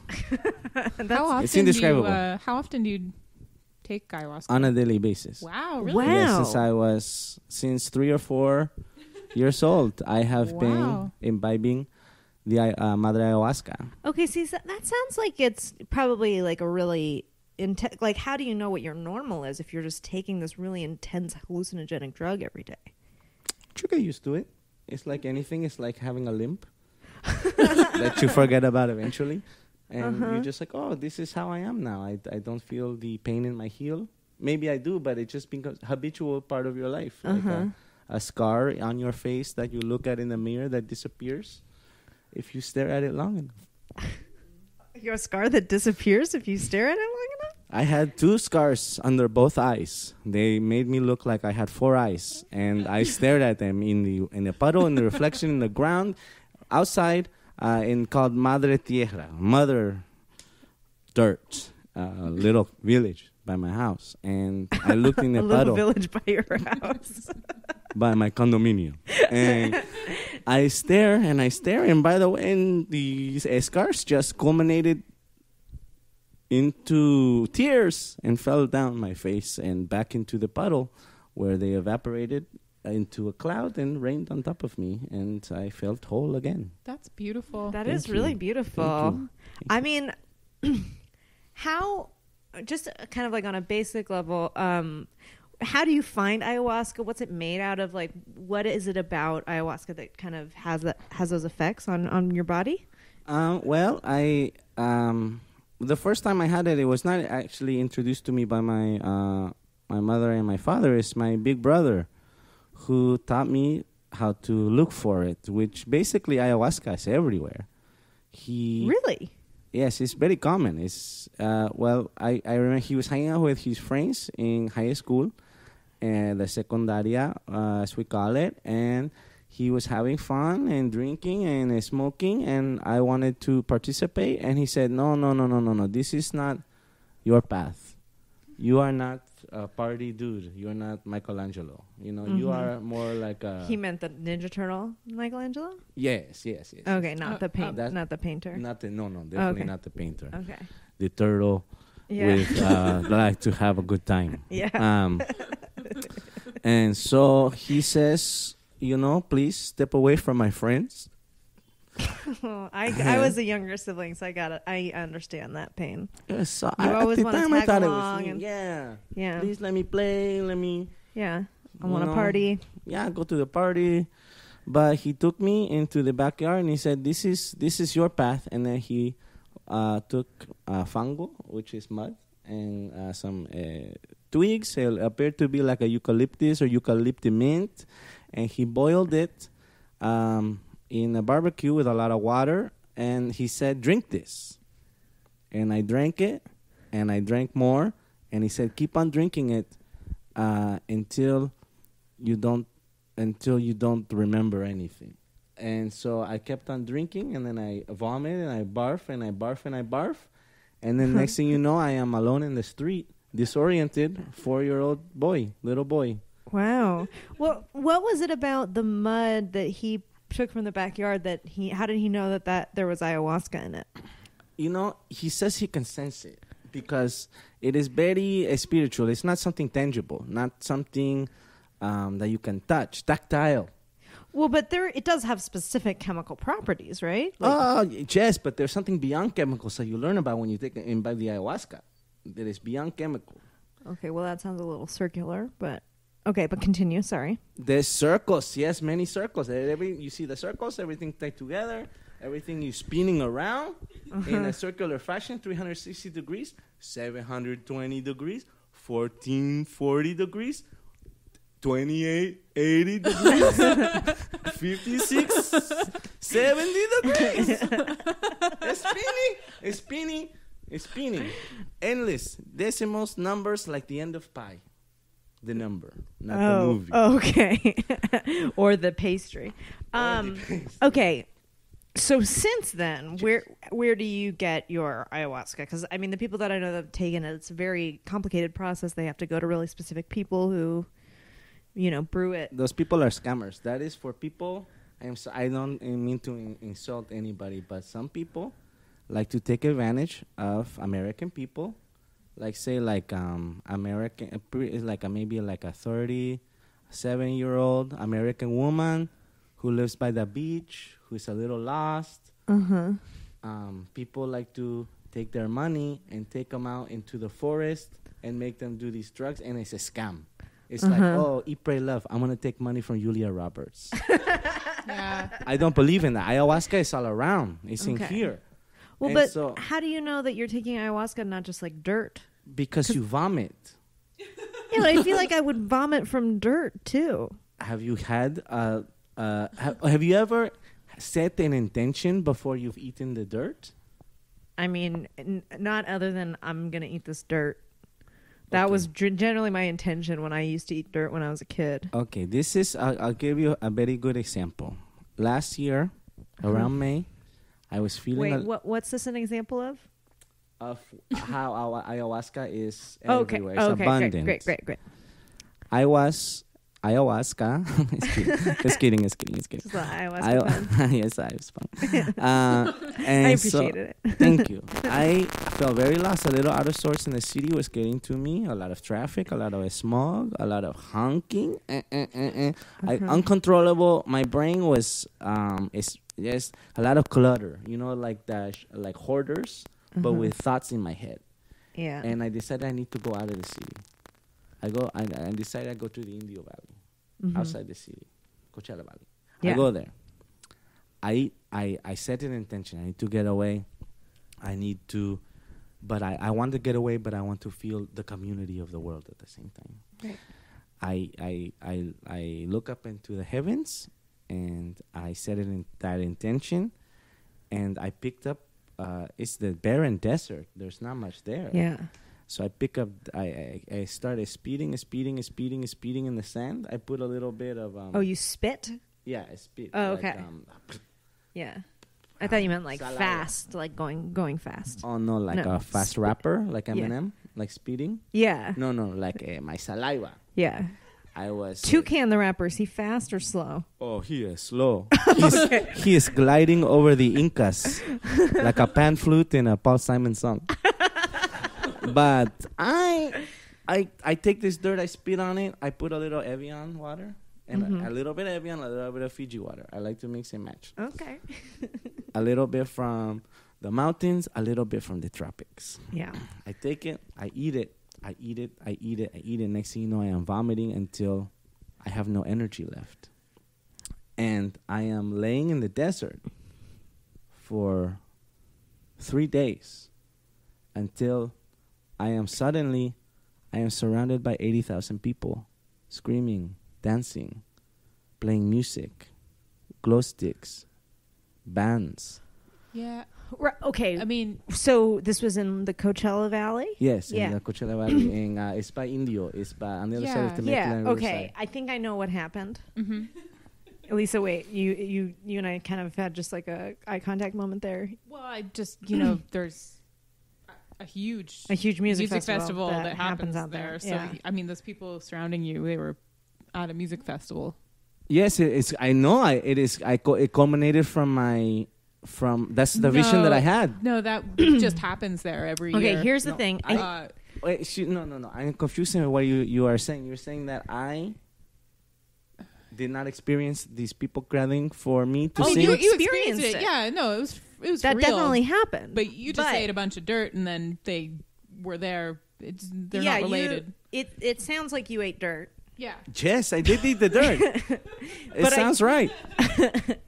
From what I understand, You did not. That's not ayahuasca. Yes.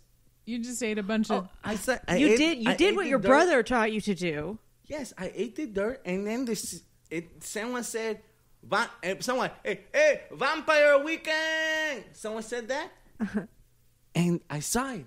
Everyone around me looked like a vampire for the entire weekend. Are you telling me that is? I mean, hullabaloo or no? Well, could you describe what you think a vampire looks like? Yes, it looks like a very tired person, a very young, pretty, sexy, tired person. Yeah, wearing very little clothes. Maybe like face paint, a little bit of face paint. Yeah, like some feathers sewn into their hair. Yeah, like adamant, but like with a new twist. Sarah, did you have any questions? By the way, you've been. If I was going to try this, should I worry about it becoming addicted? Is it an addictive Oh, that's a really thing? good question. Yeah. Is it a gateway? Are you an addictive personality? Very much so. Okay. So I would be worried about that. Yeah. It is a gateway to the terrestrial plane. I will tell you that, but it is not addictive. There is no. It is a psychotropic drug. It is found in your spine. It is the chemical that is released when you cross over to the spirit realm. I've heard that. It's the chemical that's released in your brain when you die, right? Yeah. Yeah. But it's harvested from just any dirt. Yes, I do it every day, but I'm not addicted. I eat every dirt from the ground up or the ground in the desert, in the ground to the beach in Griffith Park. You know that place? Yeah. I ate a little bit. I thought it was dirt, but it was old ashtray from the 1980s. Oh, God. But it still worked. It still gave me barfing, headache, and visions. But I tell you, it's not. I don't believe it to be addictive. Okay, wait. I do it by choice because I prefer to know what it is like to be beyond the human. Beyond the human? Okay, I think I know what you mean by that. You know. Can I ask you, when you ate the ashtray from Griffith Park, what visions did that give you? Okay. I walk, I closed my eyes, and I kept on walking. I saw a Chinese family. Okay. I saw a school, maybe 80 children, smiling, dancing, walking towards a building that had like a tube that shot into the heavens to admire the stars. Oh, so you were at the observatory? That is what I saw, yes. Yeah, but that's there. That's there. That is there. That is there. I know. Yeah. That is a part of my journey. Yeah. Can I ask you, have you ever taken ayahuasca with anyone else? No, never. To me, it's a very personal. It's very temperamental. I would not. It's for me. It's private. I don't want to see. I don't want to scare anybody with how I react. Also, I don't want to take care of you. You're on your own. Yeah. I don't want a baby. And I wasn't put on this earth to be a babysitter. Right. What were you put on this earth for, do you think? I'm still trying to discover it. Yeah. To be honest with you. Just taking so much ayahuasca to try and sort of figure that out is what it sounds like. Yeah. Yes. But I am not quite there, but I am getting there more and more every day. I can feel it. I can feel it in my bones. I can feel it. My teeth they're loose. Yeah.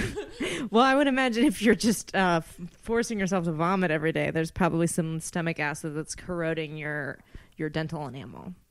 Yeah, if you want to bring science into it, that could be very accurate. I'm really sorry. I did not want to bring science into it, but it just kind of came out. Sometimes it just happens with me. Well, I would ask you, what advice you had for people who wanted to do ayahuasca, but I'm not totally sure that's a responsible thing for me to do. Well, if you feel, you can visit my website or buy my book. They're by the same name as Ask Ayahuasca. It's Ask Ayahuasca? Ask Ayahuasca. It's a question. Any question you have, you go to the blog, you update or upload. If you upload it, but then you can update it too. But just upload your question, and I will try to answer it the best I can. Sometimes I put questions out there for people that are doing ayahuasca. How many faces are in the sky? It's basic stuff for you to ponder through your journey. Yeah. What kind of questions have you been getting? Why this so crazy? That's what I get. Yeah. What do you say to that? Someone said, "What's your problem?" Uh-huh. But that is, I actually think about that when I that is a pretty deep question. Yeah. What is my problem? Yeah. Is it just one? That's kind of like a loaded question. Yeah. Yeah. But then it does kind of force you to think, maybe I'll just narrow it down to one problem, simplify. Yeah. God, that's really interesting. Thank you. See? Yeah. Okay. I'll probably visit the website then. Mm-hmm. I don't think I have any more questions. Sarah, do you have any more questions? You got your. I think I know what it is. Yeah. Well, you're good. Okay. Mm-hmm. Well, that's great. So if people want to find out about you, they go to Ask Ayahuasca. Ask Ayahuasca. Okay. How's that spelled? ASKAAHUASKA.com. Okay, great. It's time now for What Did I Learn? What did I learn? What does it mean? What does it mean? What does it mean? I don't know. We need an expert. We need an expert. We need an expert hour. Welcome to Expert Hour. Very excited about our expert this week. Again, we're staying on theme with our move to LA. Our expert this week is an expert on celebrity sex. That is correct. Ooh. Please welcome Marlene Biscotti. Thank you very much. Thank you for being here. So, what exactly qualifies you as an expert on celebrity sex? I have fucked almost every celebrity you could think of. Wow. Okay, I guess that would do it. So this is not speculative. No, okay. this is real. This is actual experiences described to you in detail. Wow. This is... Oh my God. I'm so excited. I don't know where to start because I'm so curious about so many people. I mean, I feel like I definitely get a sick mind vibe from this crowd. So for sure, there's some people you definitely want to know about. Yeah. Oh my God. Emily, who should we ask about first? George Clooney? Oh, okay. Here's the thing about having sex with George Clooney. Okay, have you ever been able to see what a man's penis is going to be like just by looking at his jeans? Yeah. Yeah. That's like what it's like to have sex with George Clooney. Like you already know what it's like. Does that make sense? Like amazing? Yeah. So it's like it's like you get in there and you're like, could this possibly be as good as I imagine it? And the answer is yes. You know what I'm saying? Like you're looking at his shirt, you're looking at his pants, and you're like, I have a good idea what's going on in there, but I'm definitely going to be disappointed. No, you're not. Honestly, George Clooney, you're not going to be disappointed. Oh, that's great. No, yeah, it is great. I'll tell you that. Is there anyone who really did disappoint you? Good question. I mean, disappointment is a very relative term. There have been people I have been frightened by.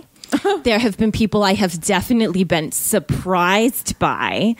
There have been people that I have been, surprised in the good way by, delighted, some might say. Some people leave a nice gift basket, too. Oh, really? Who leaves gift baskets? Tom Cruise. Tom Cruise is a definite gift basket. You wake up in the morning and, it was just it was almost as though we had not had sex. I was tucked so perfectly into my bed. Do you know what I'm saying? I was still in the sheets. I was tucked so perfectly, and then I just turned my head to the side. I was tucked so tight, and I turned my head to the side, and I looked over, and there is a gift basket. Beautiful. Literally everything on Oprah's list for the month. And then underneath it, a personality test. Oh. Did you take it? I did. Yeah. What did you find out? That I'm in the right profession. I'm a manicurist. Okay, guys. Okay. I don't get paid for the sex. Oh, okay. That's just more of a. That's more of a hobby. More of a hobby. Oh. Lisa, who are you curious about? Because I've got a whole list going, but I don't want to dominate. Oh, no, me too. How about John Krasinski? John Krasinski. Okay. Now, here's the thing. You see that guy and you look at him and you're like, oh, my God, what a really nice guy. You know, oh, he's going to be so sweet and tender, sweet and gentle, sweet and nice, right? Right. And you think oh, look at that face. He could never do any harm to me. I have a bruise on my ass from John Krasinski. I'm not kidding. It is the size of his palm. I don't know. I am so turned on right now. He is a shockingly desperate lover. Oh my God. Oh my God. I mean, I feel like you're having it right now. I am delighted. It was a shock. Great. I will say that. Beth, is there anyone you want to know about? This whole time I've been trying to think of his name. Who's the guy who's not free? Give me one description. Keanu Reeves. His partner. Patrick Swayze? No, the partner, the older guy. His cop partner. Oh, I don't remember who that. The meatball sandwich. Busey? Gary Busey. Oh, Gary Busey. Oh my God. I try not to relive nightmares. Honestly, I really do. But having sex with Gary Busey is it's like being in a haunted house that you don't know how long it is. Yeah. Do you know what I'm saying? You're oh, maybe this is the last room. Oh, no, it's not. There's more. They're oh, and now a clown chases me with a chainsaw. It's terrifying. Straight up terrifying. I will say in the morning, he also just left me a nice little chocolate on my pillow. I didn't eat it though. I did not trust him. Honestly, it was a horror. It was a horror house. Having sex with him, it feels like a horror movie, but like a 3.5 hour long one that you're like, is this going to end? Is it going to end? And you know, I don't think that I'll do the best impression that I can of Gary Busey coming, but it's very terrifying. Yeah, please, it's like a.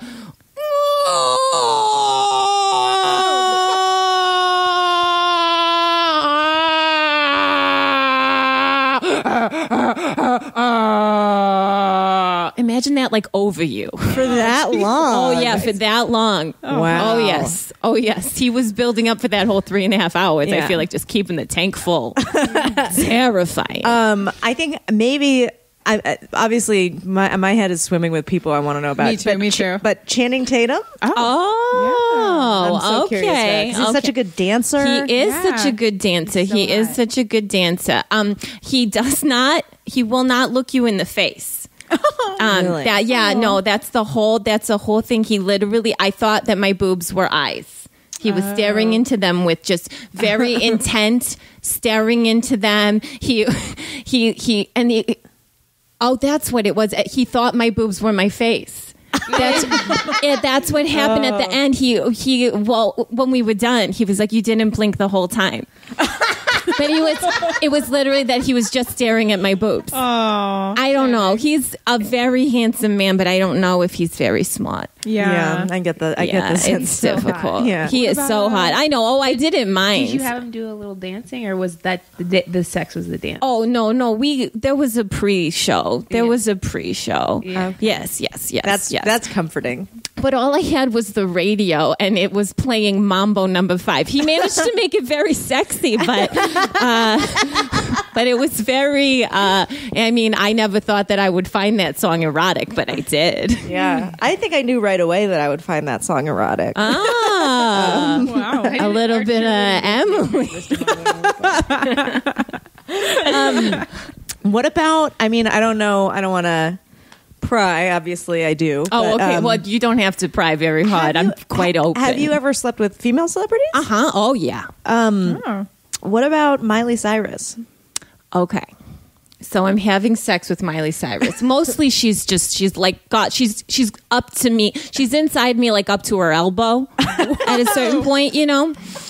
And I start to feel like, I don't know, like this like tickle on the inside of my body. And I said to her, I was like, "What are you doing?" And she looks at me and she sticks out her tongue and she goes, "I'm flipping you off." She was inside of me with her middle finger just tickling my insides. It was effective. It was effective. That's a good tip for people listening. Absolutely. Now, when you go into these celebrity encounters, are you... They go into me, usually. Okay. Right, okay. But when these celebrity encounters sort of happen, are you consciously seeking out celebrities to sleep with to sort of like complete your... It's kind of a thing where it's like it's a word of mouth effect, you know. It's more it all started with Bob Saget, and it's like just from there everybody, you know, he's connected to everybody. I don't think that's a very big secret. It's kind of crazy how much of a trendsetter he is without us like sort of realizing he really has done a lot. He's done a lot for me, I'll say that very much. Okay. Honestly. Are you guys still in touch? Not physical touch, but I feel very emotionally close to him after what we went through. Wow. I'm trying to think who else. I think people would be mad if we didn't ask you about Ryan Gosling. Or Justin Timberlake. Oh yeah, both of those. Or John Hamm. I feel like. Okay. Oh my gosh. All right, ladies. First we'll begin with who we starting with Ryan Gosling. Yeah. Okay. So I'm having sex with Ryan Gosling, and I like start to feel this vibration. You know what I mean? And I'm like, I'm like, oh my gosh, Ryan Gosling, he's a feminist. I thought maybe he brought a toy into the bedroom, something like that. And I look down and there is no vibrator there. He is literally just playing his abs like a washboard and it is vibrating onto me. I'm not kidding. It was a very, very sensual experience. Wow. That. Oh, I did. I enjoyed it. I mean, if you can make your own vibrator out of your body, yeah, I like it. Yeah. I'm okay with that. I didn't realize like he was it. such an innovator. Yeah. Oh my gosh. Honestly. But you know what? Here's the thing. Did not say a word the whole time we had sex. Oh, not a fucking surprising. word. No sounds. Literally, he comes silently. I mean, you could see it in his face that it was about to happen. Don't get me wrong, but yeah, comes silently, absolutely silently. The only thing that we heard the whole time we were having sex was the of him playing his own abs. Wow. Yeah, He was just playing it with his fingers. Oh yeah, with his free hand. Yeah. Okay, wait. So next was Justin Timberlake. The last one I'm curious about is Justin Timberlake. Well, Justin Timberlake honestly just wanted me to lick his pussy. Yeah. I'm sorry. I hate to break it to you. I knew Jessica Biel was into that kind of thing. Yeah, all right. What about John Hamm? Is it true what they say about his penis? Is it really that big? Oh my God. More like John hand and arm. And I was trying to make that into a pun and I didn't. I will say that his dick it's huge. It's giant. It's like as though I want everybody listening to this to look down at their legs and go from the knee to the ankle. Oh my God. And I want you all to imagine that. And then I want you to imagine trying to get that inside of you. Okay. It took a long time, but he was very sweet the whole time. And honestly, okay, so we're having sex, right? And he's over me. And then he just looks me straight in the face and he puts his finger on my lips and he just says, "Don't ever speak my name again." Yeah. He'll play a mind game with you. It was like I couldn't speak because honestly his dick was coming up all the way through my throat. Wow. At that point, yeah, he has a giant dick. That's a true statement. Do the celebrities mind how much you talk about this? Oh, I think that's it comes with the territory. Yeah. I mean, honestly, they know that they're going to have stories told about them. Exactly. It's almost as if they need the press, maybe. Yeah, honestly, I think of myself as just a cog in the PR machine sometimes. It can be a little bit demoralizing because you sleep with these people, you have a nice connection with them, they leave you a nice gift basket. Honestly, I had sex with Justin Bieber. I woke up in the morning. My hair was in the most beautiful French braid you have ever seen. I cannot replicate it. I don't know how. I've been trying to figure it out, I just saying they leave you things, they're nice to you. You think you have a connection with them, but I'm not a repeat offender. I don't go back for more. I'm looking to get in there and depending on, who it is, maybe get out. Are there any two celebrities who fuck similarly to each other? Oddly, Mr. T and Pee Wee Herman. Wow. I know. It's honestly. Do you think that's like an 80s thing? Or? I think it's mostly because Mr. T also it's because Mr. Pee Wee Herman also likes to wear large jewelry during sex. Also, it could also be that they both. I kind of I was having sex with Mr. T and he's over me. You know what I mean? And he kind of he still had his necklace on and kind of whapped me in the head a little bit. Yeah. And I was kind of drowsy for most of it. You know what I'm saying? Oh, and wow, I was losing consciousness? Yeah. That happened, but it was it was consensual. Nothing bad against you, Mr. T, if you're listening to this. Oh my God, that's the last thing he needs. You know what I'm saying? But also, and Mr. T, Pee Wee Herman, because Pee Wee Herman also was wearing a giant necklace as well, but it was made out of like a miniature, it was like a miniature version of his face. Oh, he likes to wear it medallions. Mm-hmm. Okay. Almost like yes. And so that's a very weird thing to have someone's face and then a little medallion of their face also swinging at you while you're having sex. Do you know what I'm saying? Yes. They both fuck like they really want their careers back. I know. It's a sad truth. It's some sad truth. Have you ever fucked Weird Al? Yeah. Oh, what was that like? Oh, of course I fucked Weird Al. We used, it's very strange because honestly, the hair gel that he uses can double as lube. Interesting. So that was like a fun, trick of the trade. I didn't know because I was having a hard time getting wet. I'm not extremely attracted to Weird Al, and he said, "Don't worry, baby, I got this." He just ran his fingers through his hair, just right in there. Very effective. Wow. Very effective, and also I think natural. I didn't have any sort of reaction. Good. That's always good. Yeah. Yeah. I guess I kind of hope people will say something better about having sex with me than I didn't have like a negative allergic reaction. Yeah. But like still not that bad. Yeah. What was like having sex with Beth? I got sick. I got very ill. I'm just saying sometimes people use lubricants that are not natural and that can throw off the pH of your vagina. Yeah. I'm trying to keep my pH balanced. Yeah. Have any celebrities really thrown off your pH balance before? Oh my goodness. Okay. Here's the thing. You have sex with enough celebrities, you're gonna find somebody who throws off your pH balance. I didn't expect it to be John Malkovich, but it was. And honestly, we didn't use any lube or anything. I think it's just the actual like pH of his penis. Yeah. Threw off His my personal balance. body Yeah, his chemistry. personal body He's chemistry. been through some stuff, Yeah. Yeah. Who was I going to ask you about? Oh, I just had it and I just lost it. How's Will Arnett? Oh my gosh. Okay, here's a weird thing about Will Arnett, okay? Will Arnett mostly just wants to he just wanted me to crook my elbow like this so that he could set his dick in it. Like he didn't actually want to have sex, he just wanted to rest his dick in the crook of my elbow. He didn't even fuck it? He just No, rested? he just rested it there and then he came. What? I know. That's amazing. Yeah. What about I have a couple more people just that I've heard weird things about. Kelsey Grammer. Oh, okay. Honestly, He fell. he did.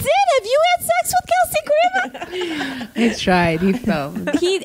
No, honestly, it was very difficult. I felt like I was having to do all the work. He was trying to.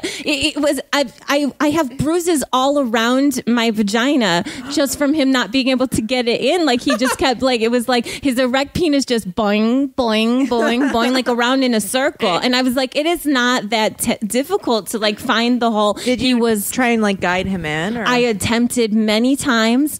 And actually, the thing about it was, though, in the end, I found out that's kind of like what he's into. He just wants to, he likes to almost get there. Yeah. Yeah, he didn't even want, it was a very strange thing. We were both also high out of our minds on cocaine. So it was a beach vacation. Yeah. Quentin Tarantino, I heard, is a big foot man. He's very into. Did you have any personal experience with that? I did not know that I could fit a man's penis between my big toe and the second toe until Quentin Tarantino, if that is what you were asking. Yeah. Yes. It like was a new brand of foot job. Because normally when I give a foot job, an FJ, a faux gel. Yeah. I'm normally what I'm doing is I'm putting, my 2 feet together and then you're using the little slot in between. Like a baby. People at home, exactly. Just picture that. Good. Now, but Tarantino, that wasn't tight enough. Man. And he needed to get in between the big toe and the second toe. He made it work. It was like, it was almost like getting a pedicure. Oh, where you put those little things between your toes. And it ends with a nice moisturizer. Aww. That's our line. That's where the line is. Oh, I'm sorry, everybody. Yeah. Well, we're running out of time. I feel like we have time for maybe like one more. Do you guys have any particular people you're super curious about? Aaron Paul. Okay. Here's a quick rundown of having sex with Aaron Paul. It's very hard to have sex with Aaron Paul just because it's like you respect him. Yeah. You know, like that's I have a really hard time having sex with people that I respect. Oh, wow. And so like when I was looking, I actually was the one who had a hard time having sex with him. He was very down. He was very, oh my gosh, he was very sweet. It was almost like too nice. He was almost like too nice to me. You know what I'm saying? We couldn't even complete because he was like, I respect him too much. Oh, wow. I know. That's So like the rest of the celebrities that you sleep with, just you don't have as much respect I for them. can separate them from their work. Aaron Paul, he is that character to me. You know what I'm saying? nice. And it's kind of like one of those things where it is hard when you spend that much time with someone on a television show. You're watching it. They become a real person to you. You know, most everybody else is just somebody that I can separate them from their work. Yeah. Yeah. Oh, but you know what we did in the morning? He made me made me just a lovely breakfast, though. A very lovely breakfast. What did he make you? He made me pancakes. Oh, that's really nice. He did. He made me pancakes. Wow. In the shape of my name. Wow. I know. That's just a little fun fact about him. It made me like him even more. It's too hard. He's very nice. I know. Oh, I know. I know. He's very nice. Okay, it's time now for What Did I Learn? Does it mean? What does it mean? What does it mean? I don't know. I don't know. I don't know. We need an expert. We need an expert. We need an expert hour. Welcome to Expert Hour. I'm excited about our expert this week. How are you feeling about it, Lisa? Really excited. Yeah. He's an expert on. Now this is weird. Being an out of shape personal trainer. That's right. Specifically, being an out of shape personal trainer. I'm an out of shape personal trainer myself. Okay, I could tell the first part. Yeah. Well, thank you. Please welcome Charlie Marble. Yay. Nice to meet all you guys. You're talking about Garrett Hedlund? Yeah. He's a client of mine. Oh, yeah? Really? Yeah, I train him. Really? Yeah. He's in pretty good shape. Yeah, he's like ripped. Yeah, I know. He's got like the abs muscles, and he's got like good side muscles. So you do know all the names of the muscles. Yeah. All right. Those are the muscle groups. The sides, the abs, abs and sides are most of them. Yeah. The thing you got to know about muscles is they're named by where they are on the body. If you're looking at it from the front. See? Okay, so you have that's why it's called the back. The back? Because it's in the back of you. Yeah. And that's why the front is called the front of you. Yeah. I don't know. Are there front muscles? Is that Of course there are. There's the ab, but I mean, like, but now but they're you guys called are the chest circles. pecs. Yeah, but they have separate names. They're pecs is something a bird does. Okay, fair enough. So, okay. Wait, I gotta confess something. Yeah. I don't train Garrett Hedlund. Oh. I don't train Garrett Hedlund. But were you impressed? Yes. Boom. That's one of the ways to pull off being out of shape personal trainer. Lying? Pretending you have celebrity clientele. Especially like really in shape celebrity clientele. Yeah, oh yeah, choose anybody. You gotta choose. Here's one of my tricks. You gotta choose someone who's like a little bit obscure. Yeah. Preferably someone that someone else has just named 5 minutes earlier. Oh, yeah, if someone else has named that person, use that. Right, but yeah, because then it doesn't sound like you're just bringing it up for no reason, and you could be like, "Oh, that guy." Right. So funny. But people won't press the issue too much because this is a little behind the scenes action. But we spoke a second before we started to hit the record button. Yeah. You couldn't think of a movie that he was in. You thought he was in Pacific Rim. Or I did think he was in Pacific Rim. That's exactly that confusion. Well, that's a distraction. That's the kind of that's what they call magicians call a misdirect. Yeah, a misdirect. So you're also an expert magician. Clearly, no, I'm not. But I'm a pretty good one. Pretty good one. Okay, so let's talk about this. So do you have real clients? Yeah, I do have real clients. You do. Yeah, and that's the thing is I have all kinds of ways to rope them in, so you say. You know, because at the gym I work at the New York Sports Club franchise. So they put an SC, and then whatever branch you work at, those initials go in the front. So I can, like right now I'm working at the LASC. Okay. You can work at the NHSC, the New Hampshire Sports Club. Okay. Wherever you are. Like I'm like an Uber driver for you just for the sports club. Yeah. Okay. And so you get a free personal training consultation, and then I get my clients there, and then I got all kinds of ways to keep them coming back to me, even though I look like complete dog shit. I mean, that is impressive. So, like, this is not a visual medium, right? I'm not sure what the podcast is. People can't see you, but if you want to physically explain what describe yourself, I look like, quick, right? Would that be fair? And you guys feel free to label me as well. I don't have any. I don't have any. I'm gonna follow your lead on this one. Well, my main thing I got is I'm wearing one of these Under Armour shirts. There's a standard issue, and I got one of those bellies, like one of those circle bellies. Front circle. But which I call the pregnant dude. That's my look. Okay. Yeah.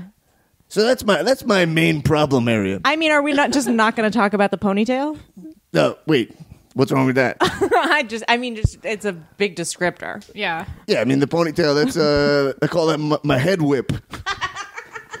Why do you call it that? Because you can whip stuff with it. Yeah. I thought of that before Willow Smith. Did that really burn you up when she came out with that? Yeah, I was making the same song, like a very similar song. I was working on producing it in my basement, and she really beat me to the punch. I mean, these Scientologists got all kinds of access. Parallel thinking, man. Parallel thinking. They got it, but that's neither here nor there. That's true. That's correct. Yeah, so I'm working on a movie where I play the new Karate Kid also. So hopefully no one beats me to the punch there. Yeah, so like the twist in that movie would be that the Karate Kid was really out of shape. Yeah, and also 46 years old. Yeah, okay. So that is also like a real underdog story. Yeah, I mean, think about it. It just adds another deeper layer to it. Is that I'm also trying to pull off being a kid. Not just being a karate guy. Yeah. Karate gi. Right. Even the karate kid gi. thing You see that? Ian guy? Oh, man, I'm fucking hilarious. Wait, in the movie, are you casting yourself as a kid, or it's that you're learning how to be a kid while you're learning karate? The latter. Okay, cool. So, I mean, I wouldn't immediately assume that you don't know anything about personal training just because, there are acting teachers who maybe aren't good actors themselves, but they know how to teach someone how to do something that they themselves cannot do. Well, now you're just doing my job for me. Now you're helping me out. See, you are the optimal candidate. If you just assume that I can do something that I'm not showing you, you would buy if someone was like a dentist with bad teeth. Like you'd be cool with that. It sounds like because you'd be like, oh, maybe he doesn't know how to take care of his own teeth, but he knows how to take care of other people's teeth. Or maybe he's such a good dentist that he can't find anyone who's up to par to work on his teeth. Wow, you're really charitable with those justifications. That's really nice of you. So do you actually know your stuff? I'm just saying I'm open-minded. No. Okay. I do not know my stuff. No, I just kind of. But one of my techniques is I get in there and I just tell them to do something that I see somebody else doing at the gym. Yeah, I tell them, oh, look, that guy, he's doing air sit downs. So just sit down, stand up, sit down, sit up. Dip your butt in the chocolate. I had fun things in there, so I have personal flair. Do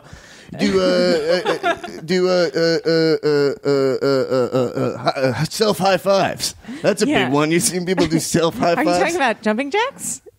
Maybe. I'm not sure. That sounds like a better name. And now, do you tell your clients? Are you as open with your clients as you are here, where you advertise yourself as someone who doesn't know what they're doing? No, I'm a professional. Okay. He's not here to talk to us about how to be fit. He's here to talk to us about how to get away. Yeah, there's a lot of people out there who aren't going out. Right. No, they're not personal training. They want it. It's their dream. It's their goal. It's their vision. It's their everything. And they're not getting out there because they're in bad shape and also because they don't know what they're doing. And I'm telling you that go down to your local NYSC, NHSC, CASC, COSC. That's the Colorado Sports Club. Okay. Wherever you are, you go down to one of the you go down to the Montana Sports Club, and just do it. Just sign up. Just tell them you want to train. yeah, like here, one thing I do.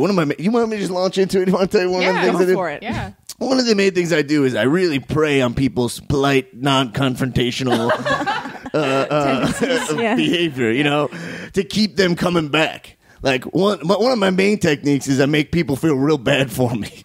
Yeah. So they feel bad firing me. You know, you got to create a buffer zone. I got all kinds of things I tell people that, like, you know, and then here, why don't we do a little role play? Is that want to do a little role play? Sure. Who wants to do it? All right, I'll do it. Yes. All right. So we'll start. All right, that's good. We'll start at the end of we're closing out on a workout. All right. Okay. And I'm gonna lure you back into working out. Okay. For me. Okay. Okay. All right. All right. And 36, 37, 38. Dip your butt in the chocolate. 39. Great job. 39 reps, just like I asked for. I did all of them. Yeah. Awesome. All right. Well, hey, I did all of same them. time next week? You don't seem very good. Oh, man, at I this got to tell job. you. Oh. My kid's foot is real messed up. Oh, man. Oh, no. My kid's foot is... He what happened to your kid? What happened? He was he dropped like a heavy shoe on his foot. Right. And like oh man, it sucks. We don't have the Obamacare because it doesn't kick in. It doesn't. You have to have the internet to get it. So I see. Not really signing up for that. Thanks, Obama. Well, you know, right? Yeah. Sucks, man. So anyway, same time next week. Yeah, no, for sure. I guess I definitely will keep training with you. My mom is tough. My mom is you're a tough customer. I just got to keep going. Yeah. Okay. You know? I'm okay. I got to be a little tougher. Are you sold yet? No. Would you come back? No. Be honest with me. I don't want you. I know you're scared I might hair whip you. But I want you to stay in the role play. Be yourself. Okay, Top of your intelligence. Okay. Okay. All right. So same time next week. Well, these are kind of expensive, these sessions, and I feel like all we did was 39 dip the butts in the chocolate. Yeah. My wife left me. Man. You were just talking, hard. you said expensive, and then I was thinking about how expensive it is to finance have a wife. divorce. Yeah. Right.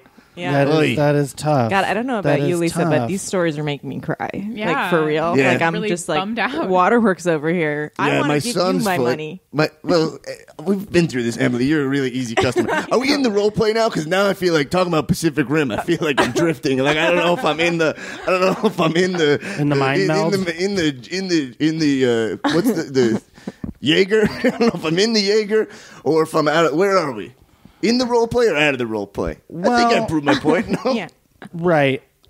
So I don't have to come to the training anymore? Oh, man. Are you just completely heartless that you don't want to... His wife left him. His kid's foot is messed up from a shoe dropping on it. Well... He doesn't have Obamacare. I lost my favorite hat the other day. That's hard. Oh, man. That's hard. It's tough. No, that's hard. It was a really cool hat. It was like one of those fedoras. Ugh. You know what I mean? Like, and I had it Do like you have a Heisenberg. lot of other clients, or am I your only client? No, I get Garrett Hedlund. Oh, well then, I definitely I don't trained want to him. come train with you anymore. I feel like Garrett can He'll cover your costs. Yeah, he's going to cover your Okay, costs. wait. I have... Okay, this went horribly wrong. That's where the lie comes back. That's where the lie comes back. I'm telling you, this works in the world. This guy's a tough guy. He's trying to look cool in the podcast. Well, I was told to be a tough customer. yeah, that is true. To be fair, I actually gave in to you on your first one. Yeah. And then I was told that I was supposed to be a tougher Yeah, I know. customer. You know what? That was my bad. That was my bad. That was my bad that time. Here's a question. What if your customers know that technique as well? The dip the butt in the chocolate. The dip in the butt in the chocolate. No, the way to like kind of use sympathy to get out of a situation. Can we role play that? I'll be the customer. You already know the technique? I think I picked it up. Yeah. Then we go down to my next technique, which I'll try in this. It's called push your friendship real hard. Okay. So you push the friendship to create a buffer. Okay. Because no one wants to hang out with me. I barely want to hang out with myself. So people now you're putting people in the world of double rejection, right? Where you have to say, I don't want to be your friend and I don't want to train you. Yeah. That seems hard, right? Yeah. So let's try. We'll try it. Let's try it. All right. So are we in the first role play still? Because we're in a new role play. Because I feel like I'm in right now in an Inception, like where I don't know where I am in the dream world. I think you're taking the role plays a little too seriously. We're all just kind of talking. Yeah. I'm classically trained, so we didn't say scene. Okay. So it's just scene scene on that one. Okay. All right. But wow, that one got real meta. If you think about it from start to finish there. I mean, the reality was broken there. I don't know. All right, anyway, fine. Let's do the second one. Okay. So I think I need to quit personal training sessions. Wait, did we say lights up? Oh, sorry. Is that how the scene starts? Yeah. All right, hold on. Interior gym day. Action. Okay. So I think I need to quit. You're a real expert. Wow, you're having a lot of fun. Okay. You're having a lot of fun here. Of course you want it. Same time next week. No, I think I need to quit. quit. High five yourself a few more times. Okay, I think I need to quit personal training because my husband was hit by a truck. So I'm going to have to just... God. I have to stop. Oh, my God. Wait, what kind of truck? Like a... I think it was. Oh my I think God. it was a Coke truck. It was full of Coke truck. Coca-Cola. Oh my! This is crazy. Yeah, Santa packs too. My wife got hit by a Pepsi truck. Oh my God! Got hit by, I'm surprised you showed up today. 30 years? No, it was 30 years ago. So I understand. We should really bond over this. You know what? Actually, I got tickets. You were 16 years old when your wife got hit by a Pepsi. Yeah. That's right. That's when I was training at TNSC. You get married young in Tennessee, you know. You know, it was unfortunate, but I mean, I see like now, like we have something seriously in common here. We do have something seriously incompetent. I got. All right. Well, oh God, my training has escaped me. I have to sign up for a language class. Spoken word. Anyway, you know what? I got tickets to Sting tonight. Well, I can't. I got 2 tickets to Sting. You're saying, I mean, not, you know. I'm not saying my husband didn't die. He's alive. Oh. I just have to take care of him now. It's like he's incapacitated. Oh, okay. So we can't hang out tonight. Well, whatever. Then I'll see you same time next week then. Fuck, he really got me. Who are you saying that to? You didn't say scene, so I don't know if you're talking to Lisa here. Oh, I'm another girl at the gym. Oh, yeah. And Lisa's another girl at the gym. We grew up. We went to high school together in this scene. Yeah. Yeah. No, you're talking about the scene in the scene now. Oh. It's unbelievable. But also you are, too. Well, that is true. Oh, God. Like you could say and scene. You want to get out of the scene. That's true. Oh, yeah. All right. Scene. Now I'll respond to you. Okay. Which is that you were right. My technique was off there. My technique was off there. You know what? Why don't we resolve this next week at a training session? If someone wanted to get out of a training session with you, could they just say and scene and then be done? Probably, yeah. I mean, you know, I really respect the theater, you know, and the gym is a theater. Yeah, I mean, it's a form of theater. I don't want to get into that debate. I mean, do we have all night? We do not. We have about 5 more minutes. Okay. But I wanted to bring something up because I feel like a theme is emerging right now, which is it seems like your real passion is not fitness; it is for the theater. Yeah. You know, yeah. Is that a dream that you just never pursued? It's a dream that I did pursue. Oh, really? Yeah, I did pursue. I'm currently working on like a screenplay. I'm working on a big screenplay. Really? It's kind of like my Rocky story. It's like Rocky, but instead of Rocky, he has a ponytail.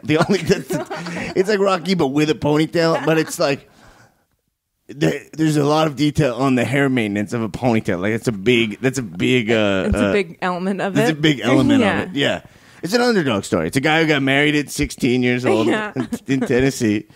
His wife left him, not because of the Pepsi, not because of that. She's alive, my wife did. She left because she said my ponytail was too greasy. She left me for a guy with a crew cut. Wow. Also a trainer? Yeah, but not my kind of trainer. Not a. Like someone who knows what the muscles are really like called. like a guy. Not with, someone who's out of shape. No, like he was like an inch. Yeah, like a legit, kinda. like a legit trainer. Yeah, Right. yeah, Okay. yeah. He's and this is how this guy overcomes adversity. He opens up his own gym and he starts doing plays in the gym. I'm gonna say this does sound a little different than Rocky. Besides just the ponytail. Wait, I didn't get to the Rocky part. I just am saying. I didn't that's great. I'm just saying it's your own thing. I'm just saying I haven't seen Rocky, so I just thought it was about a guy who started doing plays at his gym. No, I didn't get to the Rocky part yet. I didn't get to this. This one is more of a prologue. It has a prequel built in. That was this. I see. Stallone has said in interviews like that. It starts out in a gym. Frank Stallone. Yeah, Frank Stallone. Yeah, Frank Stallone. Anyway, and then he starts boxing. Okay. Then he starts boxing, and there's a local tournament. Okay. There's a local tournament. He joins in on the local tournament. Everybody says you're too old, and they're right. He's failing miserably. But then he's so caught up in training that his hair starts growing. And he's forgetting to cut it. And then he realizes he's winning fights. And he's like, what? What? He's like, what? Yeah. He's like, what? He's like, what? Why am I winning so much? And then he goes back to watch the footage and he realizes that the ponytail in slow motion is acting like another fist. No. Oh, wow. Yeah. And so stick with me. This is brilliant. I'm trying. So he boxes with his arms and a ponytail, and then it propels him to win the championship against Apollo Creed. Oh, so Apollo Creed is in your version as well. Yeah, we got Carl Weathers is signed on. Okay. Wow. Yeah, Okay. and similar to he gets paid. He's very similar to his Arrested Development type personality. Yeah, Playing very so close he's to the kind chest. of playing there. himself. Yeah, so you pay him in stew and and stuff like that. And now, is Apollo Creed also into the theater? Like, is it like that you have to beat him both as a boxer and an actor? Yeah, there's a stage combat section. I thought the answer was going to be yes. There's stage combat, and then there's also legitimate ponytail combat. box. But then Legitimate Apollo Creed, ponytail he starts combat. growing his own ponytail. Oh wow! And then it becomes an even fight, but I still win. Well, I don't know about you, but I'm ready to sign up for next week's session. Yeah. Same time next week? I think same time next week. I'll be there, but I Yeah. won't be in the session. I'll just be at the gym. Yeah, my friend from high school. Right. Lights up. Yeah. Well, it's time now. Well, do you have any parting thoughts you want to leave? We have to wrap it up here. I think I said everything I meant to say. I think I nailed it. I think I did a great job. I think so too. That all sounded very meticulously planned out. We got a real one-take Tony on our hands. Yeah. That's right. One take Jake. That's what they call me. Really? Yeah. Well, that's so. Well, we only have enough money for one take. Yeah. Because we're just in the movie that you're Kickstartering. making? So yeah, if you can check Kickstarter- us out, Kickstarter.com/Rocky with a Ponytail. Okay. And you can donate there. How much money are you can come trying by to the gym. raise? What's up? How much money are you trying to raise? Trying to read, we're trying to get like $12,000, something like in that zone. That's less than Joja Mamet asked for her music video. So I think you might make it. Oh, she's on board. Oh, she is? She's an investor? She's on board, yeah. You train her, right? She's one of your clients. Oh, you're catching on. You see, I did my job, and need I say more? If I was a rapper, I'd drop the microphone right now because I really you've been served. Yeah. Okay, it's time now for What Did I Learn? Yay. Yay. What does it mean? What does it mean? What does it mean? I don't know. We need an expert. We need an expert. We need an expert hour. Welcome to Expert Hour. Our guest this week is an expert in, it's kind of like a branded expert, I guess. Yeah. In the Mountain Dew lifestyle. Please welcome Philip Hightower. Did I say that correctly? That's right, Philip Hightower. How's it going? Thanks for being on the show. It's like Philip without the H, you know? Yeah. Oh, yeah. Did Philip. it used to have an H in it that you got rid of or no? You know what? Who can even remember? Good. I was Wow, guessing you were hopefully so laid you. back. Yeah, no big deal. Well, thanks for being on the show. I'm really interested in hearing thanks about for having me. the lifestyle of Mountain Dew. Right, because some people think like you just do the dew all the time. You just like drink dew. That's not. Is that what doing the dew means? You just drinking it. Do the dew, like the traditional sense of do the dew, like you'd find in a Mountain Dew commercial, means to drink Mountain Dew. Okay. But the lifestyle encompasses so much more than that. It's not just about Mountain Dew or Mountain Dew Code Red or Mountain Dew Live Wire or Mountain Dew Voltage or Mountain Dew Whiteout or Mountain Dew the Darth Vader flavor that was out during the release of episode 3 of Star Wars, you know? Yeah, it's not just about that. What is it about? You know, just like kick flips, nollies, 450s. Are those what are those? Those are just tricks I do like on a day-to-day, you know? Like skateboard tricks? Skateboarding? Yeah, board tricks, whatever you want. You could do like a 180 without a board. You just got to jump and then sort of flip around in midair and then land in the opposite direction. You just did a 180. Oh, cool. And that would be part of the Mountain Dew lifestyle. Yeah, just like a small aspect of the Mountain Dew lifestyle. Okay. So is there like a community consensus, would you say, about what constitutes a Mountain Dew lifestyle? Well, you know, it's a rather small community. I'm like the forefront of the duology. I'm like the biggest Dunasewer that the world knows today. And real quick, I am not an employee of Mountain Dew. Yeah, I was going to ask if you're sponsored by them or no. No. I'm just my own dude. Just Pill. People call me Pill. My friends call me Pill, so you guys can call me Pill. Okay. I just live in the Dew lifestyle, you know, jumping out of planes, jumping onto trains, a lot of transportation stuff, you know. Yeah.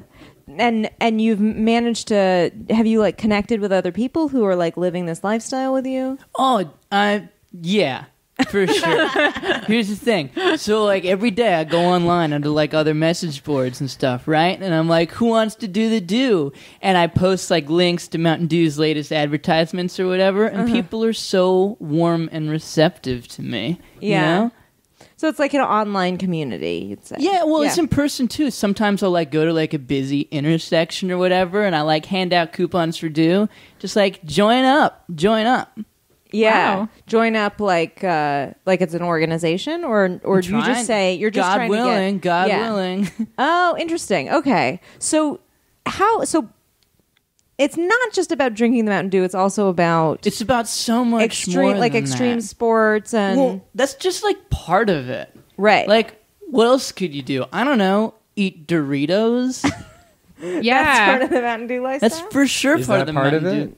Yeah, it's a major part of the Mountain Dew lifestyle. They made Mountain Dew flavored Doritos for real. No, for a couple months. Are you serious? Yeah. It was a secret flavor that you had to guess what the real flavor was. Answer, the Dew. Was it good? That sounds terrible. It's not relevant super how traditionally good the chips were. Okay. I guess that's why they were only available for also, a few taste months. is subjective. I think that's what Taste this is episode totally is about. Subjective, you know? Yeah. I think that's Doritos' like slogan. It's subjective. Right now, I feel like you guys are being rude to one of my preferred brands. Doritos? No, Yeah. I would I join love up Doritos. just for Doritos. All right. Yeah. Okay. So you have multiple preferred brands, but like Mountain Dew is kind of the top of that. Yeah, if it's a pyramid, like Mountain Dew would be like the pharaohs standing on top of the pyramid. Oh, wow. Okay. Yeah. What other brands make up the pyramid? T-Bell, Doritos. What else we got?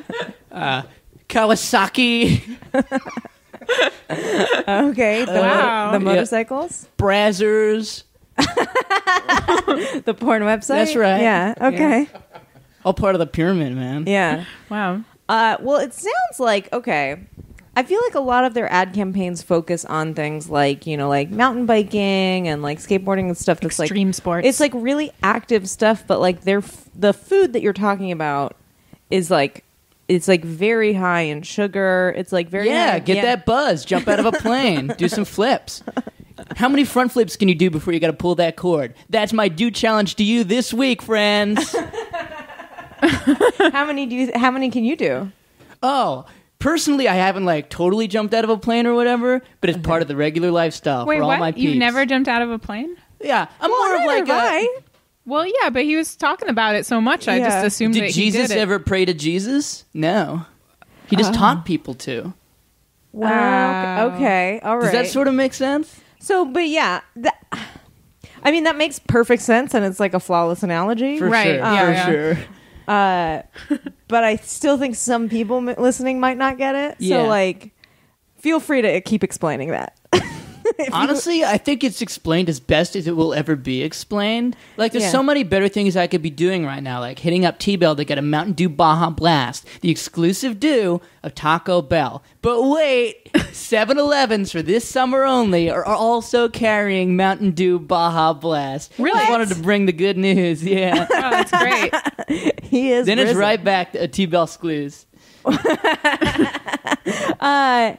I have a question. How are you financing this lifestyle? Oh, you know, a little bit here, a little bit there. I have I don't have, like, my parents don't support me. Maybe parent company doesn't support me. No way. I'm like, I guess I'm like a nomad, you know? Yeah. Yeah. You kind of like move around a lot? Yeah, like sometimes people tell me I need to move to like spread my message to like different cities. Uh-huh. Who tells you that? I guess I shouldn't really. Oh, I'm sorry. Wait, it's not PepsiCo. Okay, that's all that really matters. It's not PepsiCo, owner of Yum brand foods. Yeah, your Taco Bell, your Mountain Dew. Yeah, so they're not paying you or telling you what to do. Is what you're money's so not important. All you need is, I don't know, $1 a day buys you a 2-liter of dew. Is that's not enough to live on though? Well, like, what are your priorities? Like I would like to, you know. Wait, pretend it's a pyramid. Okay. Who's standing at the top of the pyramid? Me. Your number one priority is yourself? Yes. Selfish. Selfish much? I'm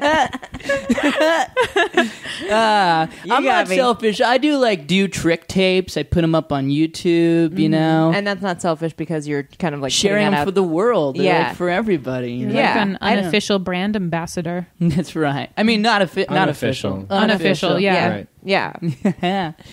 Well, for listeners, I guess, who maybe this lifestyle seems too awesome, or just like a little foreign to them, like people who've never drank Mountain Dew before. Where do you think non-Americans? What's like a good way to sort of like ease into it?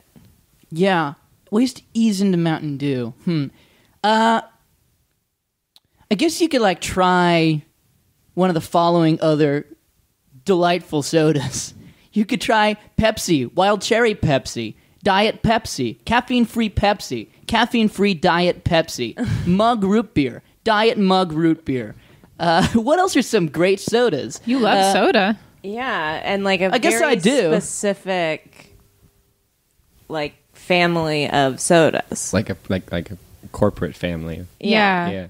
Guys, you're harshing my buzz way too hard right I'm now. sorry. I mean, they might all just be available in the same place that he shops. Yeah, you know how like movie theaters only have like Yeah. one kind or another. Oh man. Are there other like is Mountain Dew the only soda you've ever like really been crazy about? Did you go through phases of other sodas or snacks or things like that?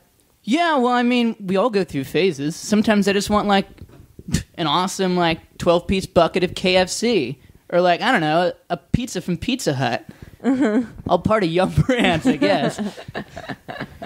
Well, they are called Yum for a reason. Yeah. Now, good for my tummy. Speaking of that, creepy.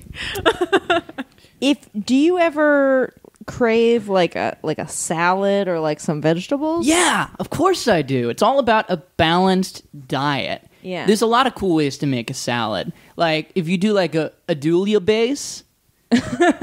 Did you say a Dulia base? Yeah, like instead of a Boulia base, it's like a Dulia base, right? You use like Mountain Dew. Yeah, you know it. Yeah. Okay. And then what? Then I guess I would do like a pop shove it on my board. Maybe like a 540 McTwist. I can't do a 900. That's only for Tony. God bless you, Tony. Wait, but when did you make the salad in this scenario? When did I make a salad? So you don't... Yeah. It's a weird question. No, I mean like... Whenever I'm hungry for salad. All right. Where are you from? Oh, originally? Well, me as a human being, I was originally born in Las Vegas, Nevada. What other way is there to interpret that question? I guess a concept. Yeah. The concept was born in the concept was born in the back rooms of the PepsiCo Corporation. Oh my, wait. The concept of you as a person? Yeah. Are you admitting that? Jesus Christ. Let him get it out, Okay. I think. I don't have much time left. They're going to find me. I'm mic'd up, not just from you guys. I'm mic'd up everywhere. They know where I am at all times. They know what I'm saying at all times. Who does? Who the fuck do you think? The Pepsi Corporation. I had a girlfriend. 3 years ago, I had a girlfriend. I haven't seen her. They just make me go from city to city to city. Just talking about Mountain Dew? The Duniverse, they call it. What's going to happen to you if you stop? I only know through veiled threats. They're going to re-educate me, they said. Uh-huh. Yeah. They said that they have ways of making me learn to appreciate the Yum Foods brand and corporation. They said that they'd take my son. Oh, my God. Yeah. Why do you think they picked you? I'm just the gullible little shit they found on the street. I just moved to Hollywood trying to make a name for myself. Yeah. And they said, "Do you want to be a spokesperson?" And I thought that's an amazing opportunity. And I mean, you're really good at it. Thank you. If it makes you feel better. Thank you. Up until this part, I've been totally convinced. I know. You're really selling me on that lifestyle. I'm gonna get Doritos after this, anyways. Yeah, I love Doritos. What's to stop you from just, like, hopping on your Kawasaki and, like, heading out of town? Yeah. I don't own a fucking Kawasaki. Oh, I'm sorry. I don't even have a car. They took away everything from me. I'm not a man anymore. I'm just Philip Hightower. Wait, so do your friends not call Wait, you Pill? what? My friends all call me Pill, you know. You know what it's about. My bros, sorry about that. I was just going through, must have been a bad trip. We like drugs, you know? It's part of the Do lifestyle. Is that officially part of the Do lifestyle? No.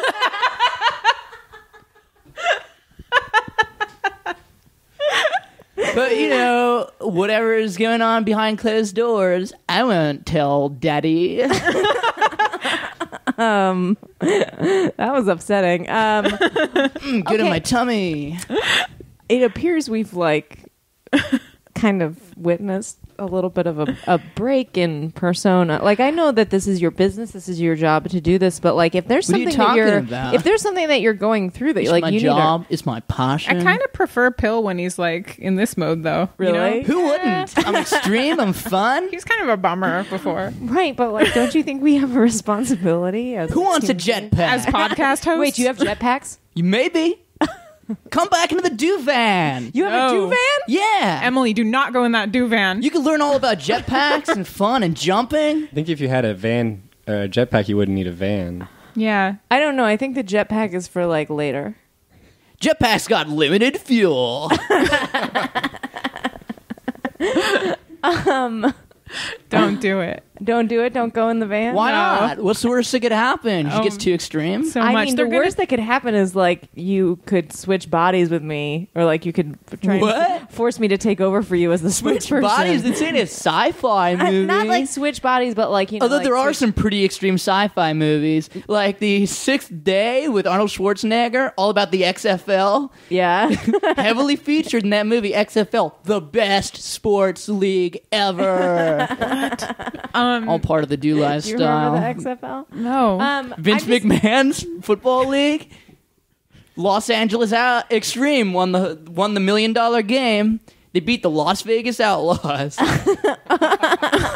What were some? Do you remember what some of the other teams were called? Because I know that. Well, He Hate Me was the most famous player. I know that. It was called He Hate Me? Yeah, because you could put whatever you want back in your jersey. So it's like a real due choice to like open it up to whatever. Like, not just your last name, whatever you feel. So one dude put He Hate Me on his back. And what else was there? Wow. Yeah, Tommy Maddox was the MVP. Okay, wow. You know a lot about the XFL. Well, yeah, it's got extreme right in the name, you know. Yeah. Part of the do lifestyle for sure. I was wondering, like, is it part of the do lifestyle to have a family? Yeah, I've got a million brothers and sisters all around this nation, the do nation. Right, but do you have any kids? He mentioned one earlier. Yeah. Oh, you're triggering him. No way, bro. No way, bro. Don't want to get tied down. Don't want to get tied down. What happens if I need to catch a wave all the way to Korea? Like, I don't need to have a kid. I got to support. What if there's a wave to Korea? Are you going to flee to Korea? What are you talking about? Anybody could catch a wave anywhere, even to a place with no like real sanctions or like cooperation with North American companies. Okay, this guy's a minefield. Yeah, we're Whoa, out of time. Pretty extreme. I don't know how to leave this with you, because like, do you have anything? Could you recommend anything to our listeners if they want to get into the Mountain Dew lifestyle? Yeah, for sure. Yeah. If you want to do the do, I guess the first thing you want to do is put like aluminum foil all over your windows, right? And then disconnect your TV and throw it out the window. And then you'll be part of the do lifestyle in a minute, man. I'm gonna go ahead and recommend that you don't do that. Kill me. All right, that about wraps that up. Kill me. Yeah, kill me. Yeah. I don't know if you can make that into like a show. It's time now for What Did I Learn? What does it mean? What does it mean? What does it mean? I don't know, I don't know, I don't know. We need an expert. We need an expert. We need an expert hour. Welcome to Expert Hour. Very excited about our expert this week. Kind of weirdly appropriate to what we've been talking about so far. His name is Leroy Hams, and he is an expert on extraterrestrials. Thank you for having me. Thank you for joining us. Thank you for coming. It's been very difficult for me to get any time in the press, and all I'm looking for is a chance to say my story. And so I appreciate the time. Absolutely. Well, Sure. let's get right into it. Mm-hmm. What would you say qualifies you as an expert in extraterrestrials? Is it something that you've studied? I certainly didn't wish for this expertise. It was thrust upon me by the experiences of my life. I just have witnessed an extraordinarily high number of encounters with extraterrestrials. I've seen them.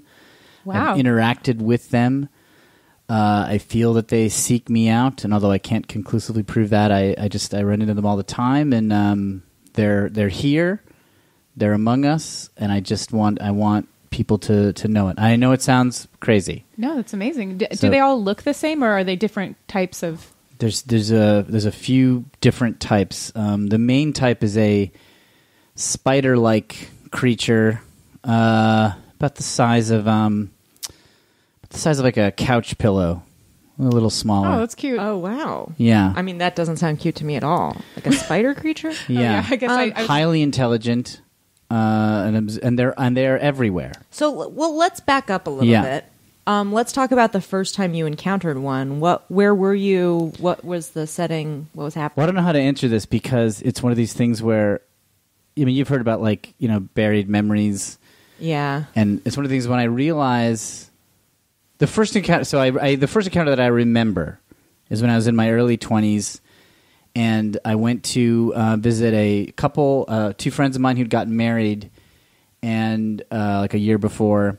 And I went into the back of their house, and in one of their rooms was one of these spider creatures. Oh, my God. Yeah. And they didn't know about it. Only I could see it. And I came running out. There's a spider creature. This time actually I didn't say anything to them. I was so scared of it that I was scared to even say anything. Yeah. And then I realized, I've seen these creatures before. Huh. I've seen them before my whole life. So they're called tarantulas. What's that? Well, no, it sounds like what he's talking about is bigger than a tarantula. Much bigger than a tarantula, and different colored, lighter colored, more orange and peach colored. Sounds pretty. Is this a specific alien that you're an expert of, or is it of all aliens, like the more classic gray aliens? I've never encountered the gray aliens. Sure, yeah, I know what you mean. That's like the cool stoner skateboards they'll have like. Yeah. I've never encounred them. I feel like that might like be a a myth. Hoax or something. Yeah. Yeah, I Okay. think that's just kind of like a. I don't think it's a hoax. I think what it is it's there's a theory that it's an evolved version of a human many generations further ahead time after traveling?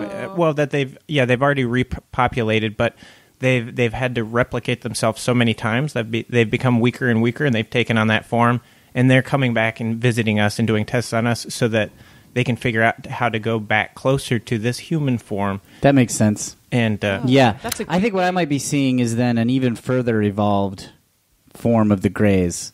Yeah. Like these are small, peach-colored spider-ish.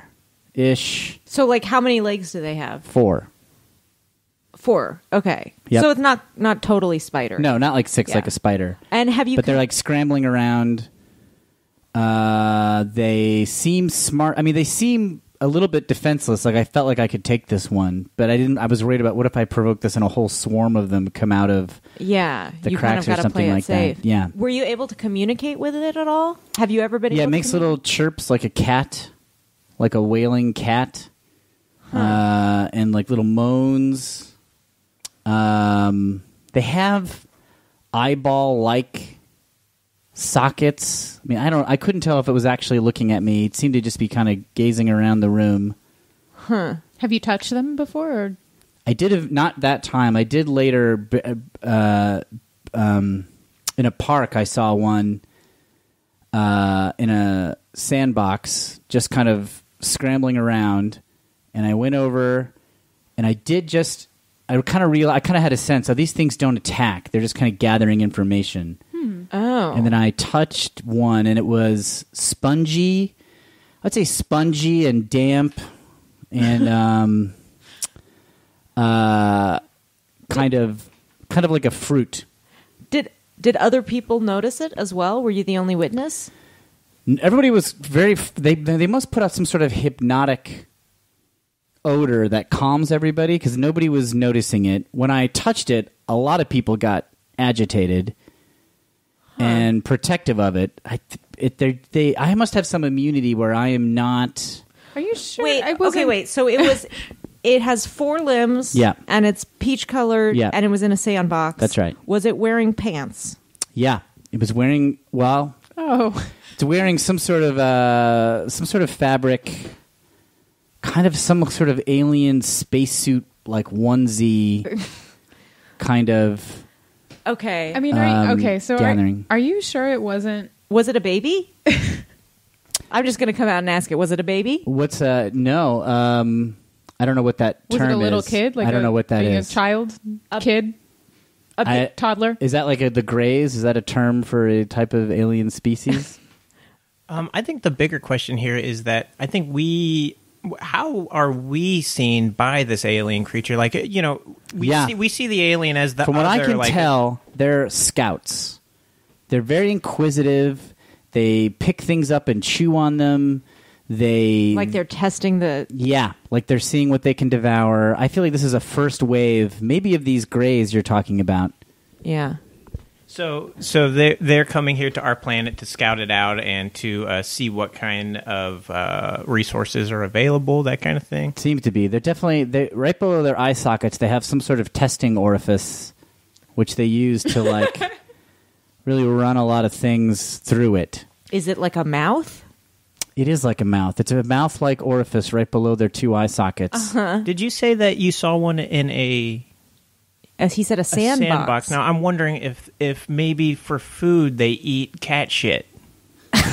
Yeah, that seems likely. Because this was basically like they found a huge litter box in this park. That's like a pretty good guess. Yeah. A pretty good What wild else? guess. What else would an alien be looking for in a And on this planet, there's a lot of cat shit. It'd be a good place to come. Yeah. If you were on a planet that was surviving on cat shit and you were running out, Earth's not a bad place to come. Yeah. Yeah, we've got This a lot. couple that there's two friends of mine from college who got married. I just felt so bad for them because this thing had taken up in their home. Maybe like a year after they got married, like in the back of the house, had just like taken up residence, and they were basically under its spell. Did they have a party for it or anything? Oh God! I mean, again, I didn't say anything because that was like the first one that I remember. Because then I can remember seeing many more in the past. Yeah. That I had not paid proper attention to. But this time, because it had kind of like invaded your friend's home, you were sort of like, how insidious is this thing? Now, I understand you've written a book. Yeah, it's called In Plain Sight, and it's all about these creatures. And it's the warning, basically. I mean, look, I say I'm an expert because of my personal experience. I'm not a scientist. I'm not like a weapons manufacturer. I don't have the technology necessary to battle these things. Right. You know, I feel like I don't know what powers they have. They certainly have some kind of hypnotic power. Did they seem hostile or? Yeah, I'd say hostile. Definitely demanding. Yeah. Yeah. The people around it that are in its spell, they just this thing's number one. Yeah. You know what I mean? Like it takes over their That's so minds, creepy. and all they do is worry about these little spider creatures. I think this holiday season, perhaps you can get your friend one of those Ghostbusters-style backpacks full of roach spray and just spray this motherfucker. I've thought about it. It seems like people don't want to harm the aliens, though. He's saying they're hostile. He's saying they're hostile. I say spray him. I thought about it. I once brought. It's funny you say that. I once brought a can of Raid to a wedding of my cousin. And there were these spider creatures all basically at this one table in the back. They all kind of herded in the back with their little hosts. But then I realized, I think there's some kind of symbiotic link where if I harm the little spider creature, my aunts and uncles and cousins who were busy, serving it would somehow be damaged. Like until I learn how to break that link, Yeah. I think I can't attack directly. Wait, so I don't know how to put this. Where do you think they come from? It's a great question. I assume Jupiter. Because the heavy gravity of Jupiter, I think, would make them powerful. They would have like enough strength, but here the lighter gravity of Earth, they're little spider shells. Was Jupiter the one that they said isn't a planet anymore? Was that Jupiter? Oh, no, that's Pluto. Oh, Pluto. Yeah, Jupiter's like the biggest planet, I think. So that one's still a planet. Yeah, that one's still a planet. That's going to be the last one. I mean, well, this podcast isn't going to come out for a few weeks, so as far as we know, it's still a planet. Things might change between now and then. Is it like one of those ball of gas planets? Or It is. It's pretty gassy. Yeah. I have a second type of extraterrestrial creature that I have found. Oh, yeah. Let's hear about this. Okay. This one is even scarier, I think. It's more in. Okay, so it's like insect-like also, but not like a spider. It's like some elaborate cricket. Can I say something? Sure. By the way, the first one that you described doesn't sound that spider-like, but continue. Because it doesn't have 6 limbs? I assume that it's mid-growth. 8 limbs, but yeah. Oh, spiders have 8? Yeah. What has 6? Insects. Okay. God, I hope I got to re-release my book. All right, so continue the second time. That's the problem with print right there. Yeah. Yeah. You can't edit. Well, I insisted on printing these so that they would have some legitimacy because I wasn't getting a lot of reaction from publishers. Yeah. Oh, so you self-published. I did. Yeah. I thought it was important enough to get it out there. We get a lot of self-publishers on our podcast. We do. I was just thinking that. Martha Stewart showed interest in my book but I think she thought it was some sort of parody and then stopped returning my email. Not her representatives. Oh. I never dealt with Martha Stewart. Okay. Well, so the second type of alien that you saw? So there's, instead of ant-like limbs, now correcting myself, they travel around on discs, these sort of like whirling discs, and they also have a human host to power them. They seem to be made of like aluminum or steel-ish, some sort of alien material that's aluminum or steel. Uh-huh. There's a lot of tendons that attach the two discs, and rubber components, and they... I think it sounds like it's a bicycle. Yeah. You guys have seen these? Oh, I Yeah, didn't know you could hear me. It just it sounds a lot like it sounds like a bicycle. Yeah. Do you know what a bicycle is? Well, I mean, I know what these things are. Is that what we're called? See, I didn't know these terms. Are humans riding them, sort of? Yeah, I assume these humans get attached, and they just give up their power for these creatures. They are just like sacrificing their own bodies to power these. They use their legs to power bicycles. them? Yeah. Huh. If I could just chime in here, that's actually called a tricycle. A tricycle. Yeah. Oh, really? Are you sure? How many wheels did it have? The ones I see have 2 discs, but I wouldn't two tricycles. Yeah. These tricycles are really they're something else. Now, Because the little ant creatures, they just kind of emit some hypnotic cloud, but the people seem still to be able to do independent action some of the time. Yeah. But the tricycle hosts, they're fucked. I mean, they're just like attached, and I guess they just keep going until they die. Have you ever confronted the hosts of Oh yeah, all the time. I scream at them when they come by. I'm like, free yourselves, I'll say. Or like, overpower it. I say, you don't have to do that, you know? Uh-huh. And what kind of reactions do you tend to get? Nothing. I mean, they're obviously they're sedated, or they're like... They're going pretty fast too, right? Yeah, I don't even know if they hear the whole sentence that I say, but... well, this is Los Angeles. One guy called me an asswipe, and I was like, oh great, he's totally now victimized by this disc tricycle creature. Here in LA, an easy way to stop them is to just run them over with your car cycle. But I don't want to hurt the humans.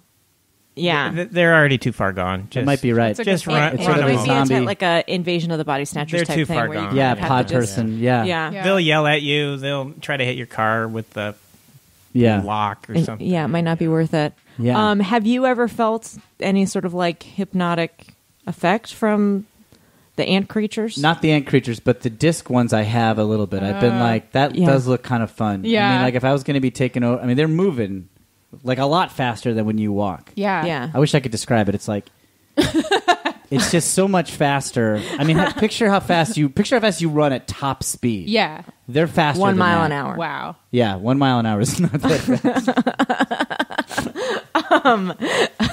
Well, okay.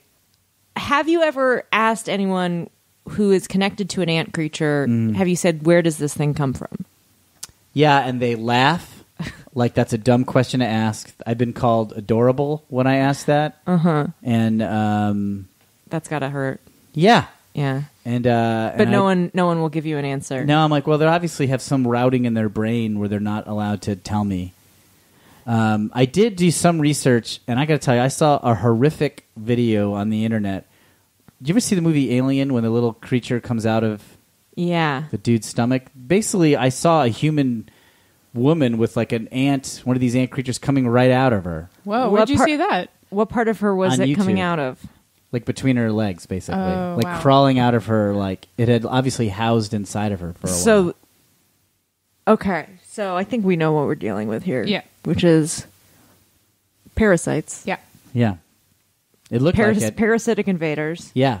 I was like, God, Alien went soft on what they showed. Like, that's not even as bad as what it is. Yeah. Alien, like, dumbed it down. Yeah. Because in Alien, they don't want it to happen, which makes sense. Yeah. But the videos I saw, everyone is super excited. Huh. To have, like, basically a monstrous creature crawl out of the inside of you and then run your life. I mean, it doesn't make sense to me. No, I don't get it at all. It's nothing. Like, I don't understand how you could get so. Me either.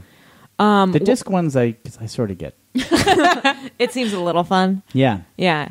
Now, what has the response been like to your research? Well, it's better than I first assumed. I mean, I felt crazy when I was telling people, and people are responsive.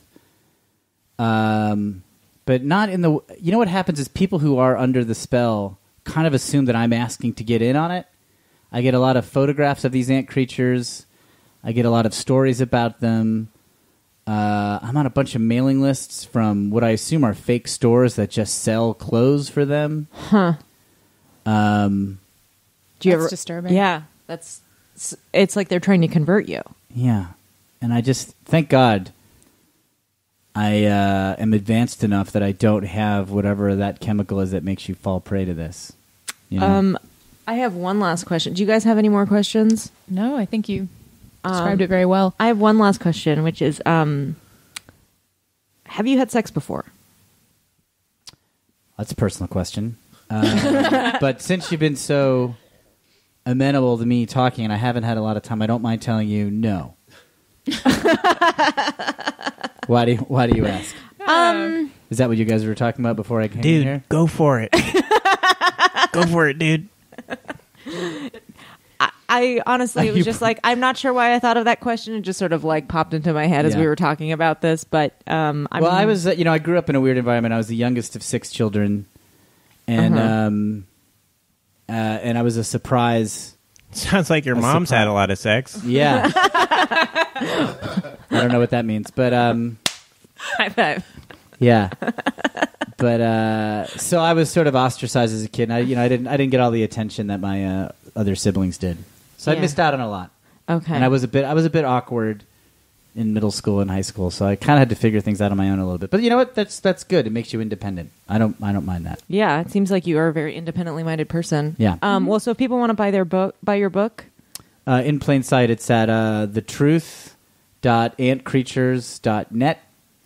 And there's a downloadable PDF.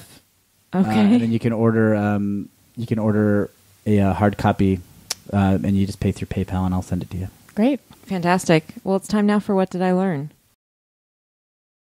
What does it mean? What does it mean? What does it mean? I don't know. We need an expert. We need an expert. We need an expert hour. Welcome to Expert Hour. So excited about our expert this week.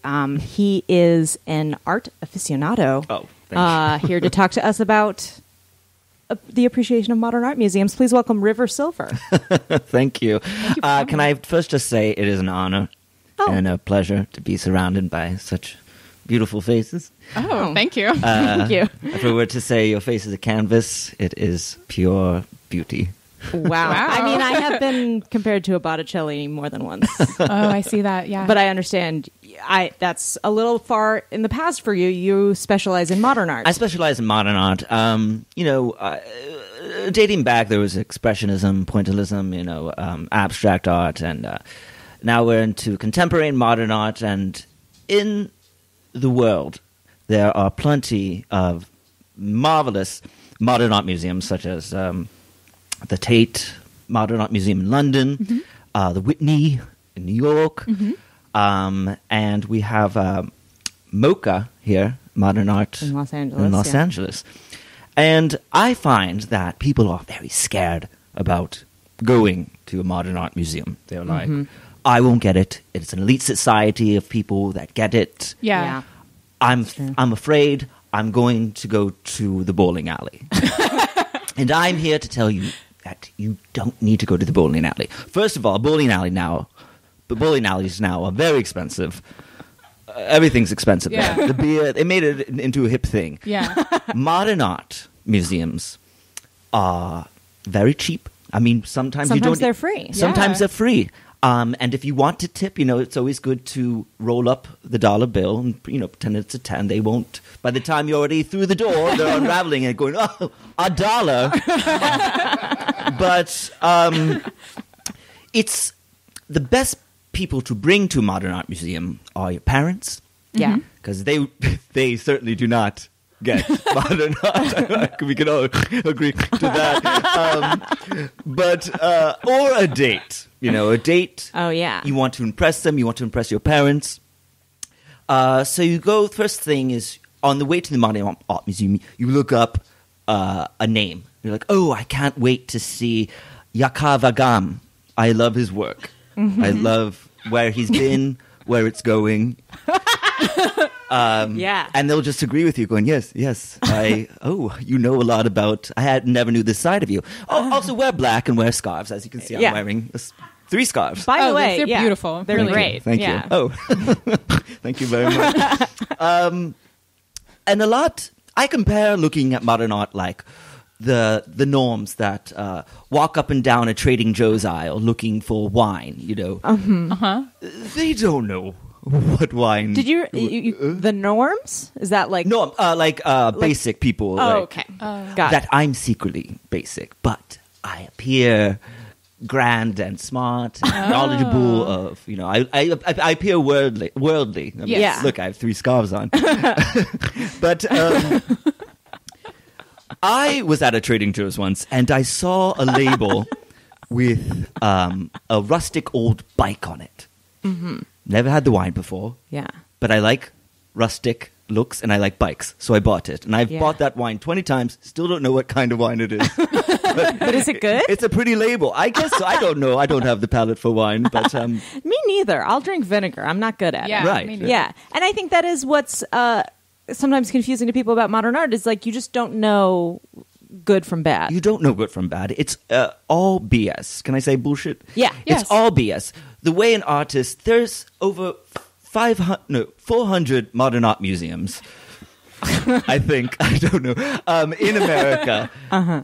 Do you think there's really all those artists understand what they're doing? It's all about BSing their art, explaining it into some, the reason I did this stroke is because of the nighttime.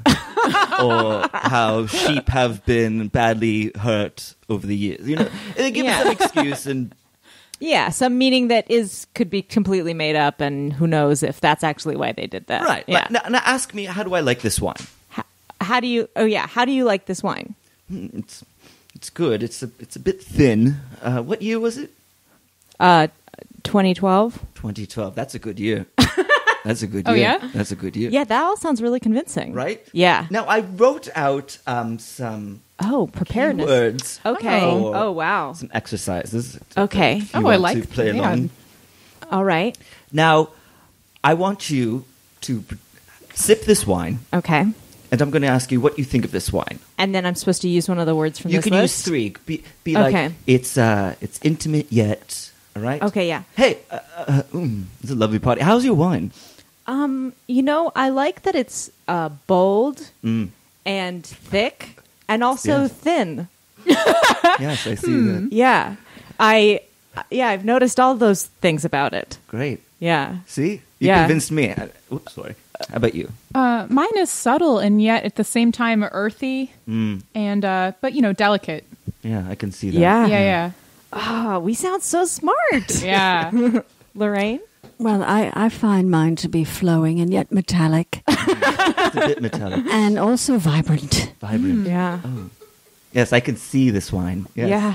Mm-hmm. Now, It's isn't that silver looking to me, but Yes. Yes. Do you know that 99% of the people that go to wine tastings use this list Really? of words? Yes, and they make it all up. They palm it. Mm-hmm. Yeah. Right. Yeah. Yes. Just hold on one second. It hits you? Yes, it is really strong. Would you say it's pale? Absolutely, but tan as well. And you don't have that on the list. No. It's peeling a bit. So, what is the connection there, do you think, between wine and modern art? It's just over the art has always been expensive. The art collectors collect very expensive artworks, and the bigger the painting, the more expensive or the better it is, because who's going to have room in their apartment or house to fit that big painting? A very rich person. So and rich people have vineyards, and they drink a lot of wine and have wine tastings and look at art. So it's a very elite. It's a high status sort of thing, like a first class sort of thing. So people just shy away from it, and it seems unapproachable. Unapproachable. They're both things that are basically bad experiences that people pretend to like and to know how to talk about. Yes. I'd say. Yeah. So how did you get interested in art? Because it sounds like you're not passionate about the work itself. No. I think my favorite artist is Bob Ross. I mean, there's but do I own a Bob Ross painting? No. Do I buy prints of modern artists and frame them in my house? Yes. That's But I got into it. I just recently, when I graduated college, I went to an art show. A professor was showing some of his art, and I went, and they were handing out wine, and I was like, "Oh, how much is this wine?" Like, "So no, it's free. It's for the gallery show." I was like, "All right," and these beautiful people, wearing many scarves, were looking at this art and saying things like, "It's bold," or "the brushstroke," or "I like his use of heaviness." Things so out there that nothing solid. And you thought, I could do this. I could do this. Yeah. Yeah. So I thought, I looked at, my first taste of it was these 3 words, which you should live by going to any art gallery. Okay. You look at a painting. You study it. You cock your head to the side. You don't get it at first. And then, I get it. Yeah. Maybe you have to look down and then, oh, yes, I get it. Mm-hmm. It's marvelous. So there's a sudden moment where it clicks for you. You click. Yes. You can't just walk into a room and be like, oh, yeah, I get that, because they won't believe you. Yeah. You have to look at it. Oh, my God.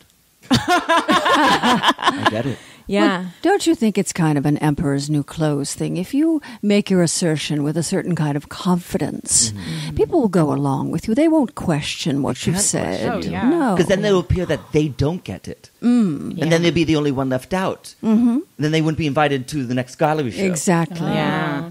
I always feel like a fraud when I go to galleries with my friends and I'll be walking through and I'll realize I've lost them because they stopped to look at a piece. Oh, yeah. And they're still looking at it. So embarrassing. And then I'm like, oh, right, I was going to come back to this one also. But I put a pin in the Kandinsky over there. Yeah. But I had very strong feelings about the things in this room. Right. You feel bad that you didn't stare at that painting for as long as they did. Yeah, because I'm like, what did I miss? And I was an art history major.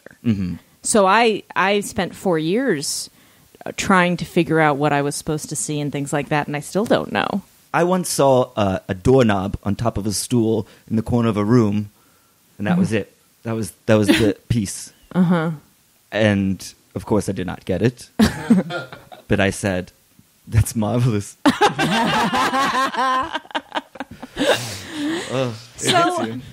So, I guess one of my questions I have for you of about 300 is that why don't we just sort of, if everyone doesn't get it, which seems to be the case. A study shown that 99% of people don't get it. Oh, really? Where? Who published this study? Jacques Merton out of Oxford. That sounds real. Why don't we just drop the facade and say, let's stop doing this. Let's just go to the water slides or whatever. Because it's a club. It's a secret society. Behind closed doors, us art aficionados all laugh at the people outside the doors. That are looking in through the glass, being like, I want that life. I want to be them. If you guys listening at home can't see, which you can, he's miming banging on a window. Yes. Yeah. And it's just a great secret society, and everybody wants to be part of it. And if we let the secret out that all art is fake and bullshit. Do you feel like publicly coming on this podcast and talking about it in this way might be doing just that?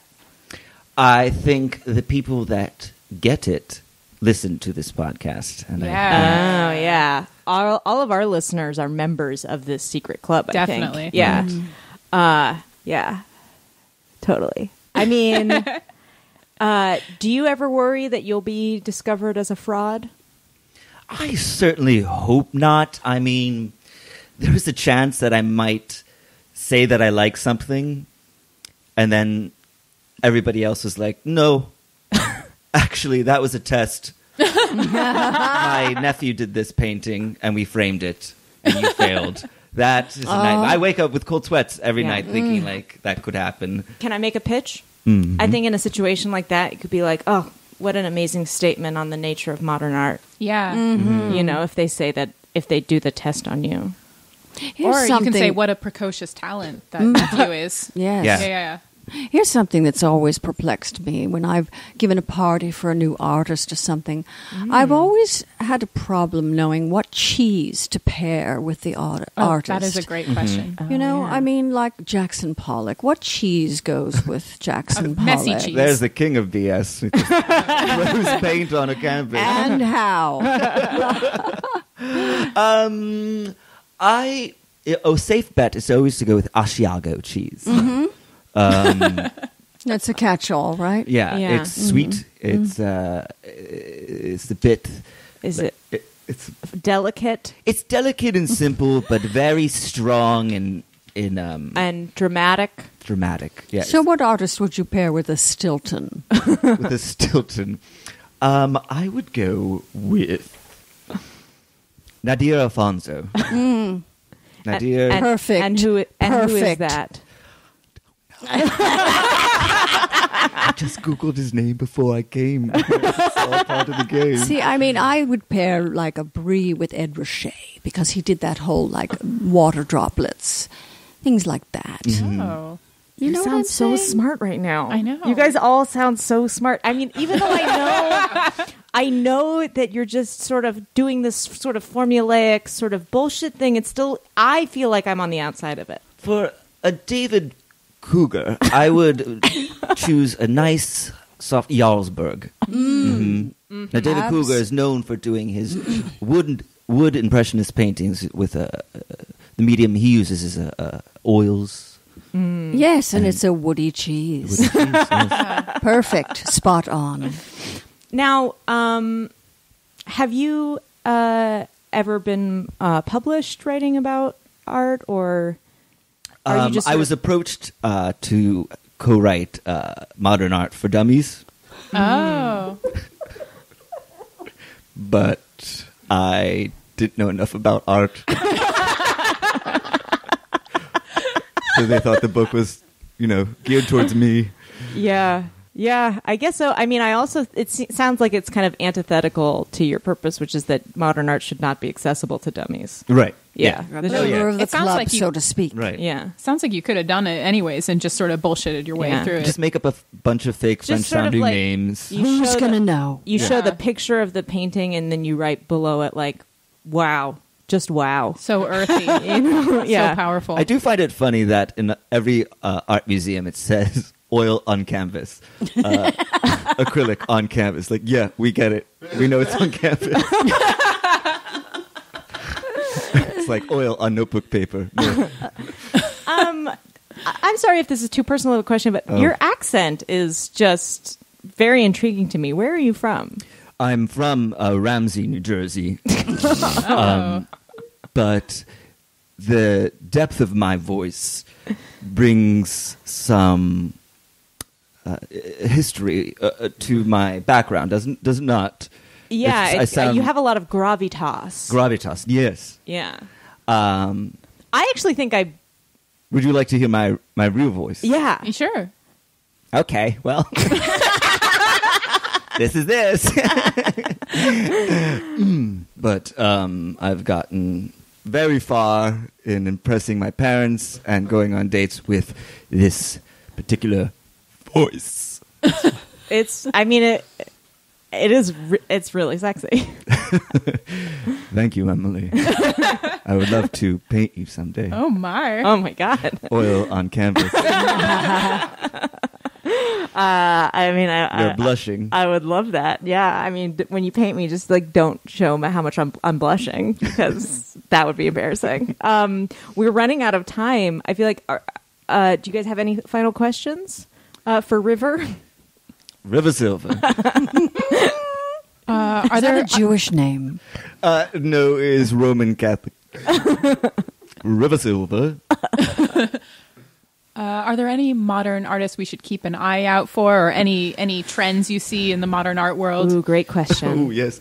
I'm seeing a lot of circles lately. Circles. And, yeah. I'm actually drawing a lot of circles. I'm coming out with a new T-shirt clothing line. Oh, you do art as well. Yes. Yeah. And it's my T-shirt clothing line is called River Silverware. Oh, that's great. That's great. It sounds like forks you found in a river. Right. Yeah. It's actually close. A lot of people have been coming to my website looking for forks and knives and spoons, and I'm like, no, I have modern art T-shirts. Well, if people want to find out more about your work, so they can just Google River Silverware. River Silverware. Great. Not silverware found in a river. Okay. I'll type all that in. Yes. Okay. .com. It's time now for What Did I Learn? What does it mean? What does it mean? I don't know. We need an expert. We need an expert. We need an expert hour. Welcome to Expert Hour. Oh my gosh. Very exciting expert this week. She is here to talk to us about fantasy fiction and more. Please welcome Margie Donk. Hello. Hi. Thank you for coming. Hi. Oh, thank you for having me. I'm Margie Donk. Hi hello. there. Hello. I'm Emily. That's Lisa. Emily, Hi, I'm Carl. Lisa, and Carl. Nice to see you. Yeah. Oh, my ex-husband, he had a friend named Carl. That's how So- how was that guy? Was he an alright dude? He was fine. He used to fix my car for free. That's very nice. That's yeah. great. So let's get into it. You Okay. are an expert in fantasy fiction. Yeah. How would you define fantasy fiction? Fantasy fiction is a fiction that involves things that you would fantasize about. Oh. So, yeah. So anything pretty you've broad. ever... That's a broader Right. definition than I would have thought. Yeah. Well, exactly. And that's why people are... whenever you hear someone say, I don't like fantasy fiction, what they're saying is, I don't know what that is. Yeah. I do hear You people know? say that a lot. Well, Yeah. right. Sadly. Right. Fantasy fiction is whatever you have ever fantasized about ever. Oh, So, wow. That's right. Oh, that's could be sexual. Could be, horrible. could be just a nice day. All of that's fantasy fiction. Yeah. Oh. Okay. That's a wider category than I originally thought. Yeah, I thought it was like dragons and wizards Yeah. and like No. Certainly that's people's concept of fantasy fiction. Yeah. And absolutely there are tons of great books that deal with dragons and wizards and lions and different types of birds and like all the different kingdoms and all of that. Yeah, oh sure. But, just think of it. There are books about space. We consider that fantasy fiction. There are books... Oh. Okay, yeah, I would consider that just sort of like science. I don't reading. really ever fantasize about space. Yeah. But I would start. Some people I feel definitely sorry for do. you, sir. That's right. I fantasize about it all the time. is science fiction a part of fantasy or is that its own thing? Yeah, science fiction isn't real. It's all fantasy fiction. Okay. Yeah, all of it. So is science fantasy. fiction, it's not the subject matter isn't real. The actual genre is The not genre real. does not exist. Okay. And I'm humiliated and horrified that so many people think it is a real thing. Oh, wow. Science is a discipline in and of itself. And therefore, science fiction, that's like saying history music. It doesn't make any sense. That makes sense, yeah. That makes sense. That comparison actually makes it very clear. Yeah. Well, thank you so much. Although I think history music is a thing. But Right, like historical know. Well, music. Like folk, the study of folk music. It's just old music. Ethnomusicology. Yeah. Or historical musical. But I don't know anything about music. Right, I right, don't right, claim to be an expert on music. That's fine. That's fine. So, Thank you for being honest. So what fantasy fiction do you tend to favor? well, here's the thing. I really like to just kind of run the gamut. For myself personally, as an author, because I do write fantasy fiction. That's great. That's right. I don't just read it. I'm a voracious reader. But as far as the kind of fantasy fiction that I like to write, I will write anything from wizards and monsters and goblins to, a new airplane, like a brand new fancy type of airplane and how people learn to use it. Future fantasy fiction to continuing on and adding volumes to already written fantasy fiction. Oh. Yes. So okay. I So really kind of just like kind of fan fiction, sort That's of. right. Yeah. That's right. So yeah, let's talk about that. So I'd like to hear more about that airplane. Oh yeah. Well, yeah. Let's talk about the airplane for sure. Okay. So you've written about like a futuristic airplane? Yeah, I did. Well, I couldn't quite get that novel to jump up off. You couldn't the get off the ground. ground? You beat me to it. Okay. Now, as a writer, I'm no stranger to puns. But so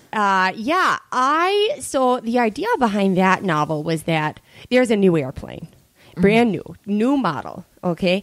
And inside it's like state of the art. There's all this fancy machinery and computers and all of that. And it's like, this is way in the future. This is a million years in the future. Oh. And it's brand new. And the government has just released it out in the marketplace. It's starting to get used commercially. And you find out that the airplane runs on human blood. Oh, I love that. What is the name of this book? It's called Up in the Air? No. And that all Okay. of that ends. Right. That ends with a That's- question mark. Yeah. So I know. Up, question mark, in the air question mark. Do you think maybe the failure of No, this project? period. Okay. Yeah. Do you think Wow. maybe the failure of this project might be based on the title at all? Or title not is important, not as important. Not as I mean, important. who judges a book by its cover That's true. anymore? Like You that shouldn't do saying, that. You that saying shouldn't do is that. so famous at this point that I feel Right. like everyone obeys It's ingrained. it. Yeah. Yeah. So yeah, it turns out it runs on human blood, and That's then right. people are mad about that, I guess. Yeah, people are upset, and that's as far as I got. That was chapter 63 when I made that big reveal. Oh, wow. And then I've just kind of hit a block with it, I haven't been able to figure out, so now what? Right. You know what I mean? Yeah. So, yeah. The fuel is people. Mhm. Is that maybe? I don't use know that line or- reference. Okay, never mind. I don't. Soylent Green. Yeah. Let's- Soylent Green. Oh, it turns out everyone's eating people. in It's that a book. movie about like people. There's like a futuristic food source. It's part of that non-existent genre, science fiction. Yeah. Oh, then it doesn't Oh, exist. right. Yeah. Right. Then nobody's ever read that. Now let's talk about the continuation of existing series that you've been Yes. doing. Okay. So what series have you added on to? So I have written for you. Everybody's familiar with the Twilight Saga, Yeah. right? Yes. Now, traditionally, that is 3 books. Yeah. Okay. Now, however, I took it upon myself to write 99 more books. Wow. Oh, wow. So prolific. That's right. I'm Yeah. very prolific. Very That's ambitious. Yeah. You know what? I wake up, I sit down at my Dell computer, and I pitter patter away on the keys until sunset. Wow. Wow. And then I take a break, and then I go back and do it again till sunrise. You've already written the 99 books, or? Oh, yeah, I've already Okay, written. so they're Yeah. done. Yeah, they're done. Right, I'm right. having trouble finding a publisher, but Right, I know that there's a huge fan base out there that's just hungry. Well, I for know. that. It would seem. That's how 50 Shades of Grey started. Exactly. It started as Twilight fan fiction. Yeah. Oh, yeah. So what? I mean, I don't want you to spoil it for anyone who might be wanting to read it. But what happens in your continuation of the series? In my continuation, the very next novel in the book, Edward and Bella die. Oh wow! Jacob dies. So books. So there's like Book 97 books without Edward and Bella. That's right. Okay. And without Jacob, and without the whole Von Trapp family. Oh wow. Yeah. Yeah. Okay. So from The Sound of Music, the Von Trapps from The Sound of That's Music. what I was assuming. Yeah. Okay. they do make an appearance, Okay, but that's good. later. That's in book 73. No, I meant Edward's family. I can't remember. The Cullens. The Cullens. Right. Thank you, not the Von Trapps. I'm not familiar with Twilight at all. Are those just all the main characters? Yes. Pretty much. Pretty It much. kind of revolves around It's like a them. love triangle between Bella, Jacob, and Edward. Oh, okay. And then So they're all dead. So they're all dead. They die in the Right. first chapter. Okay. Okay. So then you the just kind of first go from there. And then yeah. Yeah. So who do we meet new characters in this series? Yeah, you do. So most of those people die in that first chapter. Yeah. Chapter 2 starts, it's a million years in the future. Oh my gosh! You almost You know what? could I have didn't just see that. written your own thing. Yeah, I didn't see that coming. Yeah, actually. this is. Yeah, it's strange to put But it it's under the context. Right. Yeah, right, I guess right. so. Yeah, It's in that world. You need to That's know right. that a million years in the past there was this love Right. triangle. Oh, That's right. right. That's Right. exactly right. Yeah. Okay. And so we're a million years in the future, and it kind of revolves around a new planet that's just been discovered. So it's not even on That's- Earth. That's right. It's not the on books Earth. are not terrestrial based. No. Okay. No. Are there like vampires and werewolves? No, it's more Neither. There's neither of those. Okay. Those things, like, it's discovered in chapter 2 that none of that is real. Yeah, there we go. Wow. And we're a million years in the future, and there's a new planet that's just been discovered. And the planet is like state of the art, high tech machinery, high tech computers. And you find out I think I see where this might be going. that planet runs on human Oh blood. my god! You know what? Whole planet. I'm so glad that it does. So, yeah. So anyway, and then the following, 95 volumes deal with the fallout of that, and then every now and then I do a couple volumes on a storyline, and then I decide, you know what? I'm tired of this. I'm going to reset. I'll kill off all the characters. Okay. And how many times would you say that happens? 25. Okay. All right. 25 times. So you got a lot of fresh material coming Absolutely. in once everybody Yeah. dies. But I it's would still imagine. Twilight. It is still Twilight. It's still Twilight. Can I ask? I think it's probably nighttime by this point. I would say it's probably in the middle of the night at least. Can I ask? How do you kill off your characters? Like, how do Edward and Bella? Yeah, I would like to know Jacob that. die? Question. That's a great question. So here's what I do. I'm a very blunt writer. Kind of like Hemingway. That's right. Okay. I don't dance around. I don't use froofy language. I don't. My vocabulary is actually very limited, so it's a You know the lot word of the froofy, same so that's words. good. I Yeah. do know froofy. Yeah, don't yeah. know how to spell Well, it. yeah. It's kind of an onomatopoeia. Yeah. That's right. So this is how I do it. I write a line. Like, this is exactly how I took care of Edward and Bella and all them. First line, first chapter. Okay. Edward, Bella, and everyone else is dead. Wow. Just right to it. Yeah, I just That's say not froofy at they're all. dead. Yeah. Did you And I- explain why? Or? No. Oh, okay. Oh, wow. No, the first chapter is only one sentence. Okay. That actually kind of makes it pretty, So we're kind of left hanging. It's Right. like, is it natural causes, or do Yeah, they kill what each other, happened? or like? Well, right, because they're vampires Right. Yeah. and they can live forever. Oh right? yeah. So the first chapter is one sentence. Yes, right. Okay. Yeah. Okay. It's important to, and this is what I wanted to talk to you guys about really, is establishing yourself as a writer, establishing your voice. It's important to, have your own style when it comes to how you structure your chapters. That's great advice. Yeah. You're right. And your volumes and all that. It's you're right. important to have your voice. Do your chapters tend to be that short? I like to switch it up. Sometimes I'll have a chapter that's 250 pages long. Oh wow. That's been the most I've had, and then sometimes I'll have a chapter that's just one word. An example of that would be in chapter 80 of that 5th volume. The word is okay, and then that's it. And that's it. And that's all you need. It's a nice little, as a reader, it's a nice moment to be like, oh, that's it. That's all there is. You know? Okay. Yeah. Right. Okay. Okay. I thought the word was going to be blood, but Yeah. No. just jumping ahead there. How do you find your voice as a writer? I think that we probably have a lot of listeners who are aspiring to be writers. Yeah. Oh, wonderful. First, you got to get a Dell computer. That's been the biggest asset to me as far as developing my voice. Really? Yeah. Yeah. I mean, I feel like every time you kind of mention computers, your eyes sort of light up a little. Yeah. bit. Yeah. Yeah. Oh, I love them. I love computers. Dell is a great brand. You got to get virus protection. You got to get a browser. All right, Yeah. You need a That's desktop. a lot of information on your hard drive. 99 volumes. Do you back up your work? No. Okay. Okay. That's good to know. That Good seems to know. dangerous. The Dell, you may think, oh, it's just a computer, but no, it's got a whole wealth of storage on there. You gotta get folders on your desktop. Yeah, you have to. You have to get virus protection. I know I've already said that, but that's so important. Download some games if you want them. You know what I mean? So computers are so helpful as far as finding your voice. It sounds like it, yeah. Dude, you're getting a narrative voice. Because of the the motto Dell is... computer. The Dell the I've commercial. never seen Okay. television in That's- my life, that's- so I don't know wow. any of that. Well, let's talk about the project you're currently working on, because I understand you're very excited about that. Very excited. It's a series of novels I've written entitled This Dark Earth. Ooh, I like that title. Yeah. Thank you.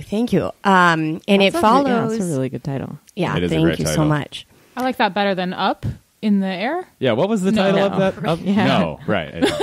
But you do repeat that title in your head, and you're like, Actually, what's the tone of this? You know, the more I repeat it, the more I like it. Oh, thank you. Up in the air?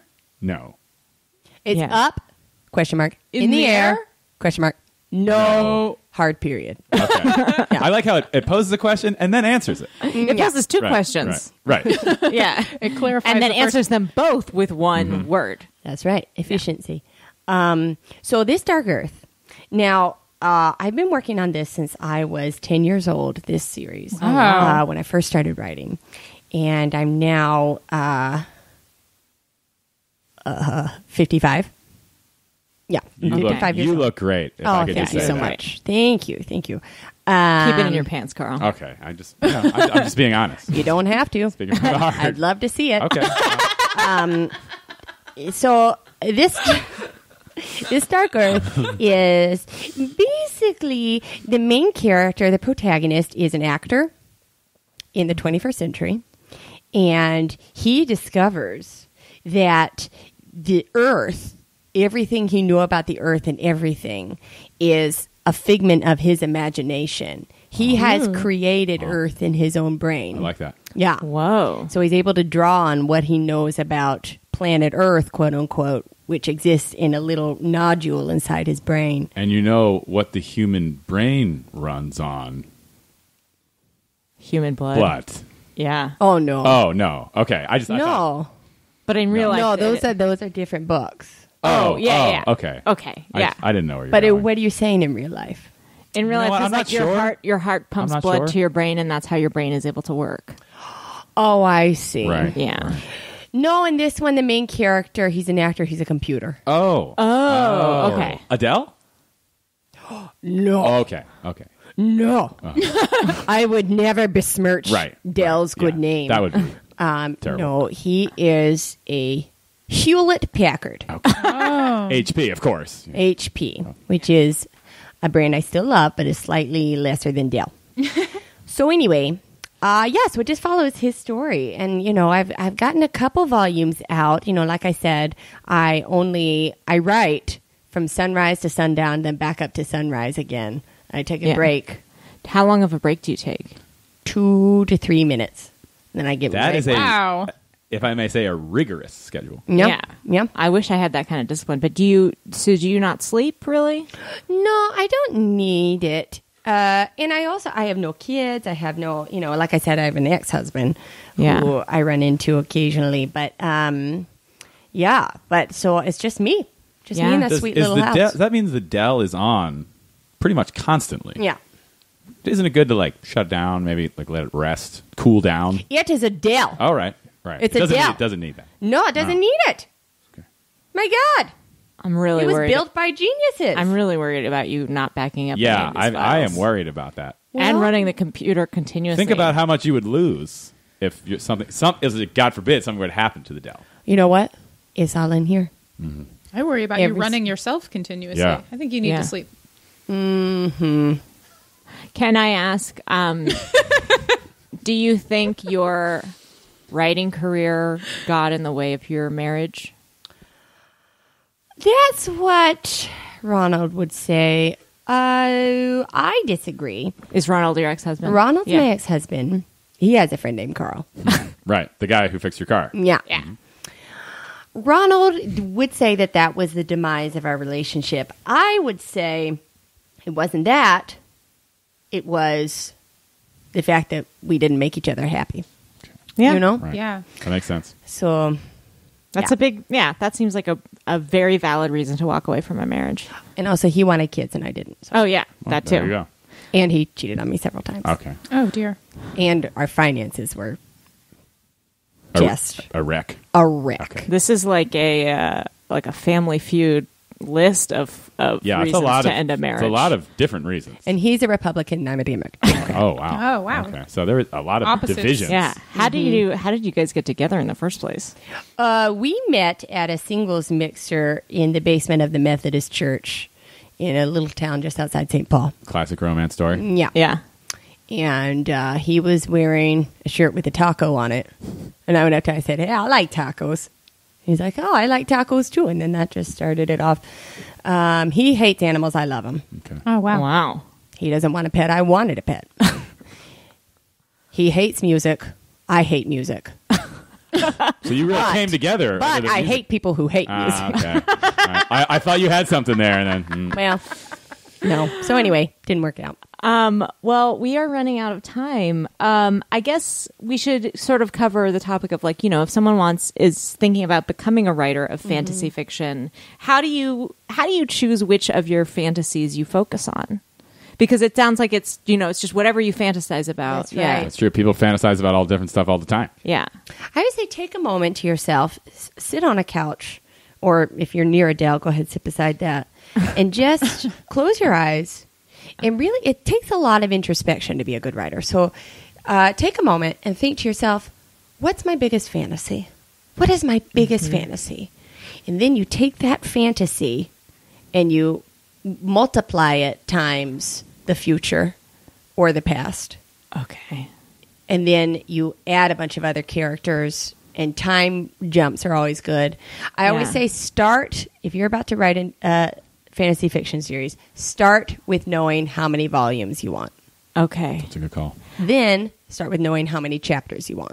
Oh, so just break it down. Right. In total. Yeah, exactly. All right. So could I describe to you a fantasy I've had? I love it. And then you can tell me how to turn that into how you would turn that into a fiction book. Absolutely. Okay, so I'm at an all boys school. Mm-hmm. But they're all 18 and they're wearing uniforms, and I'm the only woman they've seen in a year. And sick. They all just sort of descend upon me. I don't think that's sick. I think that's awesome. Sexually. Yeah. Okay. It's not like a gangbang. They just sort of Are they wearing blazers and ties? They're wearing sweater vests with a crest on it. And they're ties. 18? And ties, yeah. And they're all 18. Okay. Yeah. It's legal then. At least. Right. Yeah.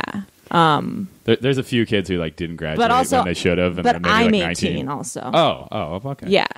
And yeah. Well, that is steamy. And I think that this is the beginnings of a great fantasy novel. Thank you. So here's what I would do. Okay. Here's my advice to you. Go ahead and write out that chapter when all that happens. Okay. Then cut to 1,000,000 years in the future. Okay. Okay. You get to decide, are any of these boys still alive? Are you still alive? Okay. Or do we reset? Is it a whole new thing? Okay. And that's something that happened in the past. Those are good questions to ask myself, I think. Yeah. Do you guys have any fantasies you want to share and turn into a fantasy fiction novel? My fantasy is just to be emotionally stable adult, just pretty basic. Yeah. Yeah, I don't know. I mean, I guess if you added in a 1,000,000-year time jump. Now we're talking. Yeah, okay. That could be cool. Yeah. You're talking. right. That time jump thing really does that work. That sounds like enough time to get there. Yeah. Yeah. Yeah. Yeah, I love it. In the future, am I still alive? Am I emotionally stable? I don't know. We'll find out. There. Your first question to yourself, when can I jump 1,000,000 years in the future? That. Yeah. Do you have a fantasy, Lisa? Maybe just having lots and lots of animals. But then maybe I jump 1,000,000 years in the future, and suddenly people can turn into whatever animal they want to be whenever they want. Ooh. That would be cool, right? I love that. Yeah, that's great. Thank you. Were creatures. Great. Yeah. I love that so much. So, yeah, I think that you've got a great starting point here. I think you've got enough for 4 or 5 teen novels. Oh, wow. 15 okay. novels, probably. I should probably get started. You should get started. at some point decide when this becomes a figment of someone's imagination. Right. Okay. Yes. Yeah. Cool. And then jump on these in the future. We are out of time. If people want to find out more about your work, is there anywhere they can do it? Yeah, absolutely. You know, I do have a Twitter account at Margie Donk. And then also I do have a niece who's out in LA doing stuff, and her Twitter account is at mholland85. You can check her out there. Great. It's time now for What Did I Learn? What does it mean? What does it mean? What does it mean? I don't know. I don't know. I don't know. We need an expert. We need an expert. We need an expert hour. All right. Welcome to Expert Hour. Very excited about our expert this week. He is here to talk to us about etiquette. Please welcome Jacob Jasmine. Hello. Hello. Welcome to our show, Jacob. Thank you so much for having me. Of course. Thanks for coming. Now, let's just jump right in. How did you become an expert in etiquette? Well, I became an expert in etiquette one day. I tried to go to Mickey D's, McDonald's, for the layman, and they had a sign outside that said, no shirt, no shoes, no service. And I said, I want service. I want service so bad. They didn't understand that I'm the richest boy. Oh, so you're... Wait, what? Okay. So I've got the richest daddy in the whole wide world. Who's your dad? I know you're kidding. I'm not. I actually, I'm sorry. I didn't know that you came from a... He sells the most paper towels in all of the Bay Area. Oh, wow. Oh. Okay. I didn't know there was so much money in paper towels. So... were you, I'm trying to picture this, were you wearing a shirt and shoes at this time? Of course I wasn't. Well, I'm sorry. I guess I was just a little confused because you're wearing them now. Right. Well, I went to the front door of the building, and I tried to buzz up, and I said, I want to do a podcast. And they said, no shirt, no shoes, no service. It was a very similar situation. Yeah. Okay. So that led to you becoming an etiquette expert. Yes. In what way? In the sense that there's too much etiquette. I'm an expert in what etiquette we don't need anymore. Oh, interesting. Yeah. I have never heard of an anti-etiquette etiquette expert. That's fascinating. Okay, so let's get into it. What? Okay. What? I want to talk. My turn. Okay. I go to a restaurant and I say, give me food for my hands to eat. And they say, no, you have to use a fork and a knife. And it's too much etiquette. That's too much etiquette. So you think people should be able to eat just with their hands whenever they want? If they wanna, and I wanna. All right. What other rules do you think we should do away with? Ooh, you want the top 3 or the top 10? Oh, top 10. Top 10. Yeah. All right. Top 10 etiquette rules we have to get rid of. Number 1. Drab dressing at funerals? Oh, I agree with you. Right? Yeah. We're celebrating a life. I should be able to play guitar at other people's strangers' funerals. Oh, well, okay. That might be Thank too you far. for agreeing. But, all right. Number 2. Oh, my goodness. Number 2 is, why is it that I can't have so much sushi that I poop myself while sitting? Is that an official etiquette rule? That's not one I've heard. They told me I couldn't do it, and Who's therefore they? it's etiquette. Who's they? The nice...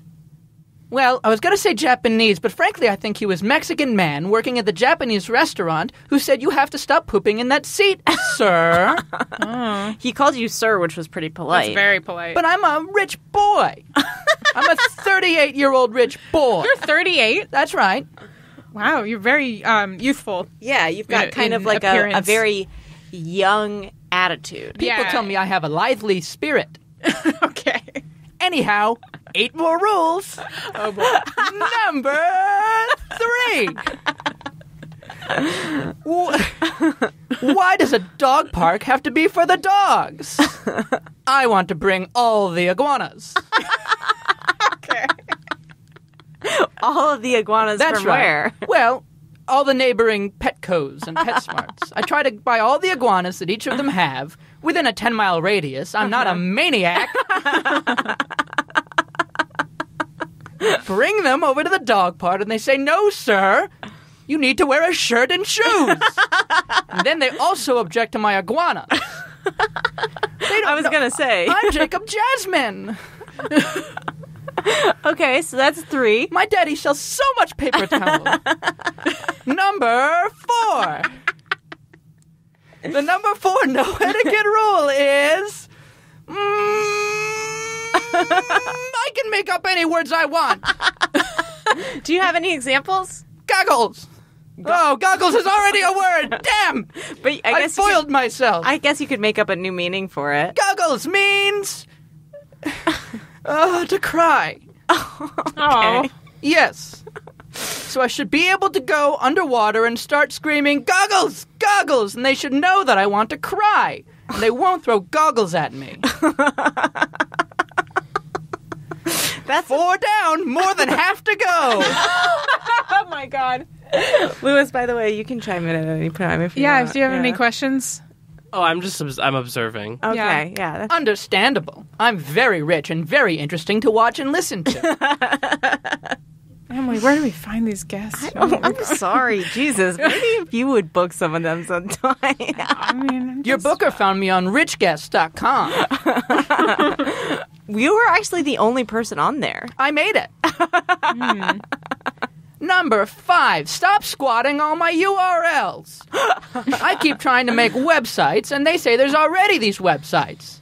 I want to make a google.com. Let me. I want google.com. Can't argue with that. Yeah. Google's another word I made up. It means goggle. Okay. How many down is that? 5 down, half of them to go. All right. Each one more interesting than the last. Let's hear number 6. Number 6. Home Depot furniture should be my furniture. I should be able to go into the Home Depot and use all the things they have in the Home Depot like I live there. A toilet should be a toilet, frame should be a frame, and I should enter and exit the door whenever I please. Okay. Yeah. Yeah, I guess that is... Is that one reasonable to you? I think so. I mean, I do think that people should be able to buy them and take them out of the store, and then at that point you should not be able to use them anymore. Oh, that's so much work. Don't you know how many paper towels I have in my garage? I get them all for free from my daddy who sells them in the Bay Area. I'm Jacob Jasmine. Oh, my God. Okay. 6 down, 4 to go. That's right. Number 7. Number 7 rule is, why can't I own a state? A state? A state. Which one would you like to own? Montana. Okay. I emailed Montana and I said, "Hello, I would like to purchase your state. I have all the money in the Bay Area from all the paper towels." And they said, "I'm sorry, I'm a person who lives in Montana." And I said, "You can't fool me, Mr. Governor." And they refused to sell it. And I was very upset, and I wrote a very cryy email. A goggly email? Oh. I get it. That's very funny and good. And what I said earlier. Yeah. I like that very much.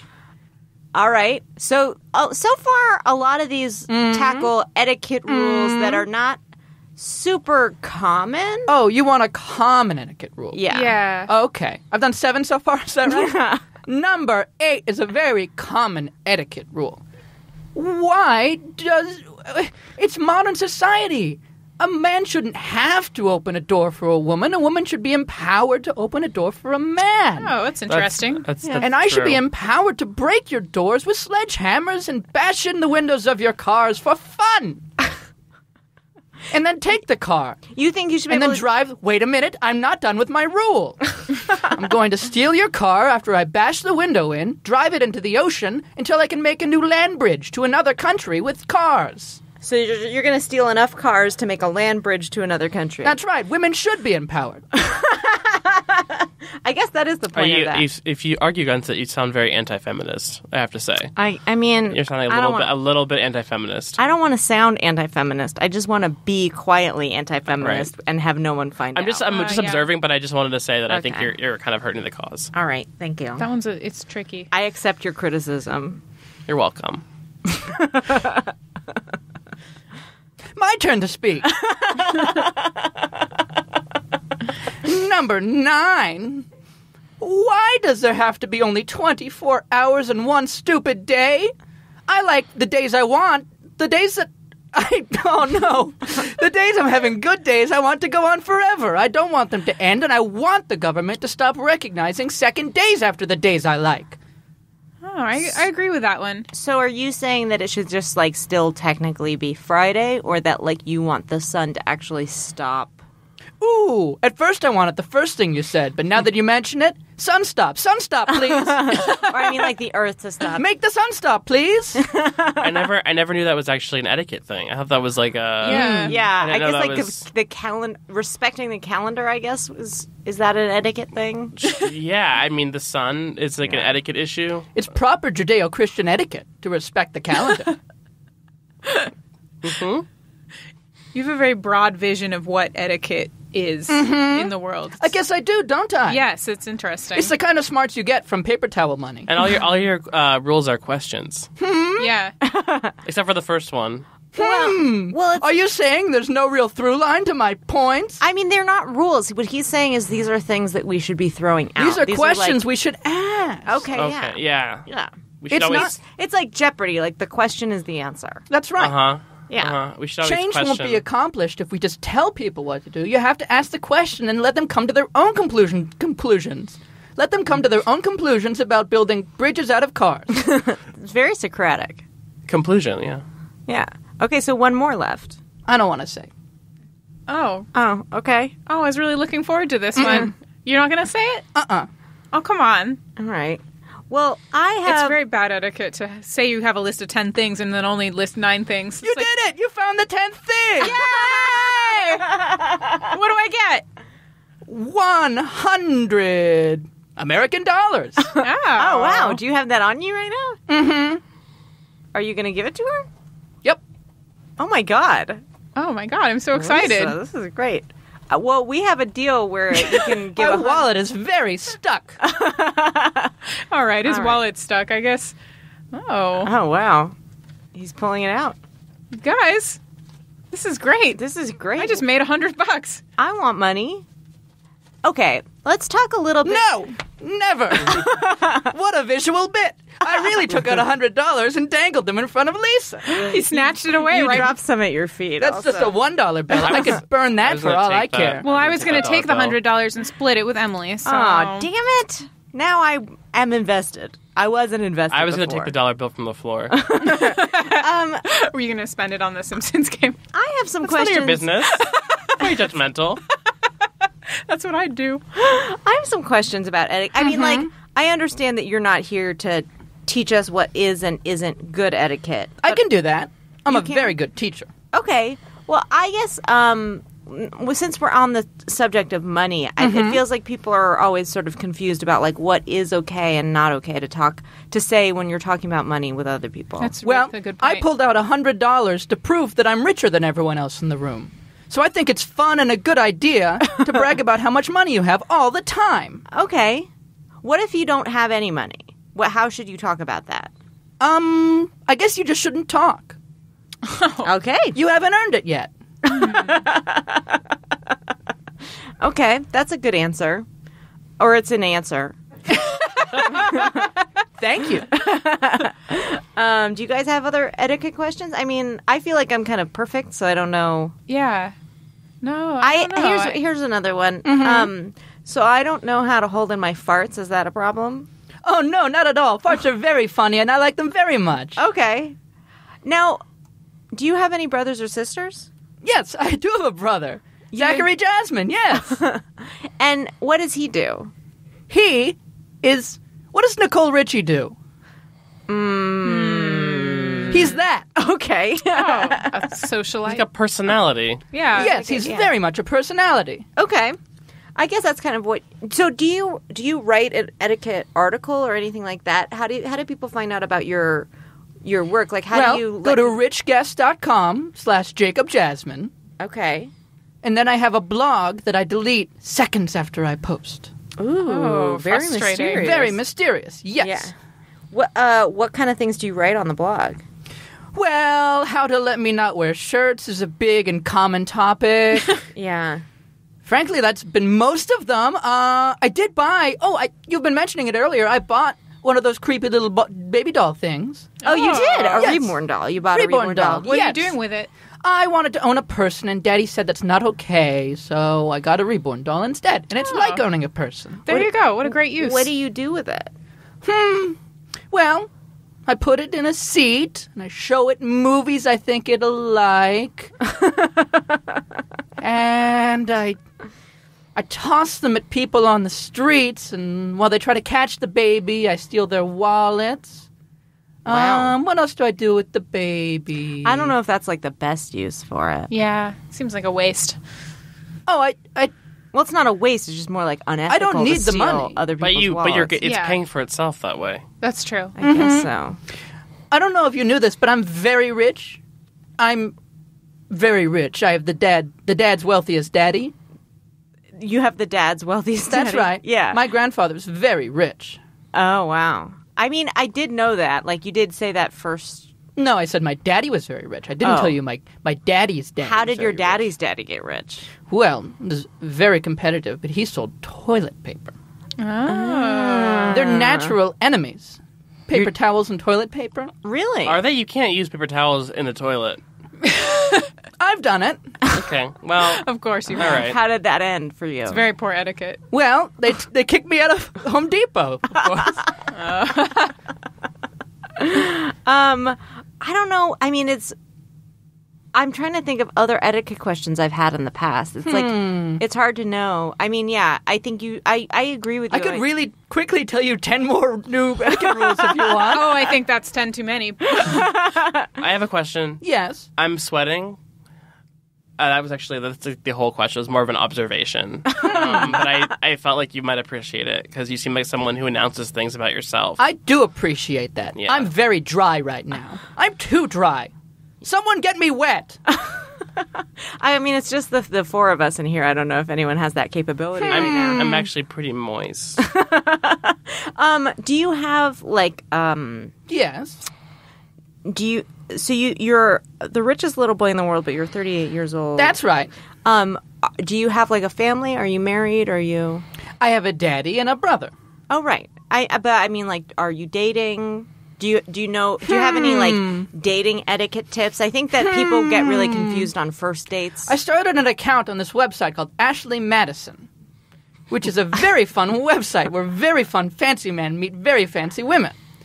But no one would tolerate all of my quirks. That sounds really sad. I haven't even gotten into my bedroom quirks. What are your bedroom quirks? Well, I need to keep my shirt on and shoes on at all times. People don't like that very much. So you're kind of like a reverse patron. I guess. Is that like your sexual fetish? Being a reverse patron? Yeah. Yeah, I guess if you had to describe my overall sexuality, it would be reverse patron. I ask erotic. people for money, and I give them hamburgers.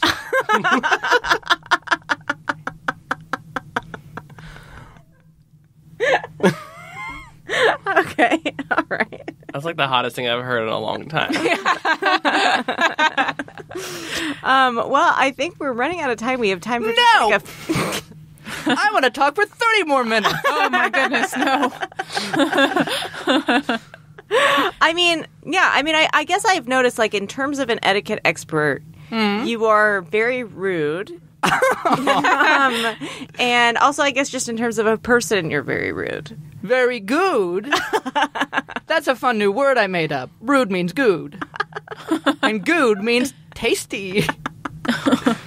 Okay, well, that's not how I meant it. I guess I just meant, like, how, considering etiquette serves a purpose in society, which Yes. is to sort of ease interactions between people without hostility, Do you feel like your system has helped or hurt you? It's definitely helped me. How it's helped you? How so? It helped me be very rich and very happy and very yelly at people. I love being very yelly at people. I fart in their face. Farts are very funny to me. Here's 10 more rules. No, okay, all right. We are out of time. It is time now for it. It's time now for What Did I Learn? Oh, may I plug something very quickly? Yeah, you can plug something. Follow Jake Regal on Twitter. He's a weird idiot, I found. Okay. What did I learn? Expert Hour. Welcome to Expert Hour. Oh, so excited about our expert this week. He is an expert on pussy. Please welcome Dag Stevens. What's up? I mean, thank you for joining us. Yeah, now, thank you for coming. I'm sorry if I got the information wrong. This is what your PR person sent to us. Mhm. You're an expert. Are you a gynecologist? No, my name's Dag Stevens. I'm 14 years old. I go to Norwood High School, and I'm an expert on pussy. Okay. I'm curious to see if we'll learn anything new today. Because, I mean, okay. I feel like I know a lot about it. I Yeah. have one. Yeah. You know, I've seen some other ones, not up close. But I've looked at some diagrams. Yeah. Yeah. But, I've just gotten so much of it in my lifetime that I'm pretty sure I know everything there is to know about it. I kind of feel like this might be an illegal conversation for us to be having with this child. Am I right? I'm not a child. I'm a man. Okay. So my dad just bought me a razor. Well, let's get into it. So, how much pussy have you gotten? It's a lot of so much pussy. You know, I was the first one of my friends to get pussy. Chad Taylor said it was him, but it wasn't. It was me. So, and you know, and it's just I've just gotten so much of it for so much of my life that I'm an expert. Well, do you want to give us any facts or? Yeah, I mean, what do you think is like what are some lesser known facts about pussy that our listeners might be interested in? You got to massage it. Right? Like, well, what do you? I mean, not like the normal way that you massage things. Yeah, but like how would you massage it? Are you asking me? Yeah, just to see if you know. I mean, I would use like one or two fingers on the clit, maybe one on the inside. Yeah, no, that's how I do it. Okay, yeah. Cool. What else? Like, how do you know if you have a good one? You know, I like to say it's all good. You know, it's, you know, I just love it so much that it's all good. I think all of it's good. You know, I've never had a bad one. Oh yeah? Yeah. I've had a lot to compare. A lot. The most in my school. Have you ever had any in a hot tub or like underwater somewhere? Yeah, they're at a hot tub. Me and this girl, Julie. It was at Dan Person's party. And I was in the hot tub. Dan Person, that definitely sounds like a real name. Everyone else left the hot tub, and I was still in it. And then this mega babe named Julie, who had the hottest pussy you'll ever see. Did you have goggles on? How'd you see it? Well, I mean, it was. She showed it to me before she got in the hot tub. All right. Okay. And then she got in the hot tub, and it was awesome. And then she had to leave, like. And then everyone, like before any of your friends could meet her? Yeah, and you know, it was a bummer because I wanted some more of that pussy, but you know, she had to leave. So, but when I was in high school, I had a hot tub party. That's why I asked. Yeah. And a girl. Have you ever heard of skiing? No. Yeah. Okay. Yeah. Then you know what I'm talking about. I know what you're talking about. It's a girl giving two guys hand jobs. Yeah. Yeah. She's doing two guys hand jobs. Ski poles. Like ski poles. Okay. That's so clever. I've never heard of that before. She was doing that in the I've hot done tub that. two guys. And I've had it done to me. Yeah, yeah. But I was both. It was just. You were one of the guys. I was both guys. Yeah. And the two guys didn't know that it was happening to the other guy. It was a secret. Oh, they didn't know? No, they were like, "Ooh, I'm getting some stuff." And the other guy was like, "You'll never get what just happened." And he's like, "Me too." Oh, wow. Hell yeah. Yeah, dude, isn't that cool? Hell yeah. I like that story. That I do rocks. too. Because she's got a secret. Yeah. What a That powerful rocks, dude. woman. Yeah. She's wielding all the power. Yeah. I did a thing in the hot tub where it was like that, but it was two girls and just me, and we called it the wishing rod. Let's come up with a better name for that. Yeah, wait, why did you call it the wishing rod? No, that's what it's already called. Oh, okay. Yeah, Oh, okay. because I'd done it before. That wasn't my first time Oh, okay. doing the wishing rod, but So I'd done it you before. had done it before. Yeah, I see. Yeah. Now, I don't know what else. I feel like you seem like a connoisseur, so I'm just wondering, like, what makes one pussy better than another, or do you have any kind of? I've always said every pussy is different. Some are softer. Some are just a different shape. Really? So I like them all. I think they're all. I like all of them. Are they like fingerprints? Are they all different? Yeah. That's it. That's what they're like. do you I feel gross asking a 14-year-old this, but like, do you like? I'm mature for my age, though. Do you like eating pussy? Eating? Like giving a woman oral sex? Oh yeah! Oh, I love that. Oh, hell yeah, I love that, and I'm so good at it. I was at this other party once, and I was in the basement, and everyone went up to go outside and smoke. But I had smoked too much already, so I stayed in the basement just to chill. And this girl, Diane Wangland, she just showed up at the party. She's like, "Oh, where is everyone?" I was like, "They're outside smoking." And she was like, "I don't feel like going out there." So she ate my pussy. I ate her pussy so hard. Okay. Yeah. And then when it was done, she was like, "Oh shit, man, that was the best. I got to tell all my friends about you." But then she had to leave. Yeah. Why did she have to leave? She had like a driver's test or something. Okay. Yeah. Okay. Yeah. Well, I bet you eating her pussy maybe gave her a boost of confidence. Yeah. Probably. I actually, I was in touch with her years later, and she told me that she was bad at driving before I ate on her pussy, and but then she said she did great on the test. So. Oh wow! So you helped her out. Yeah, I'm good at eating on pussy. You're changing lives. So I've never looked at my own pussy with a mirror. Never? And so I was wondering if you could draw me a picture of what they look like. Yeah, I don't know. I didn't bring my art kit. Lisa's an artist. We have a bunch of supplies. We could. Yeah, I have some paper and pens if you want to. Yeah. No, I'll draw you one. Okay, cool. Totally. Yeah. Is okay. All right. Oh my god, my hand fucking hurts. Fuck. Why's your hand hurt? Shit, I don't know. Fuck. Is that? Are you not able to hold a? Oh fuck. Damn it.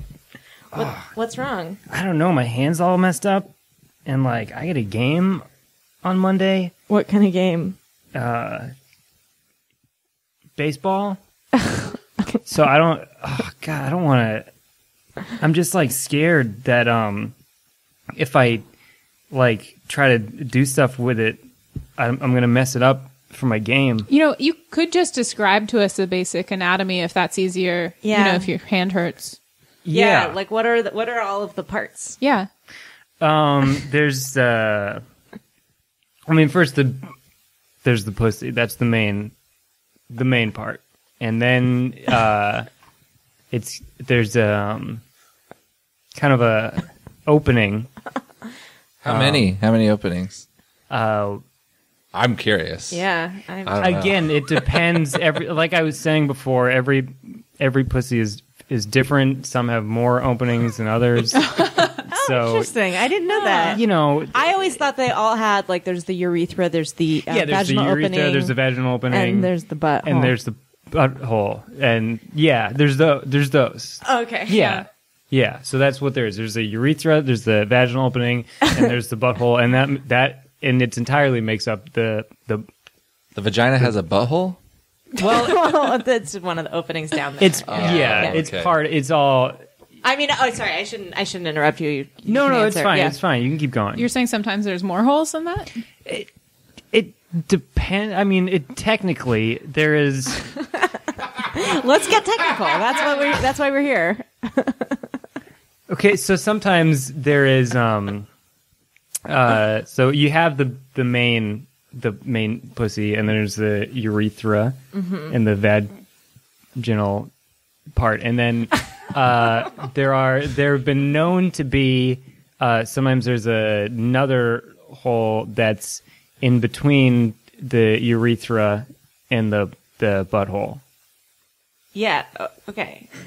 Well, the vagina. Yeah. Is right or well. Yeah. You get it. Here's a question that I think a lot of people have a problem with. Uh-huh. Where is the clitoris? Yeah. I mean that's right. It's right in the. I mean, so it's hard to describe it. But so how there's the. Because I know where urethra. mine is, but sometimes it's hard to like. Yeah, and it's all different. It's all different for everybody. So it's like where you have one, someone else might have two. You could have, and there could be they can be all over. I always say if you draw like a bullseye, and it's right in where the bullseye would be. Yeah, it's right where the bullseye would be. I actually what's on the outside? had a pussy once that didn't even have one. Oh, so, that's sad. Really? Why is it? I mean, yeah. Because they're so great. Yeah. Oh no, they're great. They're the best. It's probably my favorite part of the pussy. I mean, I love the whole thing, but that's my favorite part is the clod. The clod? Clod. It's like a clit. Clit. That's my favorite part. Is it called a clot? No. Well, it is a different. Okay, so we learned this thing in Spanish class where sometimes you can speak Spanish, but in some different Spanish countries they pronounce an S as a th, like a th. So it's just kind of like different Spanish countries. Okay. Some might say clot. So it's like in Barcelona. Yeah, it makes sense because blood does tend to gather in that area. So you could call it. So that's actually where it comes from. That is, that's exactly where it comes from. But. I don't know what else to ask. I feel like I know. How long does it usually take for you to give a woman an orgasm? It usually happens right away. Really? Wow. Yeah. I just go right to the pussy, and she usually has an orgasm. But it would take. I mean, I take a long time. But they're usually so they tell me that I was the best, the best at pussy. I guess I just have one more question, just real quick. Yeah, I mean you can ask all the questions you want. I'm happy to. Have you ever actually seen a pussy? Yeah, I mean a lot of times it's dark when I'm at the jacuzzi, it's hard to see under the water, and my friend's basement, it's like a dark basement. So a lot of times when I'm with the pussy, it's it's just different settings. So it's hard to say. Yeah, but are you a virgin? No, Chad Taylor is telling people that, but he's lying. And it's not. I lost my virginity before all my friends did. It was so long ago that I don't even remember when it was. How old were you? right now I'm 14 years old, but I'm going to be 15 in July. Okay. You don't remember what age you were when you lost your virginity? It's usually like a pretty vivid memory. Yeah. I mean, but I guess it's been that there's been so many since then. You know, I was probably like, I don't know, 6, 7 years old or something. It's just hard to remember. Ooh. I mean, that's disturbing. I mean, 4 or 5. How old was the girl? She was an older woman. Cool. And this is terrible. What? No, I was 9 or 10. Okay. I think you were abused. No. It was I was like, I made it happen. Yeah. Lisa, I don't think it actually happened, so I wouldn't worry about it. Okay. No, it did. It doesn't seem like anything. It did. It doesn't seem like anything happened. I mean, he does seem like he is like dealing with something, but like I don't think that's it. I don't think he's ever seen a pussy. I don't think so either. Again, sometimes it's dark. That's the thing. That's why. I've had so many pussy, but sometimes like, it's dark. It's in a dark place. Well, we're running out of time. If there's like a message, do you guys have any more questions? No, I'm good. Okay. Are there any messages like for people at home who are maybe wondering like, how do I please a pussy? Like, how do I make myself come? Like, what do you have any advice for? Yeah, they're all so different. It's hard to say, but I feel like there are some common themes. Hit me up on Twitter at pussyman420 and send me a DM and I can help you out. Okay. If anyone needs to know about pussy, I'm writing a book. You're writing a book? Yeah. What's it called? Pussy, the book. That's great. All right. Thank you so much for being on the show. It's time now for What Did I Learn? What did I learn? Lisa, what did you learn today?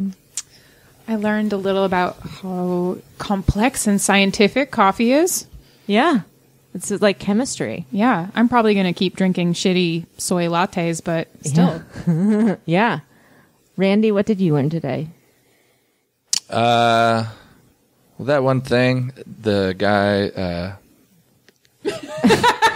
I forget what it's called, but the Cotard delusion? Yeah, Cotard delusion. It sounds like you really learned a lot. I was thinking about pussy. Yeah. We all were. And currently are. Tad? Dag. Short for Dagule. Oh, short for Dagule. Yeah. Dagule. What did you learn today? I mean, I got here a little bit late because my mom had to go to a class before dropping me off here. Yeah. But I pretty much already knew everything there was to know about pussy. So I learned that you guys don't know anything. Fine. That's true. What did you learn, Emily? I learned that Pace Salsa is a subsidiary of Campbell's. Yeah, I didn't know that. I didn't know that. Wasn't always that way. Everything's getting snatched up these days. Speaking of snatch, thank you guys so much. Yeah, I like to snatch up pussy. Is that right? Well, also it's like It's not snatch is wrong. another word. Oh yeah, sometimes it's like It has a Spanish. double Yeah. entendre. It's Spanish. I forgot to ask him what his favorite words for pussy are. Oh, we can We still can do ask. that. Yeah. What are your favorite words for pussy? I love well, there's classic pussy, and then I love the grandol, the grambol. I don't know how to pronounce it. It's a different. We call it ground bow, and then there's the glass bird. Glass bird. Wow, I'm so glad you asked him that. I know, yeah. Those are good ones. Are there any more? I've never heard the glass bird before, Yeah. so There's the. It makes it sound really fragile. yeah. There's the potato bowl. I feel like you're just looking around Lisa's house right now. The He just looked at a bowl full of potatoes. Knife magnet. That's pretty good. Yeah. Knife And, magnet. Yuck. What? And the horse. I can say that. Sculpture, and the the table wires. All right. All right. That's enough of that. Thank you guys for listening to our show. Please, thank you so much to everyone who donated during the Max Fun Drive. If you'd like to donate now, please go to MaximumFun.org/donate. Tell them you listen to Baby Geniuses. And you can buy a message if you want us to read a message on our podcast. Yeah, MaximumFun.org/Jumbotron. That's right. Additionally, thank you to everyone who has been rating and subscribing on iTunes. Thank you to everyone who has come out to see me on my tour. That's so cool of you. I've met a lot of Baby Geniuses listeners, and they've all been very nice. Yeah, I met a bunch in Portland and New York recently, and you guys are everywhere. It's great. Keep on trucking. Listening? Yeah, that too. Email us at babygeniusespodcast@gmail.com. Sorry, we're a little backed up on responding to people. Send us pictures of your butts. Oh, yeah. Those are great. Please do. And follow us on Twitter. I'm at Mr. Emily Heller. I'm at Lisa Draws. And goodbye. Yay! Baby geniuses, we know everything. Baby geniuses, we know everything. Baby geniuses, we know everything. Baby geniuses, we know everything.